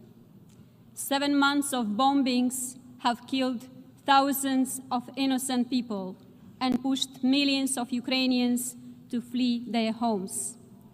This war is not just an attack on our neighbor and friend, Ukraine. It is an attack on the rules-based international order. It is an attack on nuclear safety. It is an attack on food supplies to countries in the Middle East and Africa. It is an attack on this very institution where we find ourselves today. We firmly condemn the war against Ukraine, as well as the recently announced additional mobilization of troops by Russia. We firmly stand with Ukraine and support its independence, sovereignty, and territorial integrity within its internationally recognized borders. I would like to express my utmost admiration to all Ukrainians for their courage, their resilience, and their inner power to continue to do this fight for survival, justice, and freedom. It is our moral duty as an international community to continue supporting Ukraine. Ukraine is fighting today to keep all of us safe, to keep Europe safe. It needs our support. Europe, all of us, we must help Ukraine. As I stand at this tribune, I represent a country that wants peace. I represent the citizens of Moldova who, irrespective of the language that we speak, Romanian, Ukrainian, Russian, Gagauz, or Bulgarian, regardless of our ethnicity or political preferences, whether we live on the right bank of River Nistru or in the breakaway region of Transnistria, we all want peace. A country of less than 3 million people, we have sheltered more than 500,000 refugees fleeing the war. At the peak of the inflow, our population grew by 4%. Some 80,000 refugees chose to stay among us. I use this opportunity to pay tribute from this high rostrum to all Moldovan families who showed unprecedented solidarity with refugees by opening their homes and hearts to those in need. I'm proud of my people. I'm also grateful to the international partners, including the United Nations, who have provided assistance in managing the humanitarian crisis. I also thank the UN Secretary General and other high-level officials who visited our country in our hour of need to show support and solidarity. My deep gratitude goes to France, Germany, Romania, and other partners for setting up the Moldovan support platform that stands by our country in these difficult times. Ladies and gentlemen, Moldova knows what it is to be a country divided by conflict. In 1992, we faced a brief but tragic war in the Transnistrian region of our country. 3 decades later, we are still trying to overcome the consequences of that conflict and reintegrate our country. The only way to achieve this is through peaceful dialogue and respect for our sovereignty and territorial integrity. As Russia has launched its war against Ukraine, we have worked harder than ever to maintain peace on both banks of Nistru River. We have done our best to ensure that all citizens of Moldova, including those residing in the breakaway region, continue to enjoy peace. The illegal presence of the Russian military troops in the Transnistrian region infringes our neutrality and increases the security risk of our country. We call on the complete and unconditional withdrawal of Russian troops. We call on the destruction of ammunition from Kobasna stockpiles, which pose a security and environmental threat to the region as a whole. As we strive to maintain peace, our economy and society are bearing the brunt of Russia's war against Ukraine. Our resources are strained, investments have slowed down, trade and transport routes are disrupted, inflation is nearing 35%. In addition, we're facing a wide spectrum of hybrid threats, from disinformation and propaganda to cyber attacks and energy pressures. the abnormally high prices for natural gas and Russia's attempts to weaponize gas and oil supplies to Europe have triggered an unprecedented energy crisis. We are one of the most vulnerable countries in the face of this crisis. But this only makes us more determined to diversify our energy resources and decrease dependence on fossil fuels. We plan to increase the share of renewable electricity supplies from 3 to 30% in the next 3 years. This will make our country stronger and our environment healthier and safer. Distinguished audience, we all know that the only way to save the planet is joint global action against climate change. The same goes for the fight against corruption. Corruption weakens states and erodes democracies. We should take it more seriously than ever before. We need clear international mechanisms to stop the flow of dirty money. We need better instruments for asset recovery and restitution. We need better information exchanges between law enforcement and anti-fraud authorities in different countries. And we need to set up international sanction regimes against corruption. Ladies and gentlemen, despite all challenges, Moldova is pressing ahead with our reform agenda. We are building a stronger and more democratic state. Last year, Moldova improved 49 positions in the Press Freedom Index, ranking 40th in the world. Justice reform and the fight against corruption is at the core of our transformation. We are working hard to become a better place for investors, to create jobs, boost the economy, and bring greater prosperity to our people. We are investing in connectivity with Europe, and we are trying to bring our country closer to European standards. We're building roads and bridges, hospitals, and a more modern education system. We are building stronger institutions that will benefit the citizens of Moldova. We are focused, persistent, and relentless. We are determined to bring Moldova into the EU so that every Moldovan can have better living standards and more economic opportunities at home. This is the only way for Moldova to grow as a consolidated democracy in our part of the world during these difficult times. Ladies and gentlemen, as I come before you from a region weakened by war and energy crisis, drought, and rampant inflation, my message is this. In the face of man-made human suffering and economic adversity, the countries of the world must stand together once again.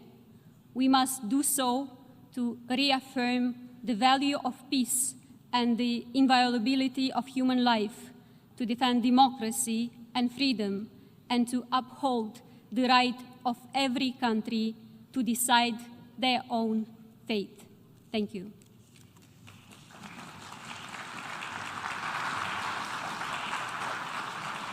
Au nom de l'Assemblée générale.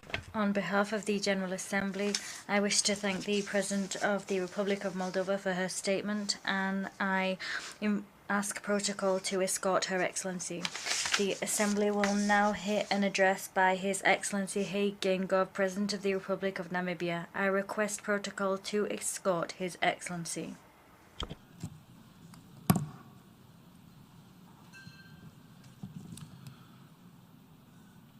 Au nom de l'Assemblée générale. On behalf of the General Assembly, I wish to thank the...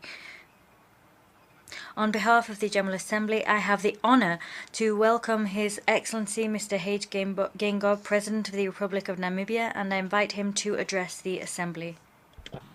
Mr. President, Your Excellencies, Heads of State and Government, Mr. Antonio Guterres, the Secretary General of the United Nations, distinguished delegates, ladies and gentlemen, Namibia congratulates His Excellency Shapa Korosi on your election as President of the 77th session of this August Assembly. Please be assured of Namibia's full support as you provide leadership during your tenure.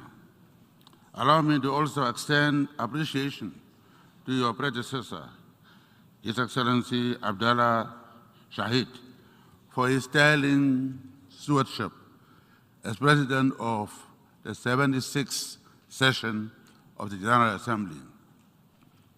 Mr. President, since attaining our political independence 32 years ago, we are proud of the work we have undertaken towards the second phase of our struggle for economic independence. During this period, we have built a strong foundation for our governance architecture, with emphasis on strengthening processes, systems, and institutions. Given these advances in effective governance, we are optimistic in our quest to deal with the triple challenges of inequality, unemployment, and poverty. Our impact plan, the Harambee Prosperity Plan 2, which is accelerating the implementation of the national development plans, is fast-tracking our efforts towards Vision 2030. Since my term of office is coming to an end on 20th March 2025, as a nation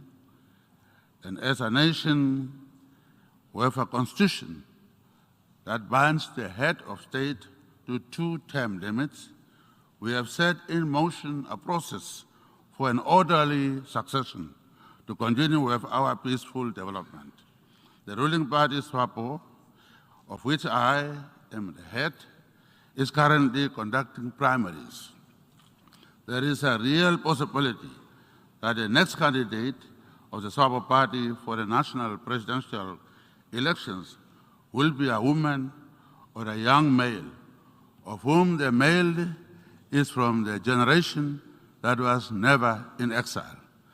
The presence of women in the line of succession is a demonstration of the strides we have made in gender equality, with women representation at 40% in the National Assembly. Moreover, 90% of our banks are helmed by women. Namibia is a child of international solidarity, midwifed by the United Nations. Therefore, we are convinced about solidarity and partnership as critical enablers of our developmental aspirations. Allow me at this juncture to thank the Secretary General for his comprehensive report on our common agenda, which carries clear recommendations on how to advance the SDGs and all existing global agreements through multilateralism, with the UN at the center of our efforts. I commend the Secretary General for his visionary leadership in proposing that we should meet in a summit of the future to reflect on challenges and opportunities that await current and future generations. Namibia supports the convening of this important summit at the earliest opportune time. Over the past few months, it has been encouraging to note the concerted efforts to shed a spotlight on transforming education and advancing SDG 4. Education is a sector that Namibia has consistently been prioritizing through the allocation of the resources, both human and financial, and the consistent prioritization of policy development. In the context of the recently concluded Transformation of Education Summit, Namibia commits to transformative leadership, ensuring access to inclusive digital technologies, and developing a strategy for innovative financing and resource mobilization. In Namibia, the education sector receives the largest share of budgetary support, equivalent to 8% of GDP and almost a quarter of the total national budget. The Namibian government offers free primary and secondary education, which demonstrates our commitment to prioritizing and expanding access to education for all. Furthermore, we are proud of the recent landing of the Google Equinor subsea cable, which lends itself greatly to changing Namibia's digital transformation landscape and narrowing our digital divide, in line with our commitment to leveraging the fourth industrial revolution. In Namibia, we have set up the fourth industrial revolution task force, which recently made recommendations as to how Namibia can strengthen domestic capabilities to strive to derive optimal gains from fourth industrial revolution. In line with the recommendations of the task force, the government is currently developing a consolidated national fourth industrial strategy to provide overarching direction and multi-sectoral planning. The strategy will prioritize education reform to close the fourth industrial revolution skills gap, cyber security, and expansion of ICT infrastructure and services. Mr. President, global debt is at an unprecedented level and interest rates are rising. This reality limits our fiscal space. As we talk about our collective aspirations, we should remain acutely aware of the vulnerabilities facing developing countries. Namibia's classification as an upper middle income country presents challenges with regard to mobilizing resources to finance our development goals. As I have been saying, taking our GDP and dividing it by a small population, thus deriving at high per capita income, without doubt is flawed formula that requires urgent consideration. The formula does not take into account the vast income disparities between the wealthy white and the poor blacks, which is a consequence of 100 years of colonialism and apartheid occupation.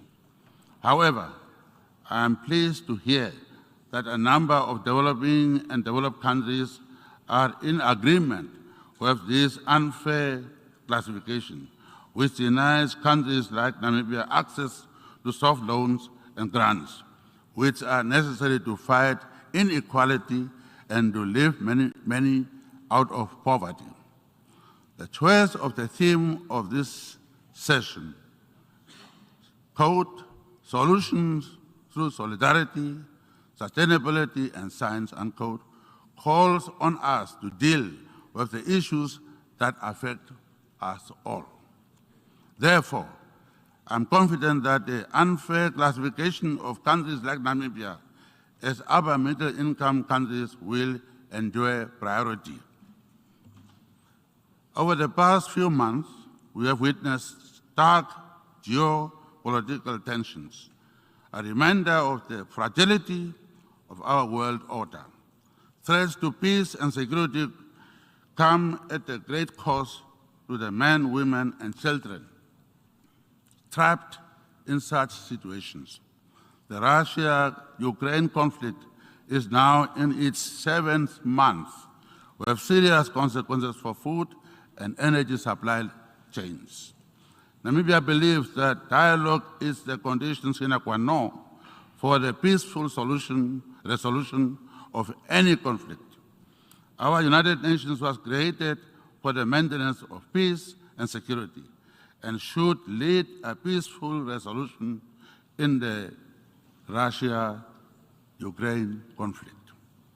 Namibia is a member of the AU Peace and Security Council and chair of the SADC organ on politics, defense, and security cooperation, continues to demonstrate its commitment to regional and continental stability by advocating for the advancement of infrastructure for peace, democracy, and protection of human rights.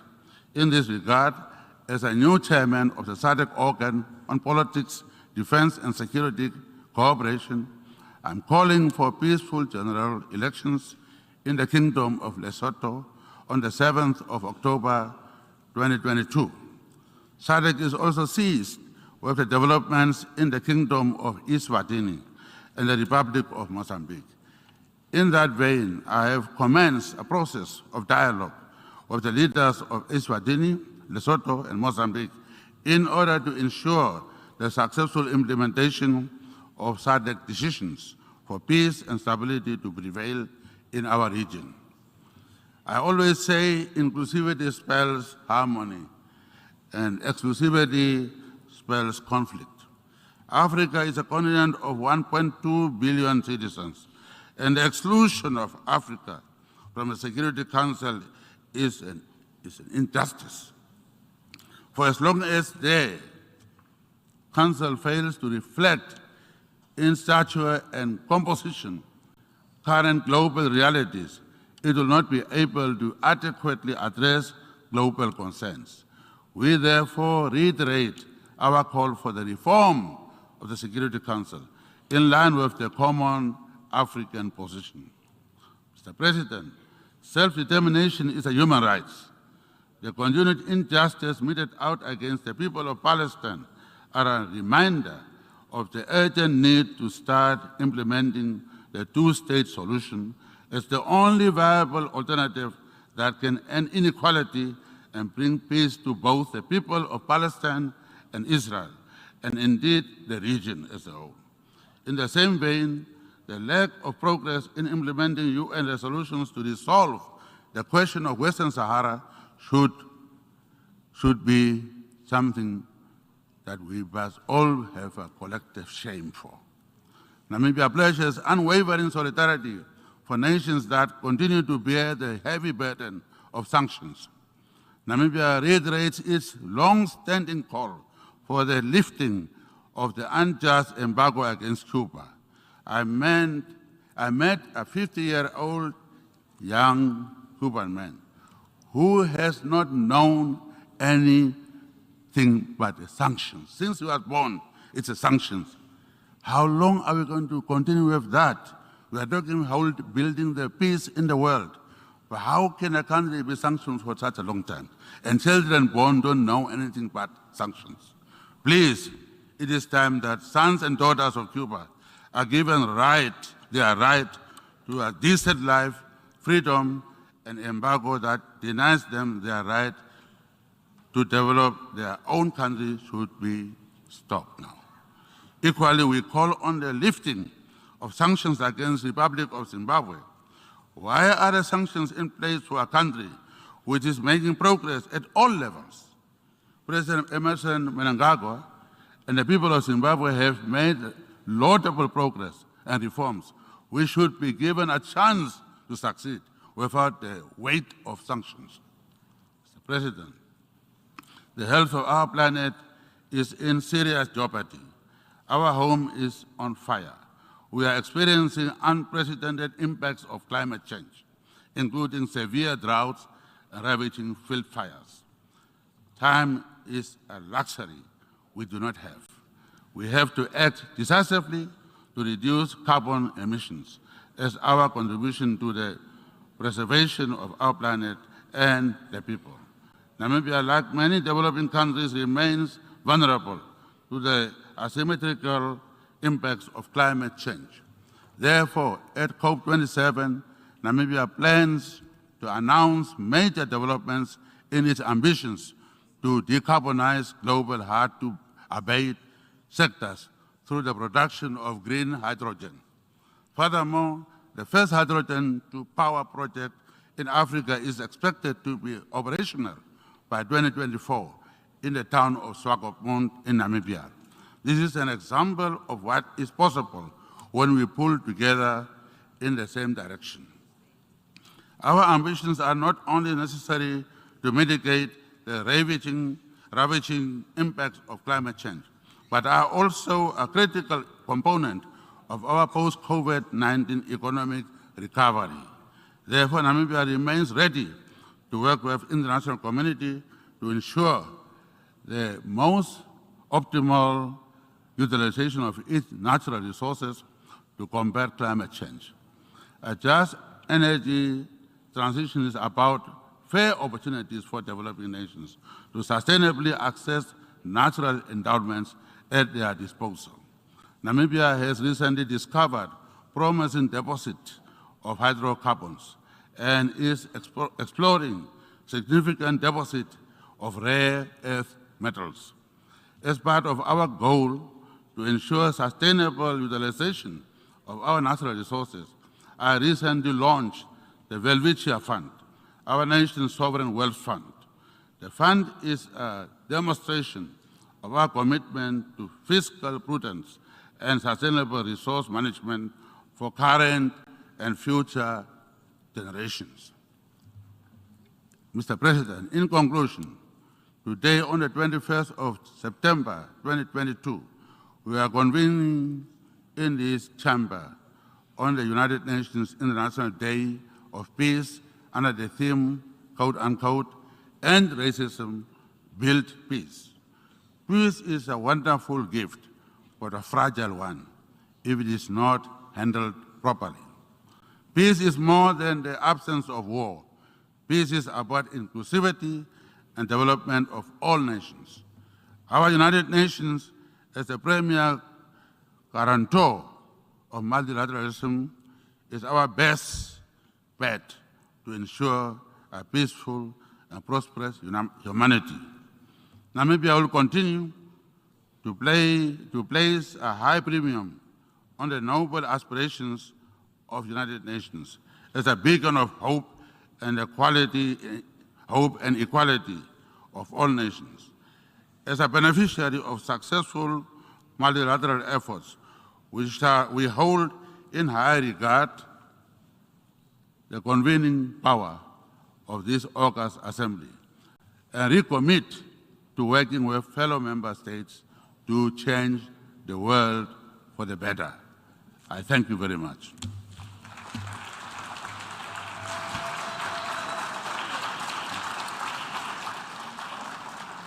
On behalf of the General Assembly, I wish to thank the President of the Republic of Namibia for the statement just made, and I request protocol to escort His Excellency. The Assembly will now hear an address by His Excellency Borut Pahor, President of the Republic of Slovenia. I request protocol to escort His Excellency.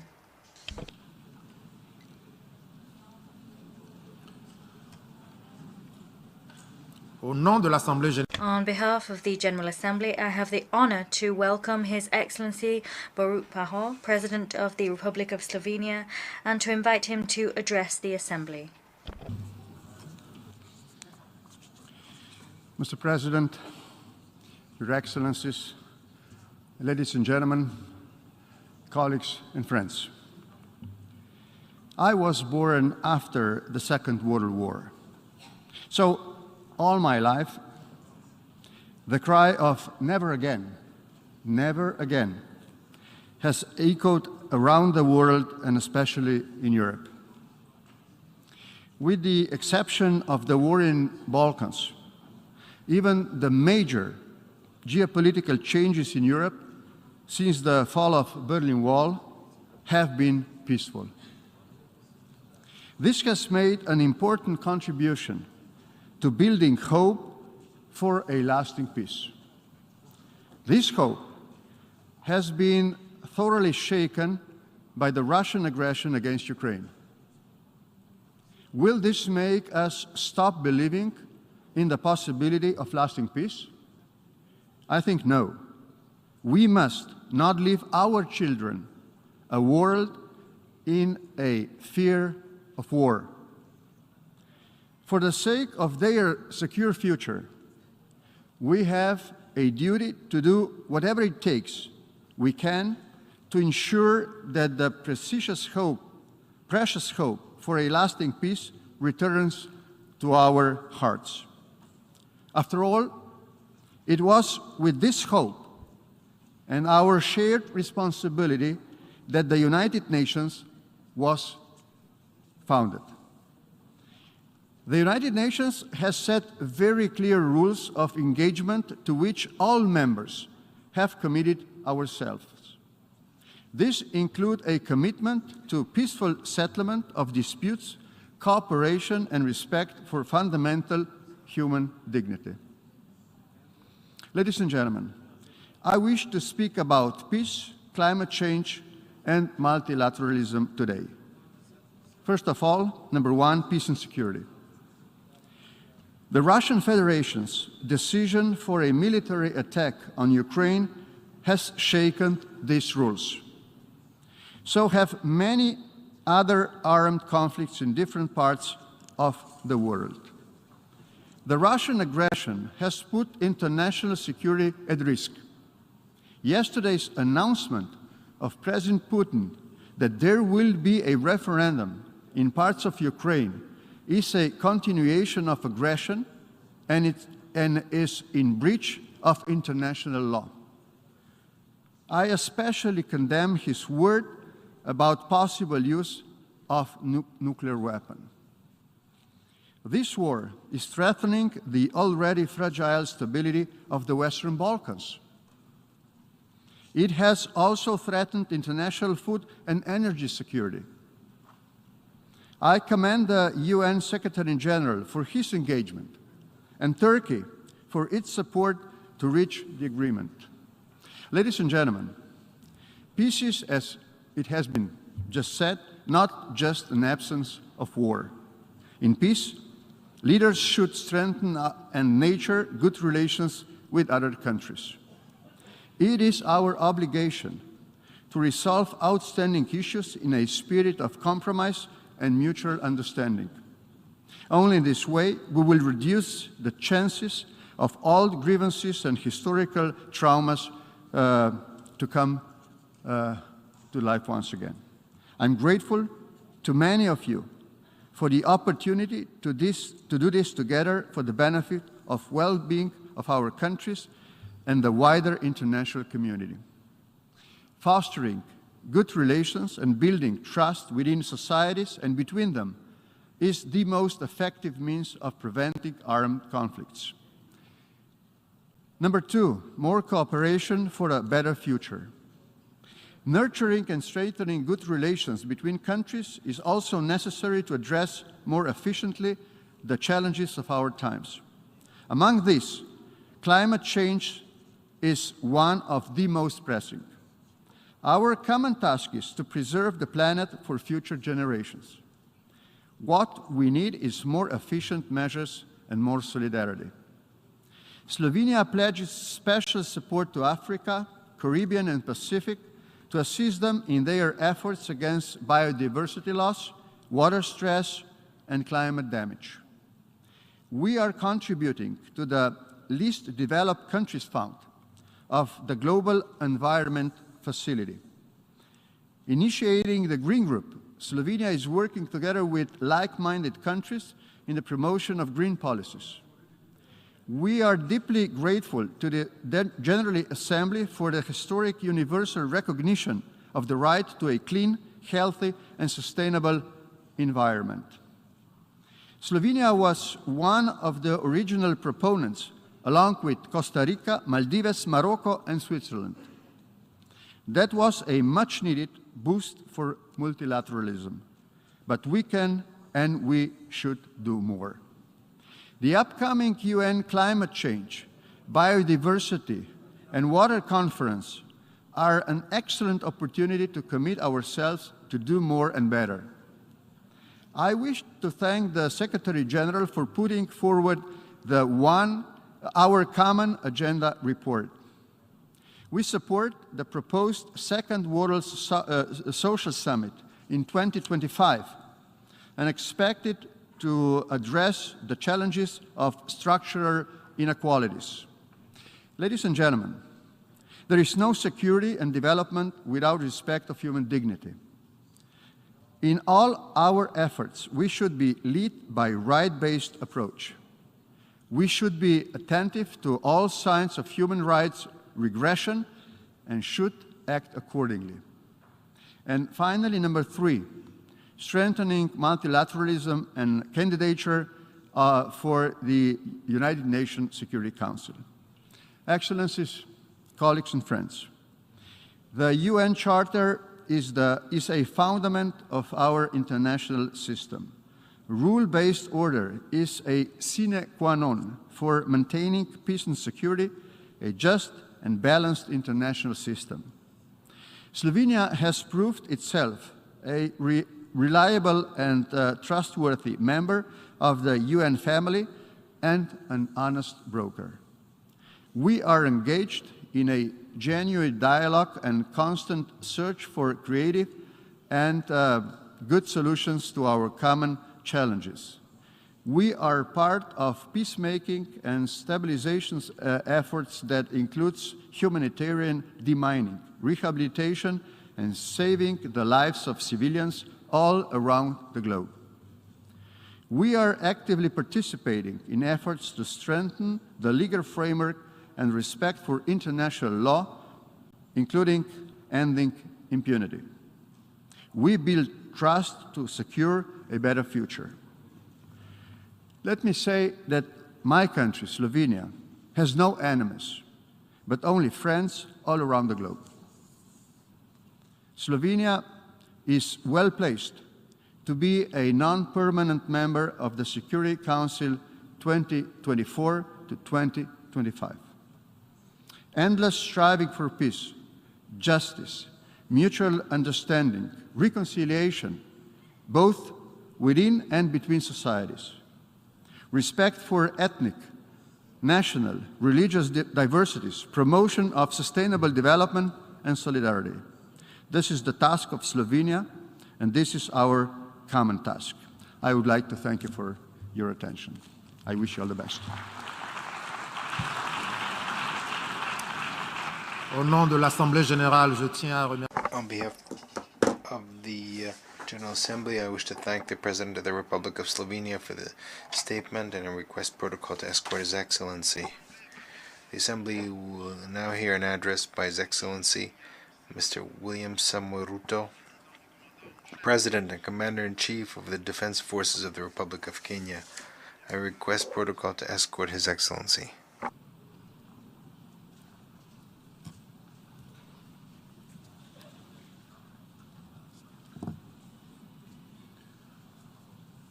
Au nom de l'Assemblée générale, on behalf of the General Assembly, I have the honor to welcome His Excellency William Samoei Ruto, President and Commander-in-Chief of the Defense Forces of the Republic of Kenya, and invite him to address the Assembly.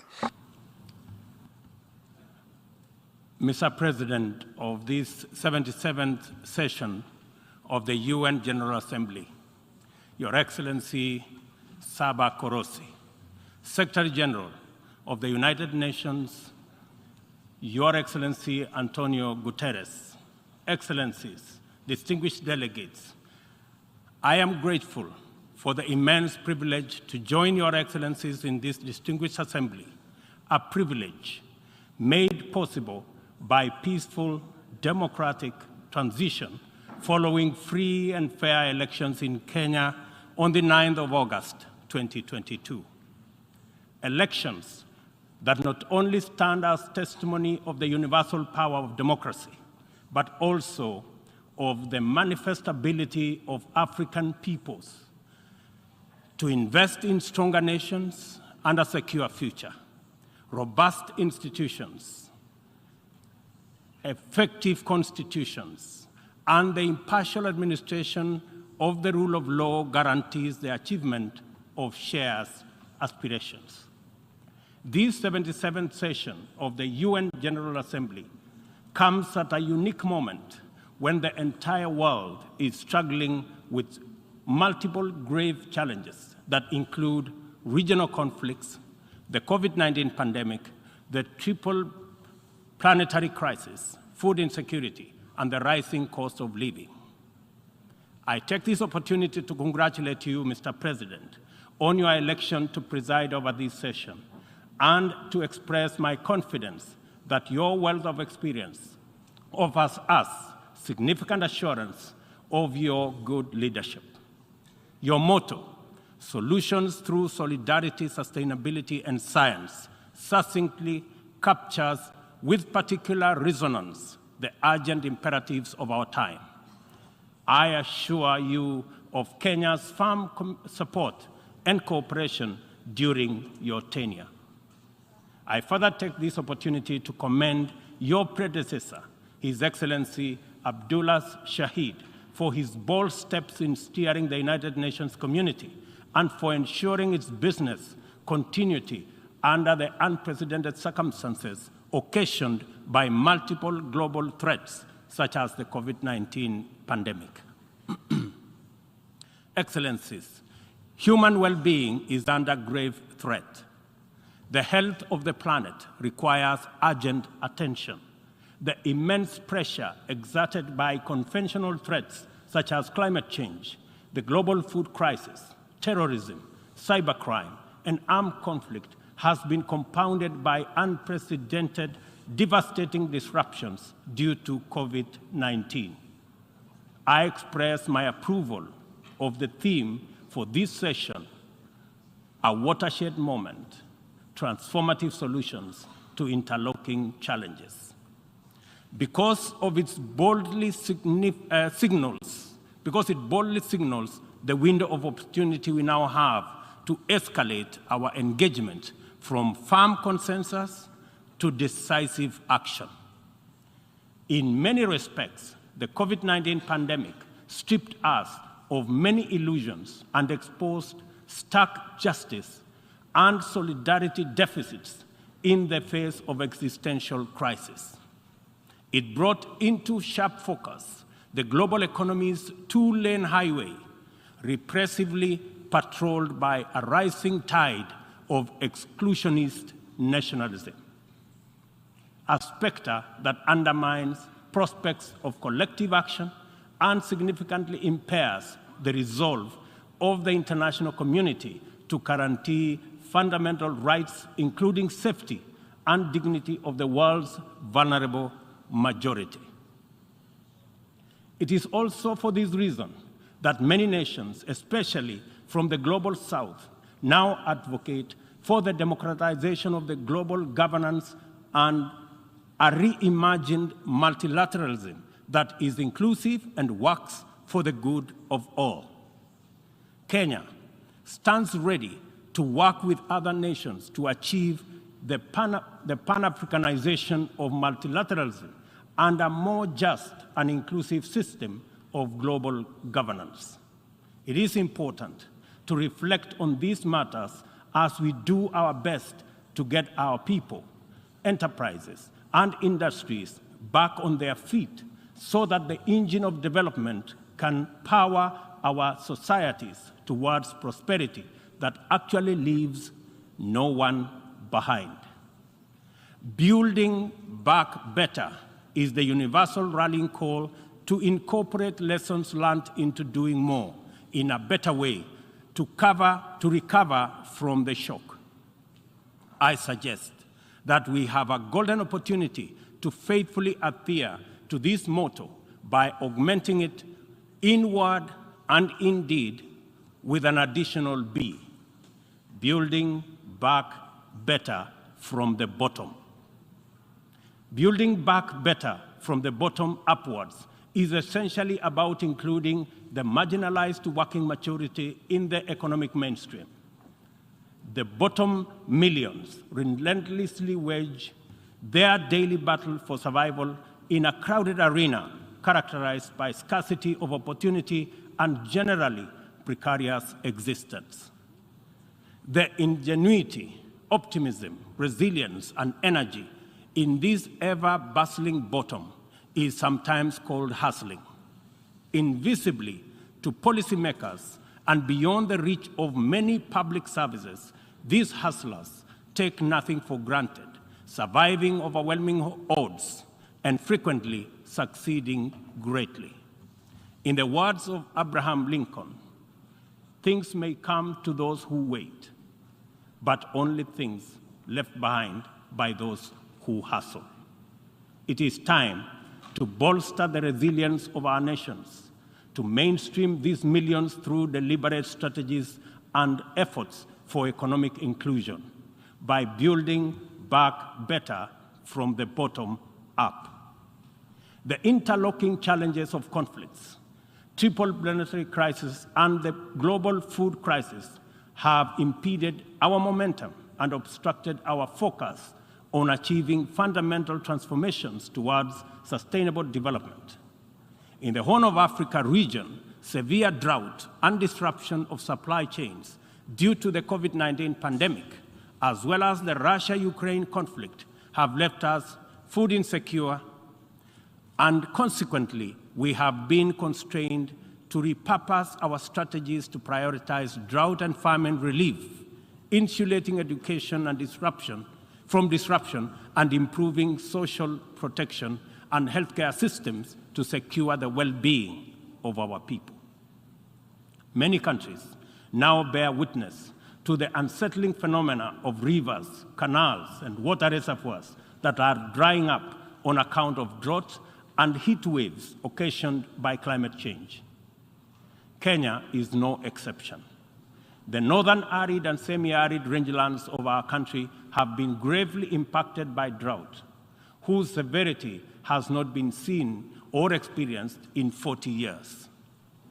3.1 million residents of these atolls are now severely food insecure on account of scarce rainfall over 3 consecutive seasons, leading to poor crop and pasture.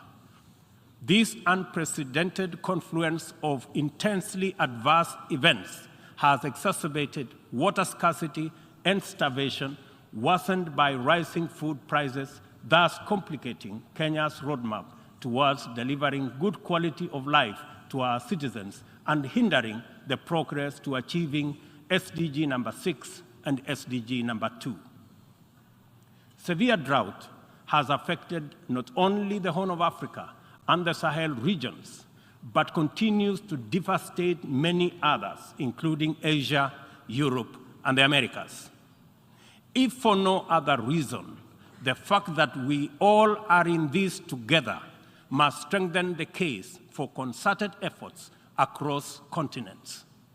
With this in mind, I call on member states and all relevant stakeholders to demonstrate strong political will and showcase effective cooperation by supporting the most affected countries financially, as well as through sharing land restoration and climate change adaptation technologies. It is through collaboration to expand inclusion that we can attain a new paradigm in multilateralism. The latest report of the Intergovernmental Panel on Climate Change reminds us that we cannot afford to waste another moment debating the merits of doing something vis-à-vis doing nothing. It will soon be too late to reverse the course of events, and then even the best possible interventions will not suffice. As leaders, every day is an opportunity to expedite our efforts to confront the triple planetary crisis.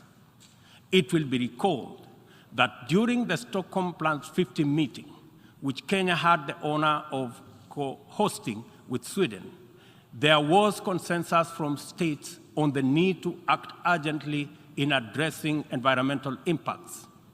Given this agreement, it is deeply concerning that little progress has been made in respect of the needful actions.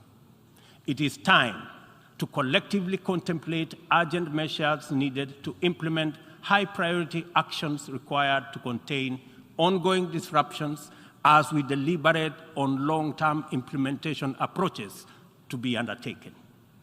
I fully agree with the Secretary General's memorable statement that, and I quote, "We have a rendezvous with a climate disaster," end of quote.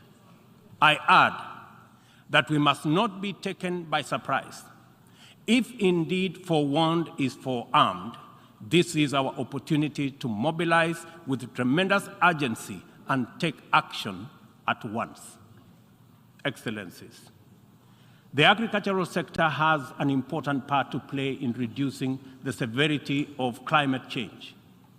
A number of practices have a bearing, positive or negative, on various dimensions of the environment. Investing in modern agricultural technology is therefore one important avenue towards tackling prevailing environmental changes. Kenya is responding through substantial investment in climate-resilient agriculture. At the core of our 10-year strategy for agricultural sector growth and transformation are 9 flagships. They include the registration of farmers to direct incentives, improving farmer practice through customized extension services, monitoring of emergency food reserve stocks using digital food balance sheet, and the use of early warning systems to monitor food supplies and market prices. Agriculture remains the bedrock of the development of many nations and will thus continue to hold the key to the creation of equitable and sustainable growth for our people. No country, large or small, has ever attained significant growth without modernizing its agricultural sector. And as we rededicate ourselves to these targets, we must, in the immediate term, find answers to the severe deficit in the availability, flow, and accessibility of fertilizer to our farmers worldwide. I couldn't agree more with Secretary General Guterres on his warning right here yesterday that, and I quote, "Without action now, the global fertilizer shortage will quickly move into a global food shortage," end of quote. We are encouraged to note that education, health, agriculture, and numerous other public services have become increasingly reliant on digital access. The world needs greater investment in the development of ICT infrastructure, accompanied with policies that support innovation and increased acquisition and deployment of technology. In so doing, we should be driven by the conviction that these measures offer a viable shortcut to poverty reduction and the promotion of inclusive development. I call for stronger global partnerships to enhance ICT infrastructure in developing countries and bridge the yawning digital divide between the global south and the rest of the world. Excellencies, this 77th session of the Assembly follows the commemoration of the 50th anniversary of the United Nations Environmental Programme, UNEP, at 50, as well as Stockholm plus 50, and the 4th United Nations Ocean Conference in Lisbon. Outcomes of these conferences demanded real commitment to address global environmental concerns as a matter of urgency and for a just transition to sustainable economies that work for all people.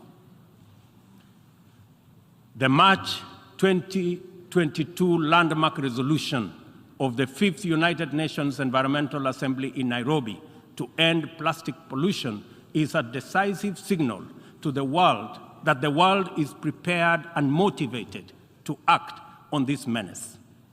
Kenya is committed to work closely with other nations to pursue legally binding instruments aimed at bringing an end to plastic pollution. As the host nation to UNEP and the UN Habitat, Kenya affirms that these critical United Nations agencies have an indispensable role in the promotion of environmental sustainability globally, as well as developing socially and environmentally sound and sustainable cities. In keeping with its strong commitment to multilateral institutions, Kenya has made available more land for the United Nations office in Nairobi to facilitate the upgrading of its complex. I take this opportunity to call on member states to complement this contribution through enhanced financing to adequately modernize the UN facilities in Nairobi. Kenya remains a strong advocate for making the sustainable use of oceans and blue economy resources a development priority, holding the firm belief that significantly increased investment in this essential sector can end hunger, can also reduce poverty, create jobs, and spur economic growth. I urge the Secretary General to continue calling attention to the urgent need to develop this vital sector. In particular, I call on developed countries to invest in sustainable fishing, protect marine ecosystems, and share ocean-based climate solutions with developing countries. For our part, I am pleased to report that building on the historic 2018 Sustainable Blue Economic Conference in Nairobi, Kenya is reviewing its national blue economy strategy to strengthen community structures in participatory management of freshwater, coastal and marine resources and ecosystems. The strategy is expected to contribute to our economic development through food and nutrition security, coastal and rural development, and income increases along the aquaculture value chain. It also enhances maritime transport and tourism. We invite development partnerships to invest in Africa towards building capacity to sustainably utilize marine resources. We must rally together to make the best use of Africa's vast blue resources in developing our economies while meeting our climate targets. As we look forward to the 27th Conference of Parties to the United Nations Framework Convention on Climate Change, COP27, scheduled for Sharm el-Sheikh in Egypt, it is logical to expect that member states will shift their attention towards the development and implementation of frameworks for climate change mitigation. Accomplishment of pending actions by member states is essential for the implementation work that lie ahead. I therefore call upon all of us to urgently deliver on all commitments made towards climate change financing. On this matter, it is critical to emphasize that we are running out of time. Over the past decade, Kenya has sustained its aggressive pursuit for rapid socioeconomic transformation through three principal roadmaps. First is the Kenya National Vision 2030. Second, the formal long-term blueprint aimed at transforming Kenya into a newly industrialized, upper middle-income country, providing high quality of life to its citizens in a clean and secure environment by 2030. The second has been the Africa Union's Agenda 2063, and the third, the Sustainable Development Goals. Kenya looks towards tapping into a variety of resources to catalyze the achievement of these interlocking and mutually reinforcing objectives. The disruption and ensuing crisis due to COVID-19 pandemic compelled us to diversify our focus into new interventions, including economic stimulus program, a COVID-19 economic recovery strategy, and a COVID-19 socio-economic re-engineering recovery strategy, all aimed at mitigating the adverse impacts of the pandemic.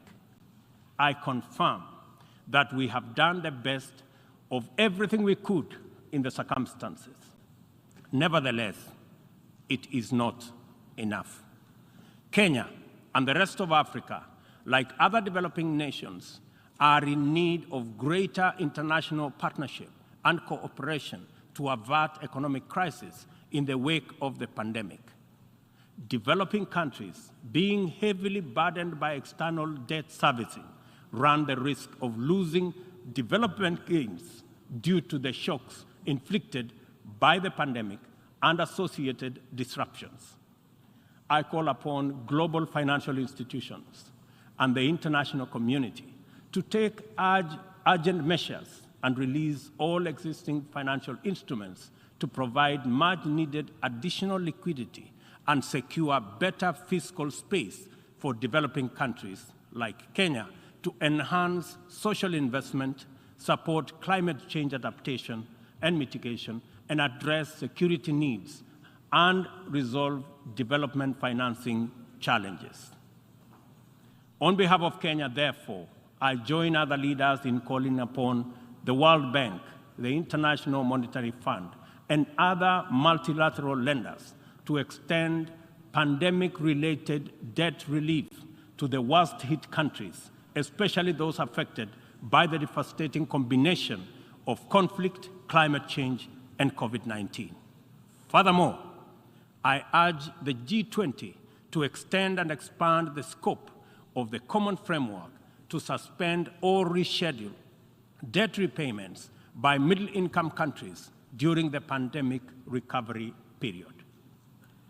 At this point, I would like this distinguished assembly to take a moment and consider the peace and security landscape, a landscape currently beset with multiple challenges, yet abounding with considerable opportunities. Our home region of East and Horn of Africa is in particular burdened by significant conflicts and challenges with implications for the region's development. We stand on the cusp of first opportunity for galvanizing confidence-building measures to generate and sustain momentum towards sustainable peace. In its role as an anchor state in the region, Kenya has sustained our investment in diplomatic efforts to find lasting peace in multiple situations within and beyond the region. Although some processes have yielded undeniable success, challenges remain. I therefore strongly reiterate our call for partnership towards confidence-building measures and urge more concerted efforts towards sustainable peace and stability. Kenya is currently serving in the United Nations Security Council.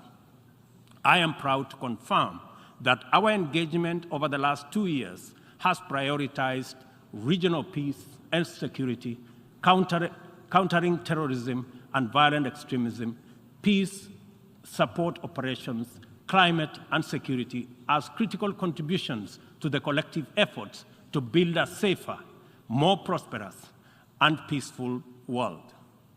I am also proud to state that Kenya has continued to champion closer cooperation between regional mechanisms and the Security Council as an effective means to achieving international peace and security.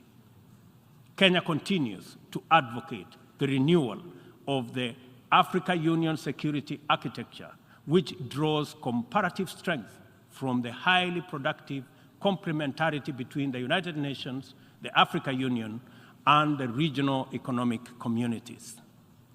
Working closely with the 2 elected African countries of the A3 in the UN Security Council, we are committed to finding a stronger Africa voice in the Council and achieving a consensus-driven, rules-based multilateral system. It is our manifest intention to see greater Pan-Africanization of the global agenda in order to make multilateralism work for the people of the world in their diversity.